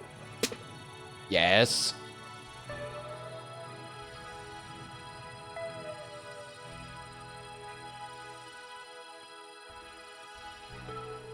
If I do this, I think we technically have a path to the boss. We don't. No, that one bit of water, this water messed it up.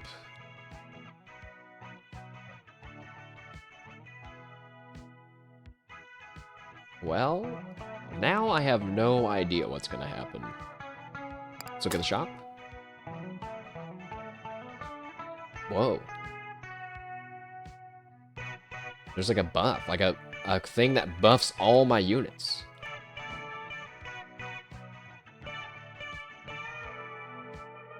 We can have a thing that slows down enemies as well. Pretty interesting.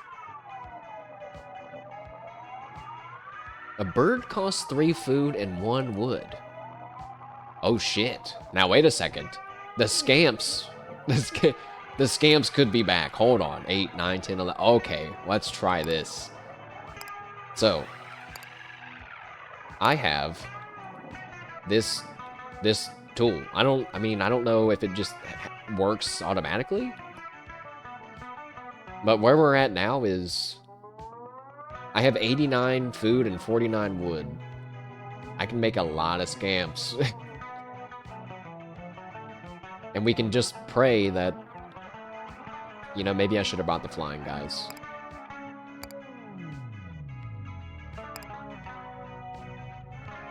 Flying guys cost 3. You know what? I'm selling my ranger. I'm buying the flying guys. Okay. I hate that the tool's not on the right side now, but...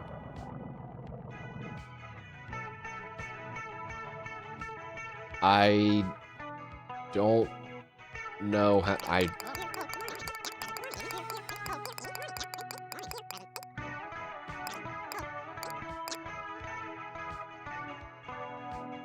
Which would be better, you think? To have flying people... They're both offensive, but one can fly. That's the difference. And the scamps seem to be weaker.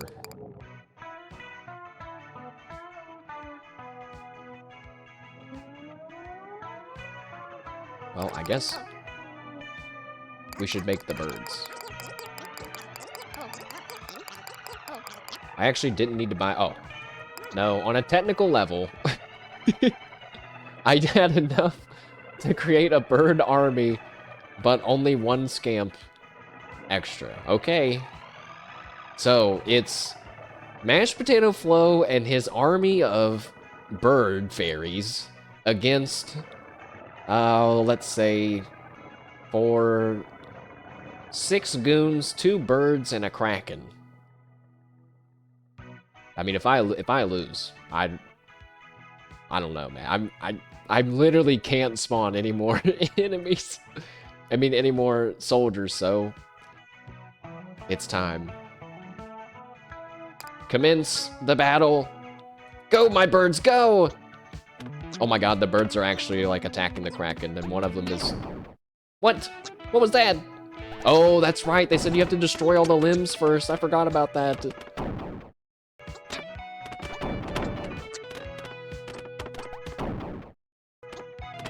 Are we doing it?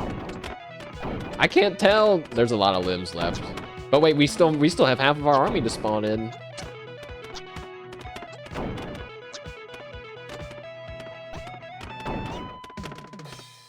The battle's over. I thought it was going to keep going.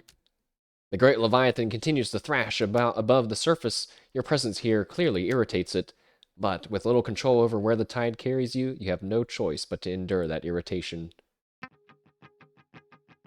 Oh, and we just move into round 2? Well, if I would have known that, I probably wouldn't have spent all of my food.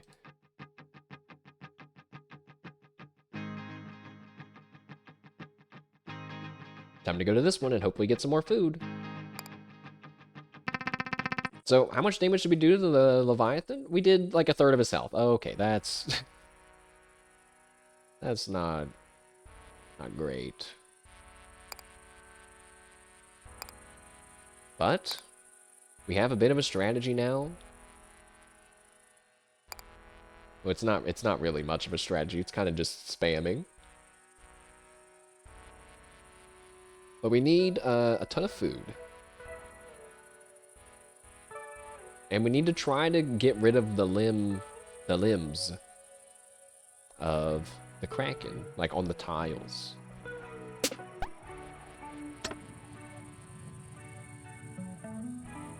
But at least, you know, I just realized, in this battle of attrition, I am at full health and will kind of always be at full health against the kraken, because he is killing the enemies, and that gives me health back.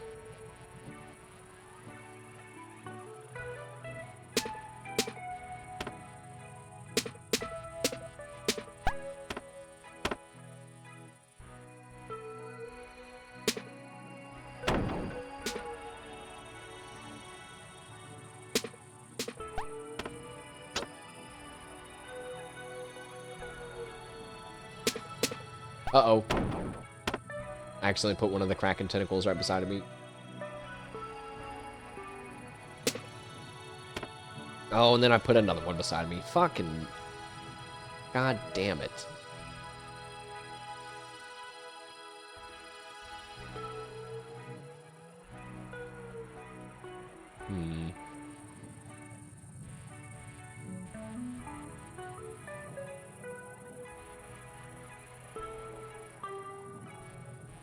that's really bad.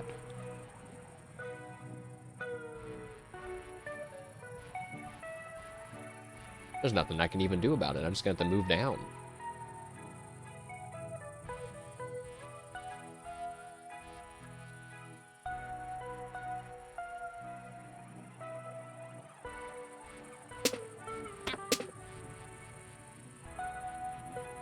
Got a little bit of health back.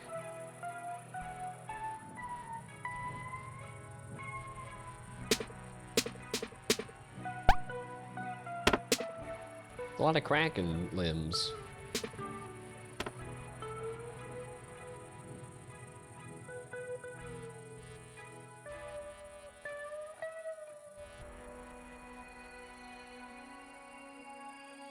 Okay, I guess Kraken limbs can only be matched with themselves. I keep keep trying different things, it never works.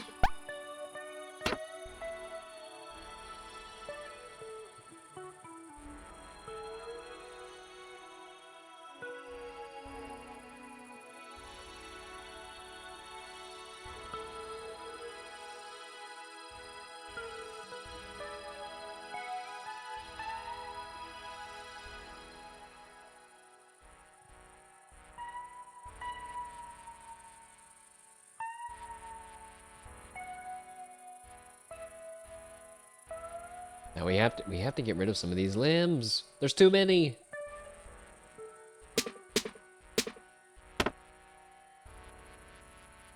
But I can't.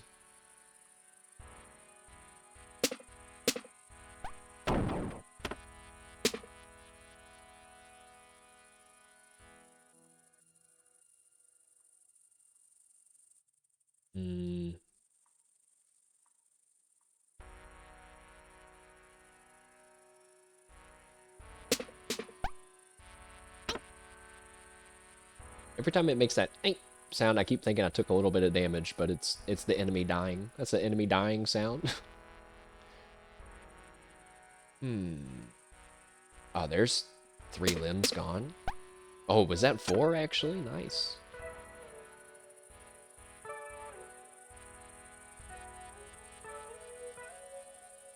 Now there's only 4 limbs on the board.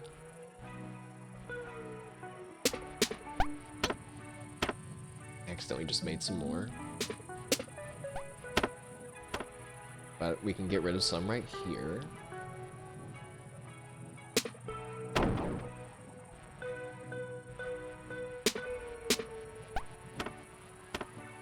You son of a bitch. I was about to say, whoa, what a fantastic last turn. Then I accidentally knocked a fucking tentacle right beside my stronghold and took 5 damage. No!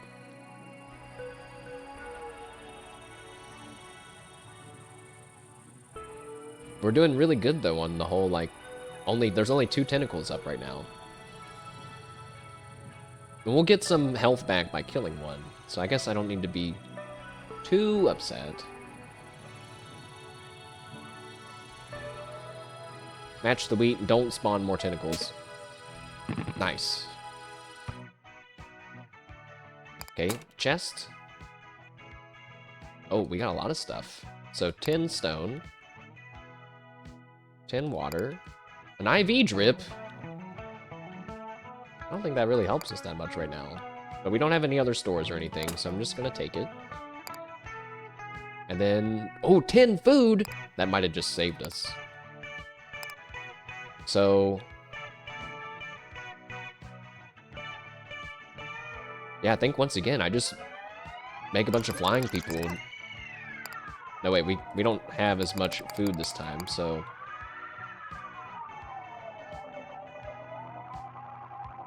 I don't know if the scamps can attack the tentacle right beside of me, and that not knowing that actually is detrimental to the performance of my team. However, I have no choice. And in order to keep my health up, I'm going to summon a bunch of farmers since we need a ton of food. And if some of them die to the Kraken, well, we'll just get some health back. So, round 2 against the Kraken, 7 flyers, and a butt ton of farmers. commence the battle.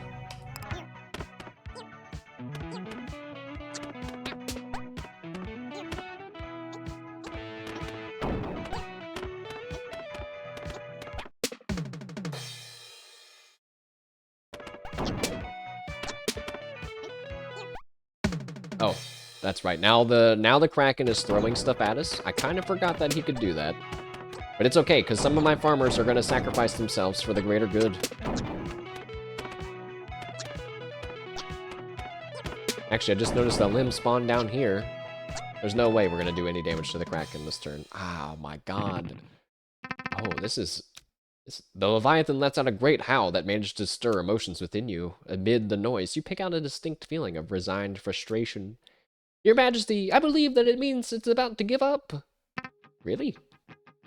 So it's like if you don't kill it in 3 times, then it gives up. I don't want it to give up. I want to kill it.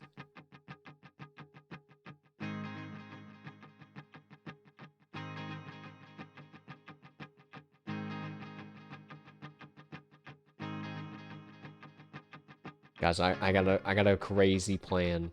I'm gonna try to stack the wormhole and goons with the Kraken and have a reserve extra health pool ready to go, but I doubt that that's really gonna work the way I want it to.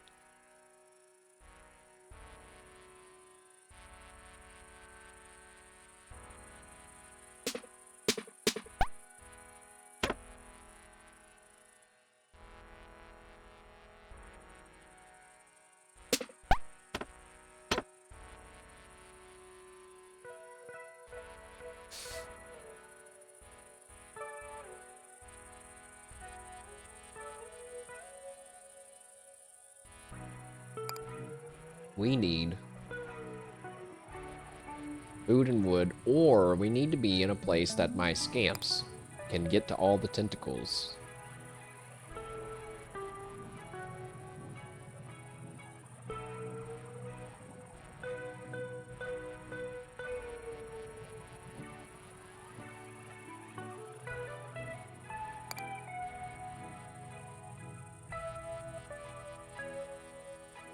So we need a little bit more wood to balance out how the cost of our 3 food, 1 wood unit.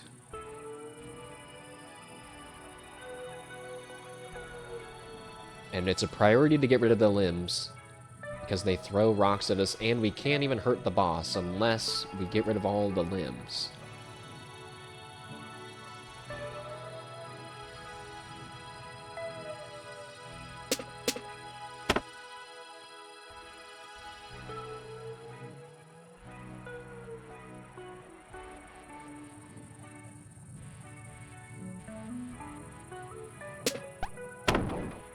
No.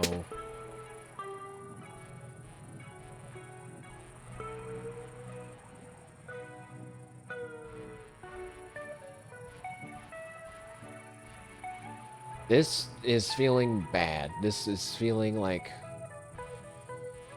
I am not seeing what I need to see. There's more tentacles appearing. So is it like after a water tile's there for a turn, a tentacle appears? Or is it just random? I could do that. That'll get rid of some.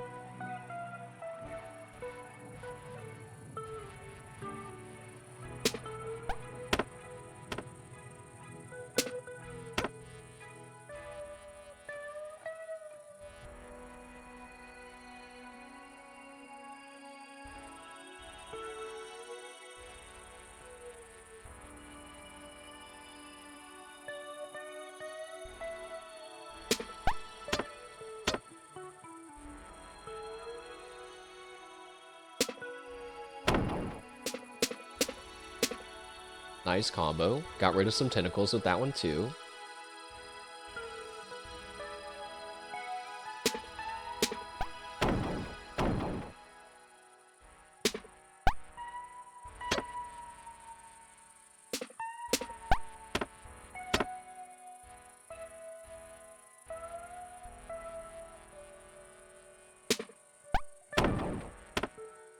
No, that one moved down. I really didn't want that one to move down. Oh, That's good.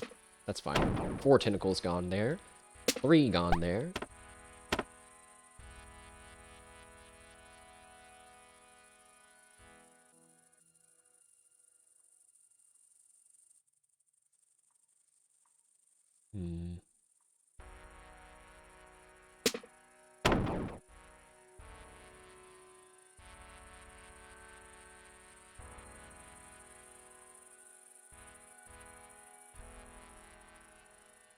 I thought for sure this would be a free move.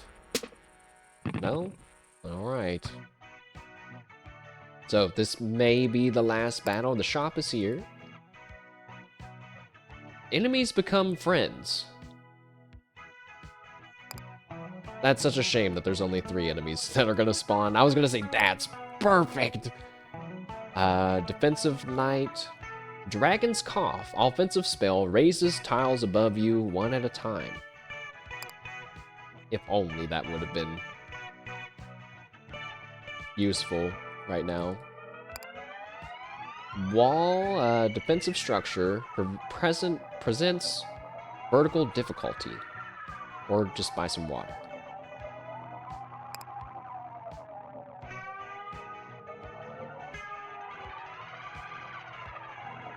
Well, the Kraken is going to start throwing stuff at us.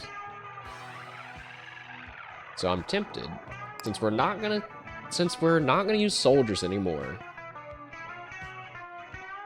Get rid of the soldier. Or no, get...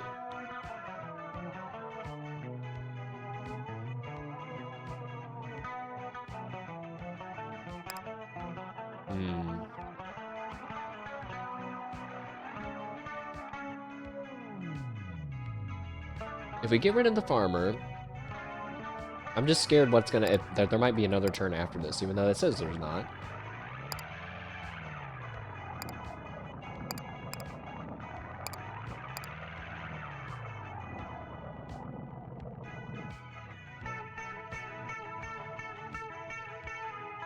I want that structure.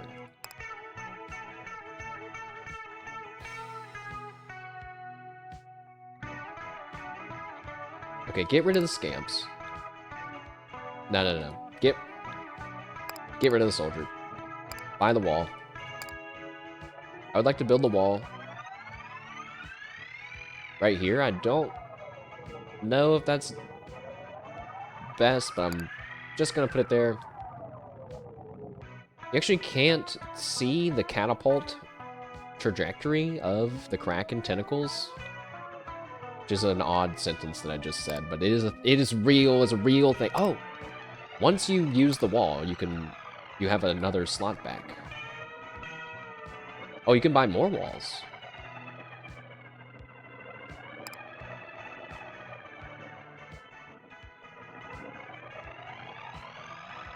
Oh, that actually means I can't walk that way, though. Undo that.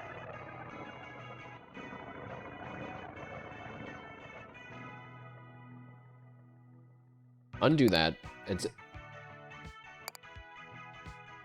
Did I get my money back from that? I think I did. Build it here. Oh. Okay, I can't.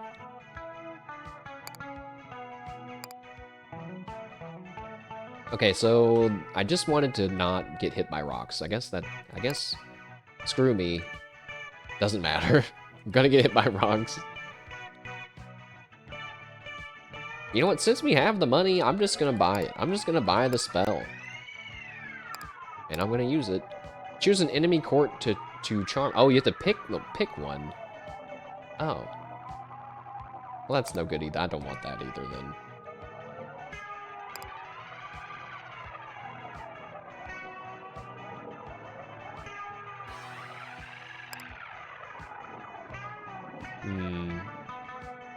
Well then, suppose we're ready to just purchase a bunch of flying people. Spend the rest on scamps, and then the rest on farmers, and hope that that they die for us and we get some health back. Oh, I feel bad for the farmers. Alright, a much smaller flying army than what I had before. However, much less tentacles. However, there's still a lot of strongholds. I don't think we're gonna be able to kill this thing. Go!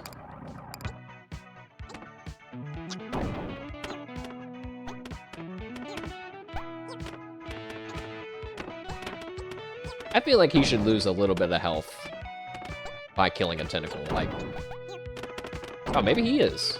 No, that's one of the enemies hitting him. Oh my god, we actually might get to do some damage to him. Oh my god, we killed him. Home run. Get the last one. Show him what's up. Clear the board. Yes! There's relatively little precedent for Leviathan suffering defeat in battle.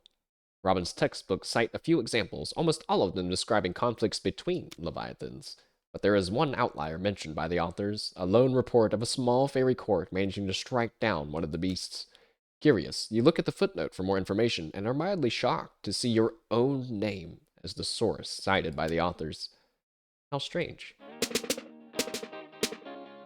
Yeah! He jumps over the cards. Woo! Offensive victory. Battles, 9. Casualties, ours, 37. Casualties, theirs, 83. Property damage index, 55. Moral, to remain untroubled. Become a nuisance worth avoiding. Okay. Having demonstrated your burgeoning skill, your tolerance for a new challenge grows. That's more strife. You feel your maximum level of strife increase to 2. With the war now behind you, you encounter a memorial dedicated to its victims. Memorial to those fallen in the war. Casualties, 121. Now, having expended much of the energy during the day, the court retires to bed. Once again, following your victory during the day, you awake suddenly in the night as court begins to unravel. You make your way through the collapsing courtyard to the chapel where you find Puck in front of the pulpit. The deal remains the same, my queen. We have time for an earnest response to one of your questions. The walls around you begin to quiver as if waiting with bated breath. As you start to mentally form a question, the quivering intensifies, and then you stop yourself. You let the question on your lips fall into the recesses of your mind, unspoken. Reality responds by settling down. Right, so you think you figured this one out. The court is waiting for you to ask a question. If you don't ask a question, it won't collapse. That wasn't a question, by the way. It was just an observation. My queen does tend to think out loud. Well then, don't mind me. Go put your theory to the test. I'll be waiting for you whenever your curiosity gets the better of you, like it always does. I see. Okay. So, now that we finally managed to complete another chapter, act... No, not chapter. Another level. We get to run around the level. So...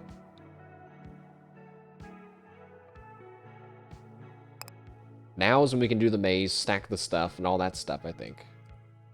I want to go to the gates, I guess.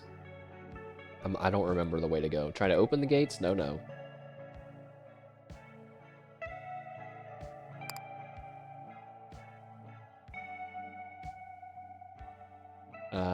To the library, to the chapel, to the office. So there's the library. You thought you were on the way to the library. Haven't you been here before? Oh. Now, sadly, I don't have enough money to go through that. Didn't it take 30 coins? The chapel? No, that's not right.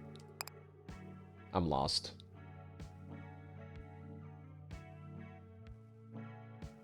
I want to go to the cat.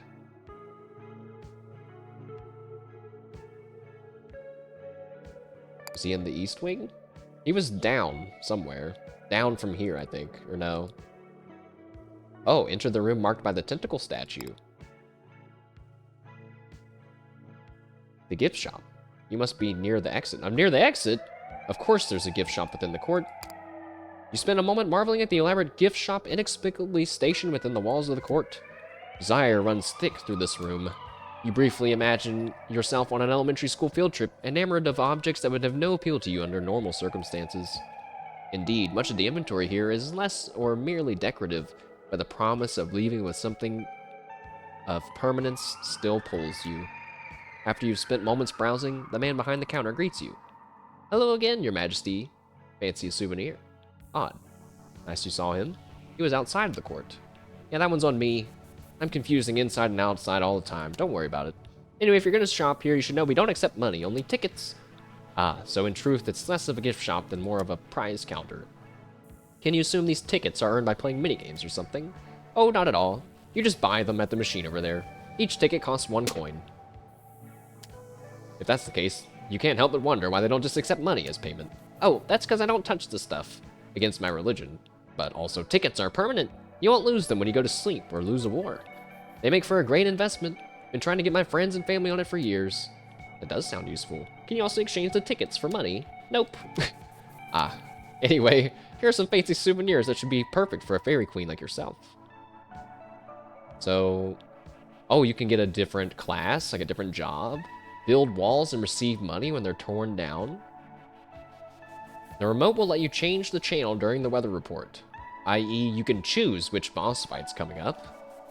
Unlock the moat card, so it appears in shops and chests. That looks like one of my missing keys, and unlock the fire archer, so it appears in shops and chests. Well, first, we should probably spend like all of our money on tickets.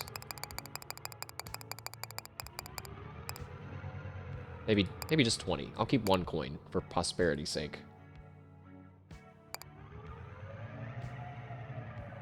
And then, yes, wait. Down the ladder to the cat. The cat that needs me to make a pile. I can spare 2 things of stone.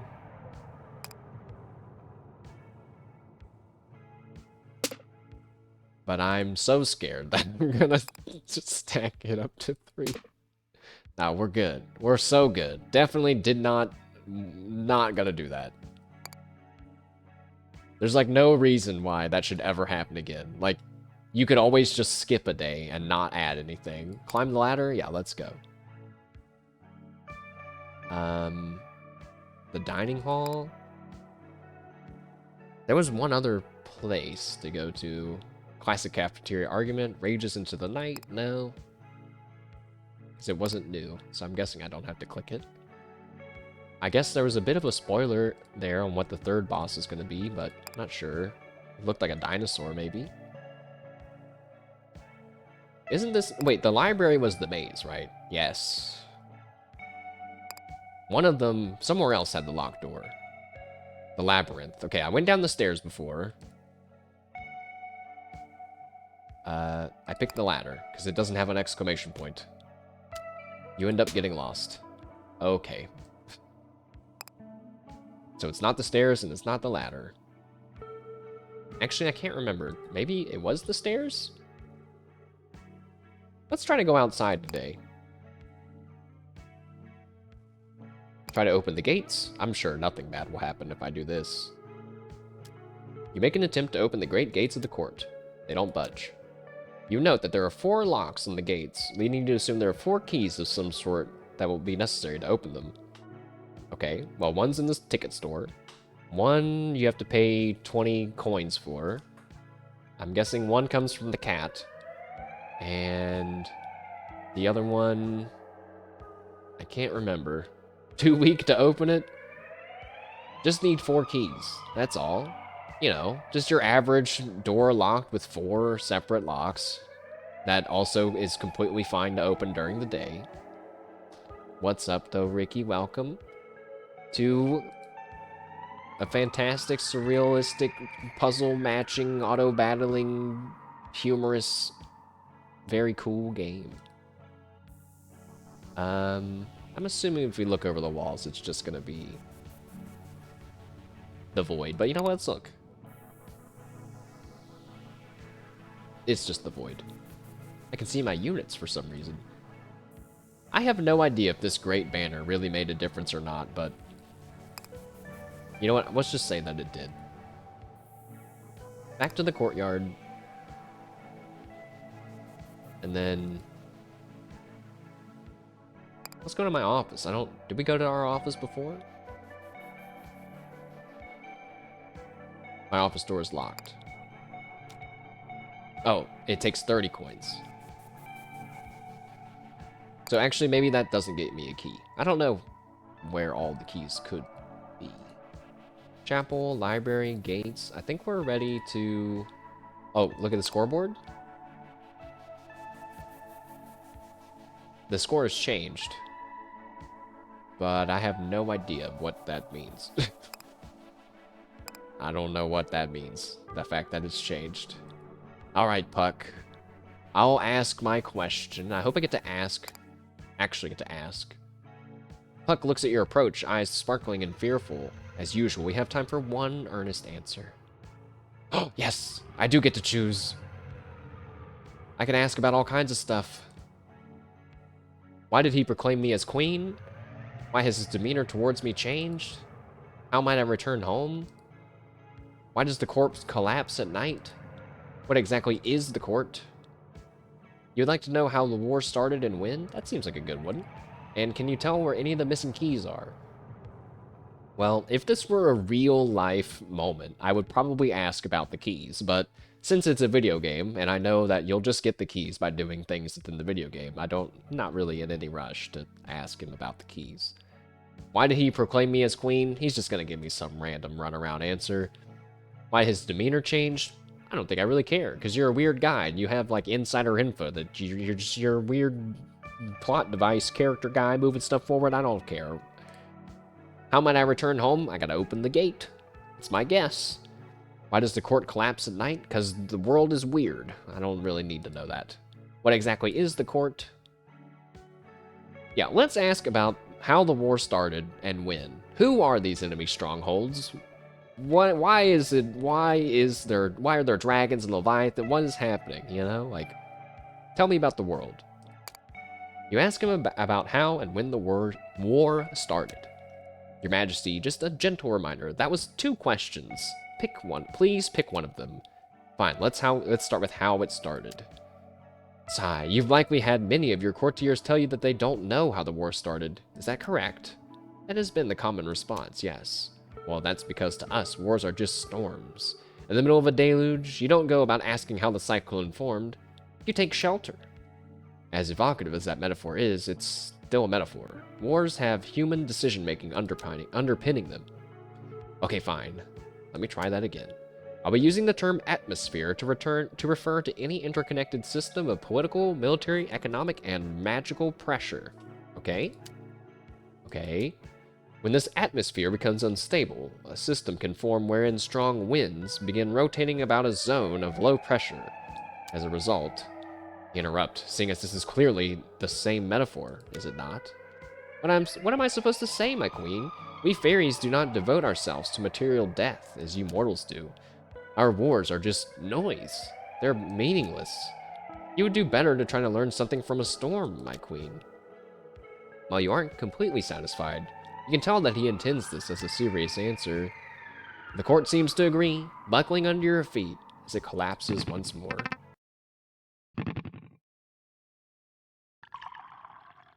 And with that, all of our stuff gets reset. We click the OK button, and we wake to a new day. You wake with the start as a cat leaps off your lap. Your legs seem to have fallen asleep. Okay, now I gotta admit, I'm a little disappointed that the game had no special dialogue for me having defeated the Leviathan when the first time when we paid off the dragon by giving it a happy meal, I got some extra lines of dialogue and then we ran into him later. It almost makes me feel like by accomplishing the extra challenge of killing the Leviathan, I have now locked out myself from some slightly more humorous content, but that's okay. I mean, in an auto battler, unless you're smarter than me, I don't know how you really know if you're gonna win for sure or not, because you don't have control over your people. But we managed to beat the Leviathan at least. And I guess the dragon is technically still out there. Game's not recognizing how pog I am. Yeah, what? Where's my golden legendary achievement?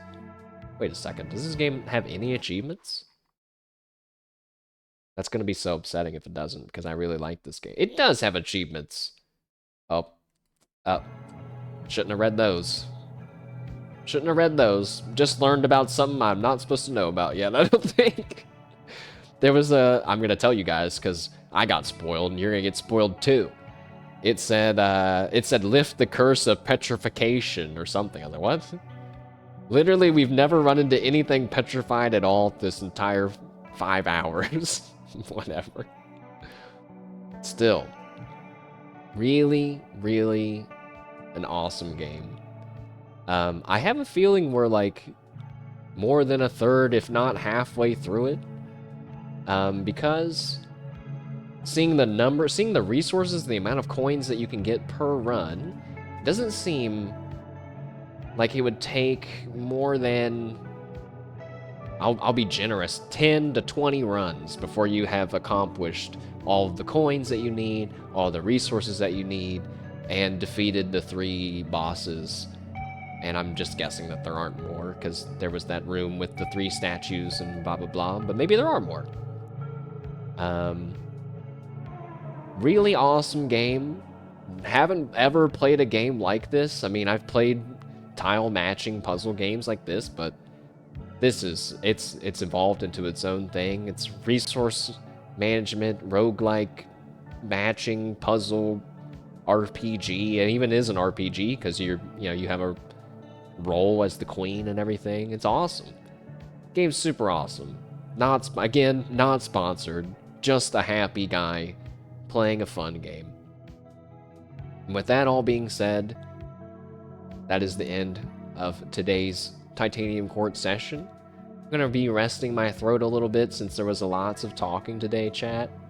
But we can go to the outro and just talk for like a little bit longer.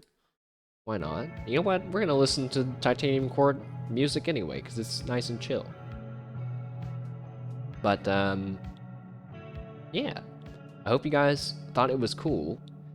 I have some updates in my life. I have some life updates. So, like,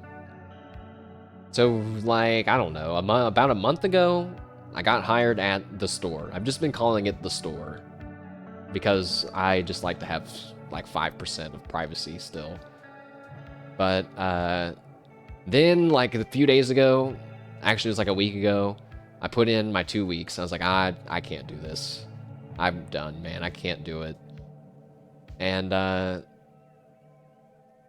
then yesterday, or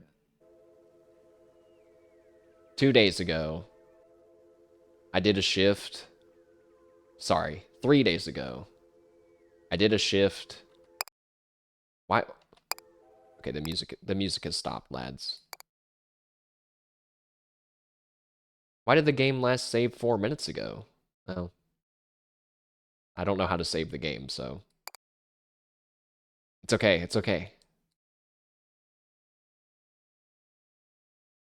Good old Ace Attorney or soundtrack to the rescue. Yeah, that's how you know I'm a real gamer, guys.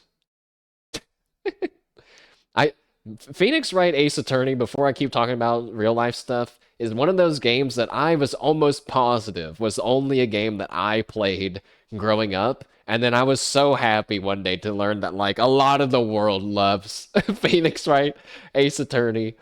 Man, it's so awesome. There was a time I was telling my parents I'm gonna be a defense attorney because of Phoenix Wright. I was like, this is awesome. I want to do this as my job. Today you saw a reel about a scalper buying the squishy toy. I still could be. You know, is there a toy called the squishy toy? I thought the toy was just by nature squishy, but is it genuinely called a squishy toy? Because I think there's those too. The thing that they were always asking at us at the store was this thing. It's called a Nido, I think. You know what? I don't want to Google it. That's gonna permanently screw up my internet algorithm for life.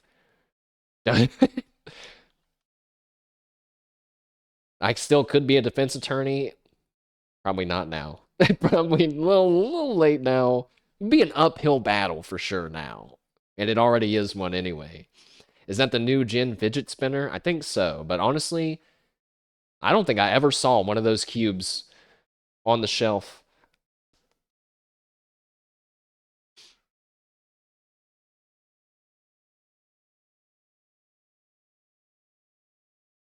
Not in the US. Couldn't be a defense attorney in the US. Listen, you got to go to Japan if you want to have some Phoenix Wright Ace Attorney adventures, I think. You're not gonna catch the guy in imitating the Steel Samurai in America. Just show up in Discord and you objection. They they ended up changing all of the voice lines in all of the Phoenix Wright games because the voice actor who did Phoenix Wright's thing did something. I honestly don't know what it was, but it was so bad that they changed it all. And so now it's kind of like the physical games of those old Phoenix Wright Ace Attorney games are now in a sense like lost media kind of like because you can't play that version of it anymore, you know? You let me be your defense attorney because I play Ace Attorney and I don't need a real degree. Yeah, I got my attorney badge. It proves that I'm a defense attorney. If you guys have played Phoenix Wright, you know that the game involves showing items to people and you always have your attorney badge and it's almost never it's never used for anything. You'll represent yourself? My goodness. Well, I'll see you in court. That's fine. You know what? I just changed the prosecution. I'll see you in court. Sweet 719 slash me brings a whip out of my back pocket and snaps it in the middle of the court. Just like what's her name? Okay, but anyways, at my job, I couldn't do it anymore. I will let you all judge me however you feel like, but I just mentally and physically could not even do the 2 weeks. And I kind of talked to one of the bosses that was there who I was the closest with. I don't want to say we were close, but I was the closest with them. And I just explained, how I was feeling and stuff. And he was like, dude, I think you should get out of here, man. I think, if it's not the right fit for you, blah, blah, blah. And he was really cool. This is the guy that played Lost Ark. This is the guy that was like, yeah, I used to play Lost Ark. I had like 2,000, I forget, he said like 2,000 hours or 1,000 hours or something.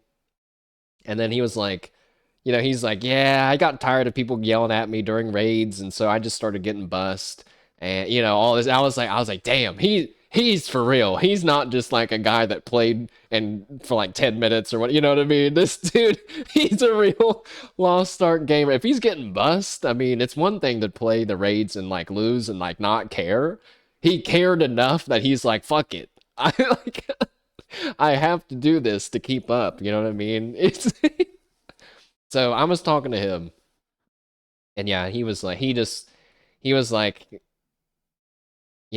told him, I was like, I think I'm gonna make today my last day, and he was like, do it, man, blah blah blah. Basically, was telling me like, look, it's at the end of the day, it's really not that big of a deal. Bust, not a real gamer.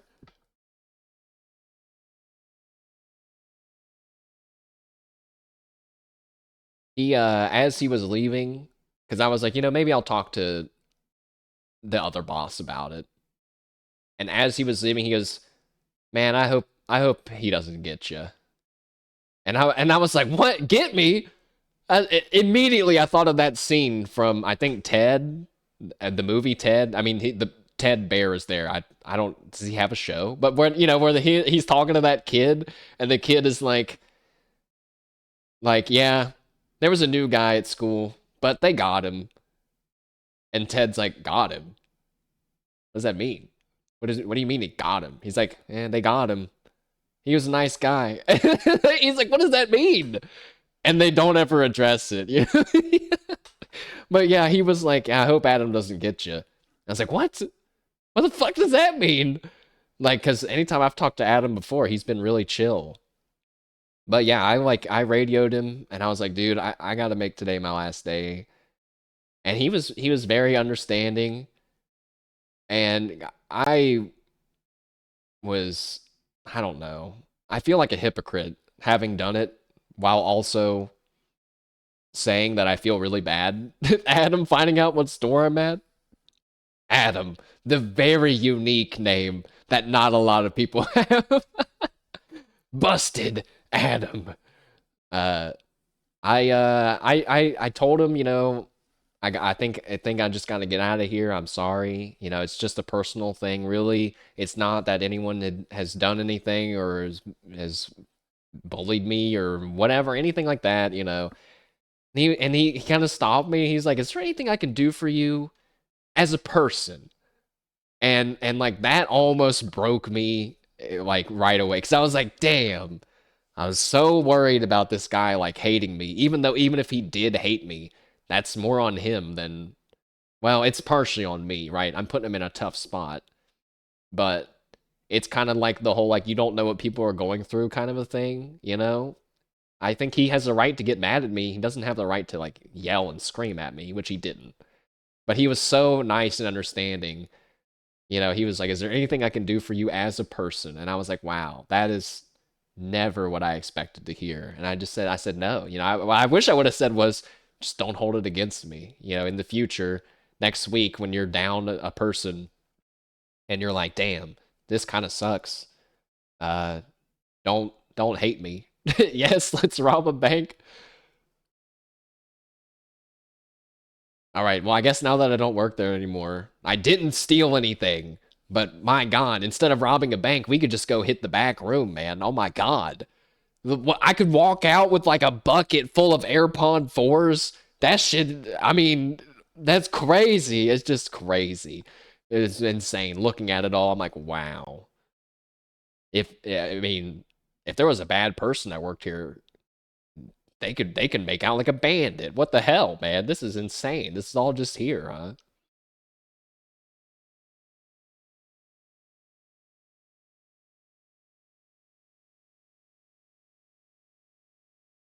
He was he said, "Oh, like you're doing now." And I was taken aback, and all I could say, "Huh?" And he kept cutting me off by going, "Huh, huh, huh." It's an advanced internet meme. I feel.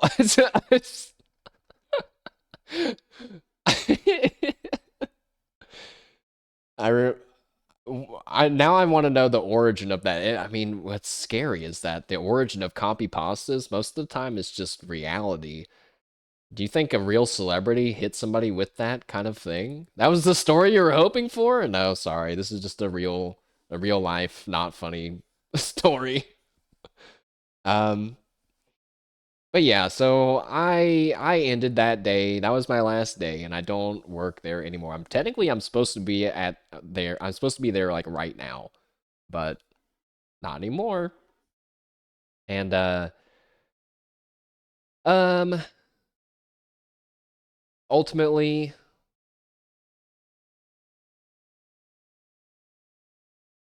I'm glad that I did it, but I feel really bad like I don't regret that I did it, but I feel bad that my lack of decision making skills impacted the lives of other people. That's the part that I hate the most. I don't really mind that I tried it and everything. Did I get paid at least? I did. Yeah, I still get paid, and I'll get paid for the hours that I've worked. Obviously, I'm not going to get paid for the hours I'm not working that I'm scheduled to work. Duh. But I still get paid. That's good. Yeah, I mean, I put in the work. I deserve to get paid for what I worked. It's a job most people probably leave on the spot. You know what? That's another thing I forgot to mention. So I worked in the tech department, but also like I was never in tech ever. They had me doing other departments all the time. And I would cover for tech when someone would go on their lunch break or whatever. And it really fucking sucked because like I would be in the back getting boxes of diapers or whatever, and then they're like, "Can somebody come to electronics?" It's like, yeah, let me just fuck all this. Let me walk halfway across the store to sell one pair of headphones, then walk all the way back just to fucking get called again. Oh man, it sucked dick. Because I wanted to say, why can't you just hire one person to be there? Why do I have to do double shit? But I mean, that's just how they did it. That's how they chose to do it. Like they told me, don't feel like you are doing something wrong by having to like go back and forth all the time, because that's just how it works when you work in tech. But so anyways, my last day was a bunch of that. Luckily, not a lot of people bought stuff from tech that day, but um when you have to wait for a worker to grab the item for you, I got into an argument with this dude who was like, he was like, yeah, I need MacBook Neo. I need the newest, or no, he said, I need iPad. He goes, I need an iPad. And I said, okay, what generation? I honestly, I don't know a lot about iPads, but I know that there are different generations to start. I said, what generation? And he said 10. And I said, okay, let me look that up for you. And we don't have any, it says we don't have any 10s in the back, right? But this guy was kind of, well, he's kind of like pushy and kind of irritating me. And so I was like, I'll try to do him a solid. And I said, I can go uh, take a look in the back to just to make sure that this isn't wrong and just to double check that we don't have any. And I said, it'll be about 5 minutes. And he goes, 5 minutes? Is there no one in the back? No one else in the back you can call? You can call them and have them look instead? And I want to say, bro, even if there was, even if someone was right here, they would still have to, with their 2 legs, walk to the part of the store. You don't understand. The 5 minutes is not because I'm a slow walker. It's because of how the store is and how physical space works. I don't know how to tell you this. I don't know. I almost lost it on that dude. But yeah, I looked, didn't have it. He just ended up walking away from me mid conversation. I was like, okay, I mean, whatever. We could talk like real people, and I could try to help you find a something that might work for you, or you can just get mad, fucking leave like a baby. I don't care, man. I just sell them the most expensive one that I have and say that that's what it is instead. If I got paid on commission like some of these people, maybe I'd be tempted. That's when you walk off and do nothing for 5 minutes and come back. But yeah, sorry, man. Don't have it. I have not gotten that disgruntled yet. But I did. Okay. On the last day, here's another thing that is haunting me for the rest of my life. I'm not kidding. For the rest of my life, there was this really nice lady who was like, I need to buy a Switch 2, controllers, and Mario Party. I was like, wow, all right, let's do it. That's easy. We get the Switch, and she's like, I think, yeah, I need these controllers too. And I said, well, they do come with controllers. And she goes, how many? I said, just the one.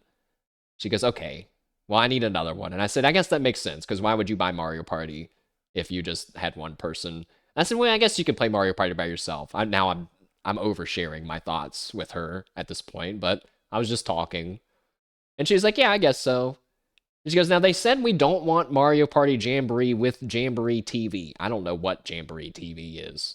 But apparently if you buy the Mario Party Jamboree and Jamboree TV, it costs like $80. It's a lot more, right? Then it's like, whoa. And I was like, oh, that looks like the only version we have. But then I saw we had game cards of Mario Party. And I said, oh, look right here. Super Mario Party right here. And I was like, okay, here's this. Here's the Switch 2, the controllers, Super Mario Party. Anything else? Nope, we're good. Check her out. She's on her way. And then only like 10 minutes later, I'm like, hey, wait a second. Is there a difference? Is Super Mario Party and Mario Party Jamboree, are those two different games? They are. They're two different games, and I have ruined some child's Mario Party dreams, and I sent their mom home with the wrong game. I was like, oh my god, no, no, no, what have I done? What have I done? Oh no, I feel like I've committed some sort of gamer sin. I've broken some kind of commandment. Like young potato would have been devastated to have happened. I was like, oh no, I'm so sorry. I was like, and I don't even work there anymore. She's just gonna have to come back. I deserve to remember that for the rest of my life. Versus the kid doesn't deserve any better. The two sides of Twitch chat. Ah, that was a painful one. Because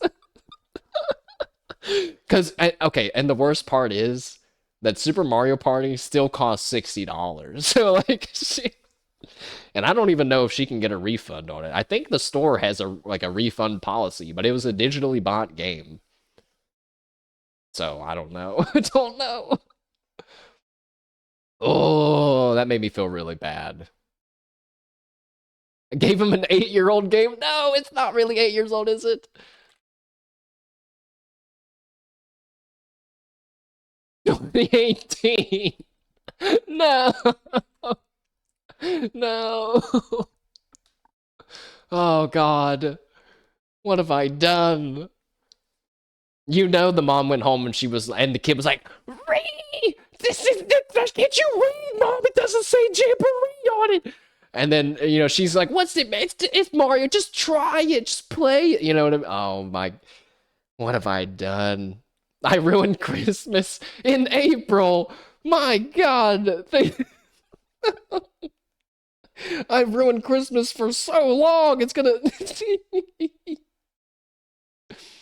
That kid is trying to play with his friends online. No. That's so messed up, guys. Like, it's like, guys, my mom, she did it. She bought me a Switch too and extra controllers. Come on, you gotta come over.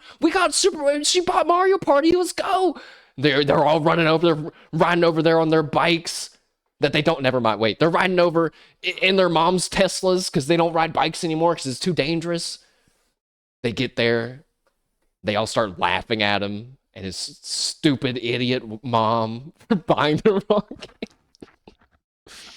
Oh. Oh, man. Honestly, I wouldn't feel bad about it if it wasn't $60. Like, if it was like, if she got it for 30, I'd be like, oh, whatever.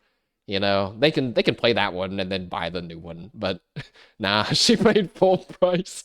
She paid Jamboree prices for normal Mario Party. Must suck to suck.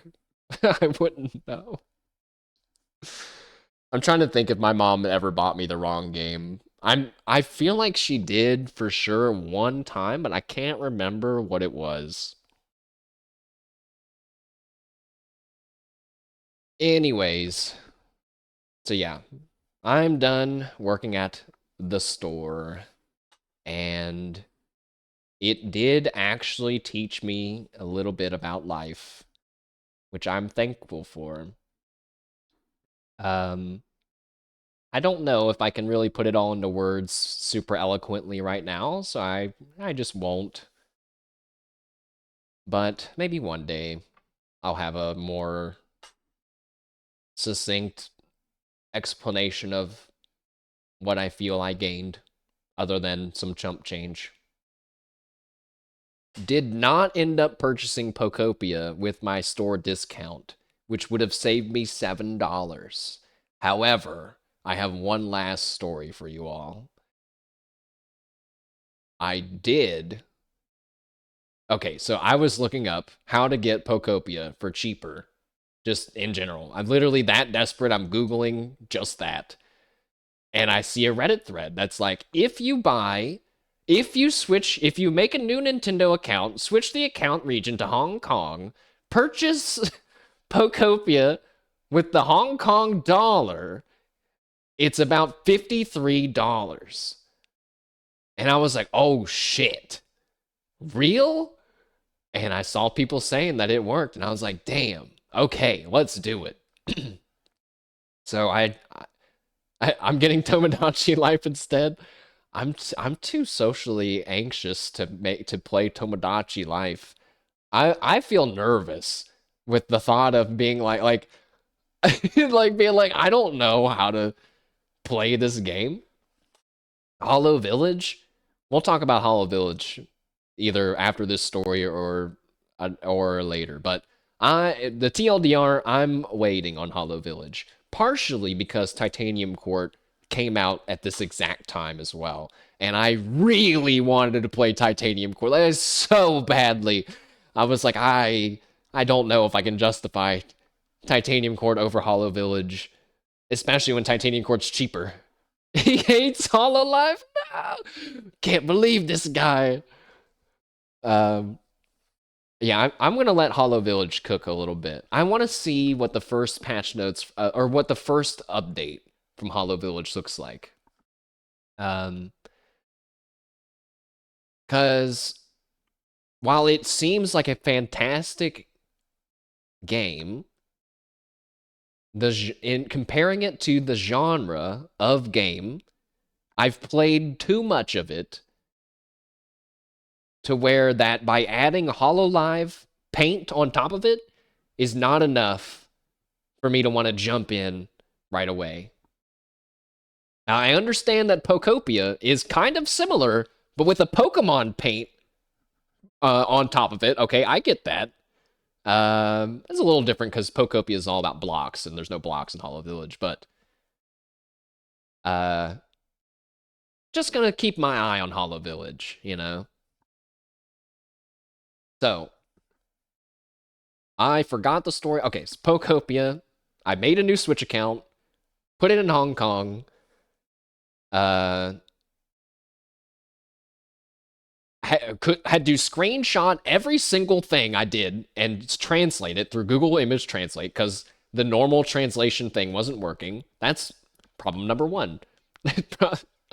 Problem number two is that once I finally purchased it, it didn't show. It was just didn't show up for like 10 minutes.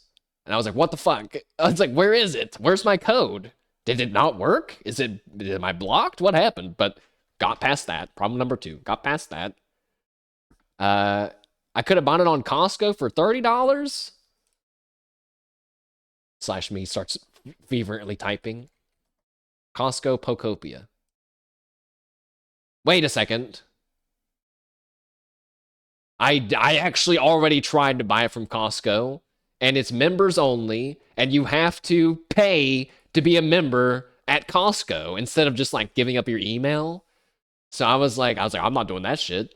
Although now that I think about it, maybe I could have just asked someone else if they could buy for me.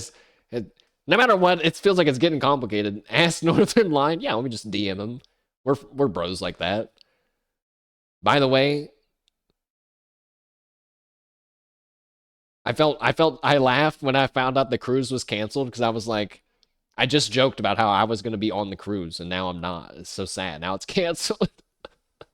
I don't know why it was canceled. But anyways, the Pokopia story is long and it's boring. I'm realizing now it's kind of boring, but what ended up happening was that I kept running into problems, and when I finally got my code, I typed it in. It was like, it doesn't work. And I couldn't figure out why it didn't work. Eventually, I found out it's because my Nintendo account and my user account regions weren't both set to Hong Kong. So I changed them both to Hong Kong. But in order to change your region on your user account, you, one, can't have any reoccurring purchases. So I had to cancel my Nintendo Switch Online reoccurring thing. And you can't have any eShop funds in your account. You can't have any money digitally stored on your account. And guess who had 16 fucking dollars on his account? Mashed potato flow. Oh boy. So now in order to not have wasted $53 on Pokopia, on Hong Kong Pokopia, I now have to spend $16, which now, guess what? If you're following along at home, 53 plus 16, $69, guys. So we've saved $1 on Pokopia, right? So it's like, hey, that's still a win, right? But wait a second. Hold up. I'm not seeing anything on the eShop for $16. Oh, so what does that mean? That means we have to buy a $20 game, which now takes it to $73, which means we should have just bought it from the goddamn store originally. And I was pissed off. I was like, I've wasted 3 hours doing all of this shit. I bought Tetris Connect. And I was like, bro, why did I? Now I have this fuck ass Tetris game that I don't want. And I was like, this was such a pain in the ass. This was so stupid. And then I was like, you know what? It says that you can't get a refund, but I'm going to try to get a refund. Could have just bought a decent $20 game. I mean, I looked. I admittedly did not look for that long. The Tetris game was the first one that I was like, this seems good. I do like Tetris, but I have Tetris 99. I don't feel like I need any other Tetris game. But I went to the online chat, told them that I bought that Tetris game by mistake. Nobody clipped this and sent it to Nintendo, and I got a refund. But actually, I just realized I only got refunded the $3 that I had to pay extra on my card because I only had $16, you know? So now I'm wondering, on my Switch, did I get the $16 back on my account? I'm going to look right now.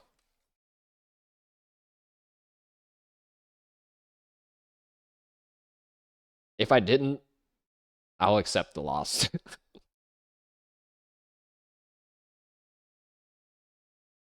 Oh my god, I did! Holy shit! 1683. Boom. So, our journey to get Pokopia for $53 ended in a success. It only cost me some blood pressure.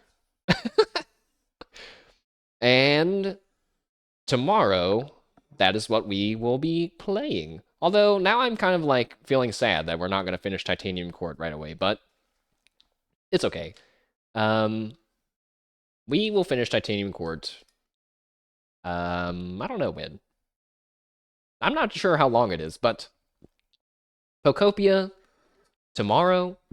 It's gonna be like a chill stream, I hope. I'm gonna be trying to speed run it with like actual legit speed run strats. So I'm gonna try to take that 40+ hour tutorial and chunk it down to about 6 hours. If proper speedrunners can beat the tutorial in 3 hours, I feel that me, as a non-experienced speedrunner, can probably beat it in 6 to 10 hours, which is still really good compared to the 40+ hours that people say that it is. So, oh my god, the Ace Attorney song ended, which means I've been yapping for a long time. Chat room, that's all for me. Thank you for listening to me yap and hanging out. I am excited to return to streaming more regularly, and in the near future, we'll be streaming more than I was before. Hooray! We're gonna be trying to do longer playthroughs of games. Lots of times I just do little dips into games. Trying to do longer playthroughs of games. You won't see any attempt number 564 of one level of one game. If that's what you're into, there's another channel where you can go and watch that. I wish I had extra spending money. I would have bought Ready or Not, and I would have beaten that level before Moon. I swear to God I could do it. I don't know why he can't do it. I feel like he's just pretending at this point. There's no way it's that fucking hard. it's one level of one video game. I don't. He's beaten Bashi and all these other things, right? Hasn't he? How can he not beat that? He just can't. He can't be trying, right? Like, holy cope from who? Me? From me? That I couldn't beat it? How hard is it? How hard could it be, guys? Come on. I've watched him play it. No way. It can't be that hard. How much is Ready or Not? How much is it? Is it 30? Oh, it's 24? It's 50% off right now. Wait, there's other Ready or Nots. Is this... It has... Stop, stop, stop, stop. It has DLC?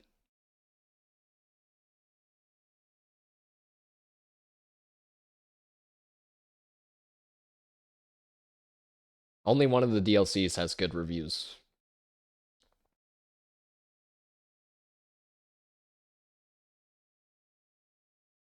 Oh, the DLCs are like just a few extra missions.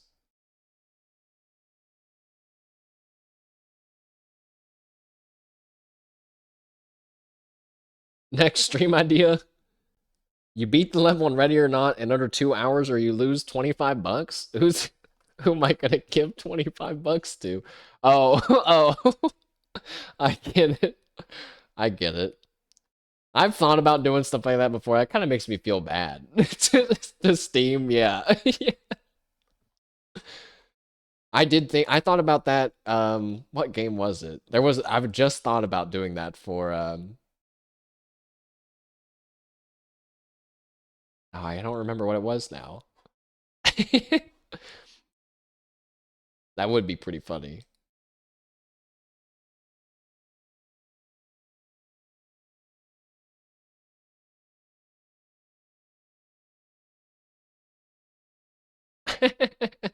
The reviews. Good game, but no respect until the developers open their eyes to the fact that college students and LA crackheads aren't military trained professional marksmen. That person has 124 hours in the game. That's probably fair. There's a guy 225 hours. He says, "I'm a veteran, Ready or Not player. I played it when it was in early access. He said, I've learned all the maps by heart, finished every mission at S rank at least once, completed all the achievements, and as much as I love this game, deep down I hate it." 911, this call. All right, all right, all right. Maybe one day, lads. You know what? Even if he beats it, all I have to do is beat it in less attempts than he took, right? I think that still counts. I think that would still count. We'll see. I mean, it does look like a fun game as a shooter. It's a shooter, but also like a strategy game in a weird way. It's like because you have to like assess what you're gonna do and stuff. So okay, I yapped a good yap sesh. I just realized I have not eaten lunch yet, so I'm gonna go eat some lunch, and I will see you guys back here for tomorrow for some Pokopia, and I don't know what else lies in the future. Some Slay the Spire probably during the week. Maybe a Griftlands stream as well to compare to Slay the Spire 2. I also was thinking about buying that factory game, but I'm not sure now that I bought Titanium Court. But the factory game, I did log back into it, and I did that last bit that I was like, I don't think I can do this today, but I did it, and it actually wasn't that bad. Which made me curious about the rest of the game. It was so sad. There was one moment where I was like, wait, I don't have to do it like this. I can do this and optimize. I just optimized. And I was like, this is amazing. I got hit with the rush of optimization, automation, addiction. Good stuff. Good stuff. Fun game. Good talk. Great chat. Thank you very much, everyone.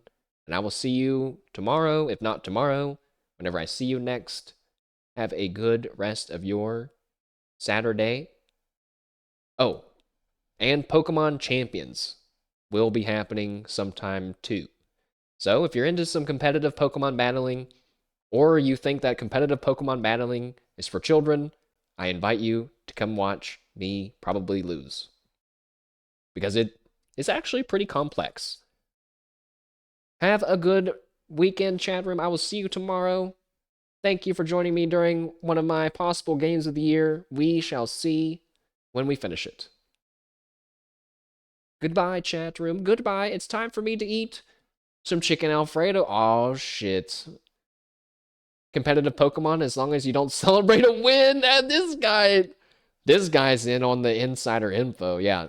Don't shake the table. Do not shake the table. You guys saw that? That's crazy. I saw a judge spoke up about it, and then he got banned from the Discord and some other stuff. I was like, bro, okay, it's one thing to make a decision about the thing that happened. It's another thing to ban someone talking about it. That's insane. Like, that's crazy. He should be able to talk about it. I mean, in fact, I want him to talk. He's a judge. That's crazy. Oh, whatever. The TCG, yeah, where I didn't see it, but there's like, like what was it? There was, I guess he shook the table, right? But what about that? What about that one guy in the fighting games tournament that threw a chair? You know what I mean? Like, I think that's where we can say that's pretty excessive. There's basically no reason why you'd ever need to do that. you know? Whatever. Whatever. We'll be sure to calmly celebrate any win that we get, if we get any. And we'll go from there. He threw the headphones to the table.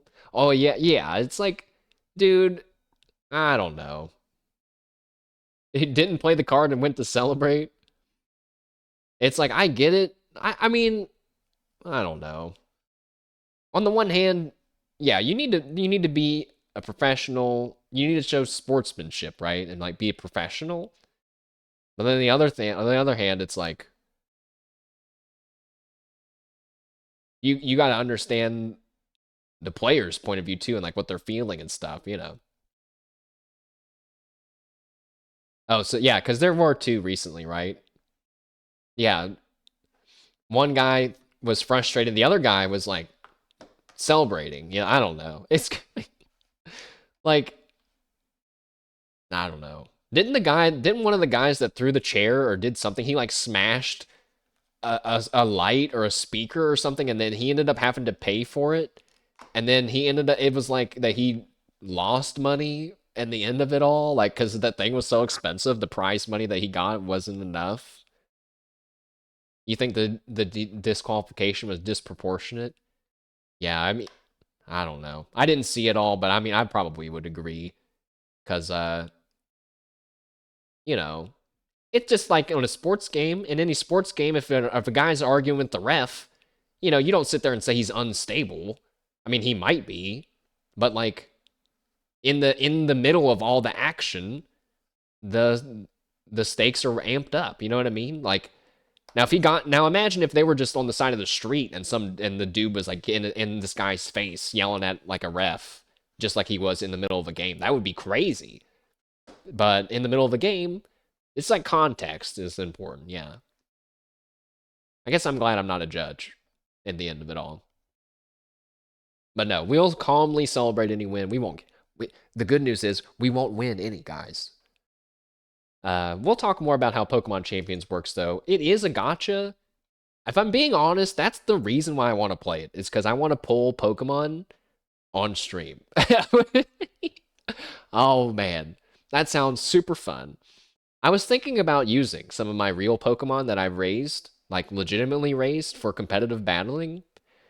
But I kind of think, their time is over. They're retired. I'll let them rest. Let's have a new batch rise to the challenge. So we'll be a organically grown Pokemon Champions gamer. Maybe soon. So, okay. Thank you again, chat. I'm going to go eat. I appreciate you guys chatting with me. And I will see you tomorrow for some Pokopia. Maybe some battling. Who knows? Have a good rest of your day. And I'm going to go eat some chicken Alfredo. Goodbye. Bye. I will see you all tomorrow around 1 in the afternoon. Goodbye.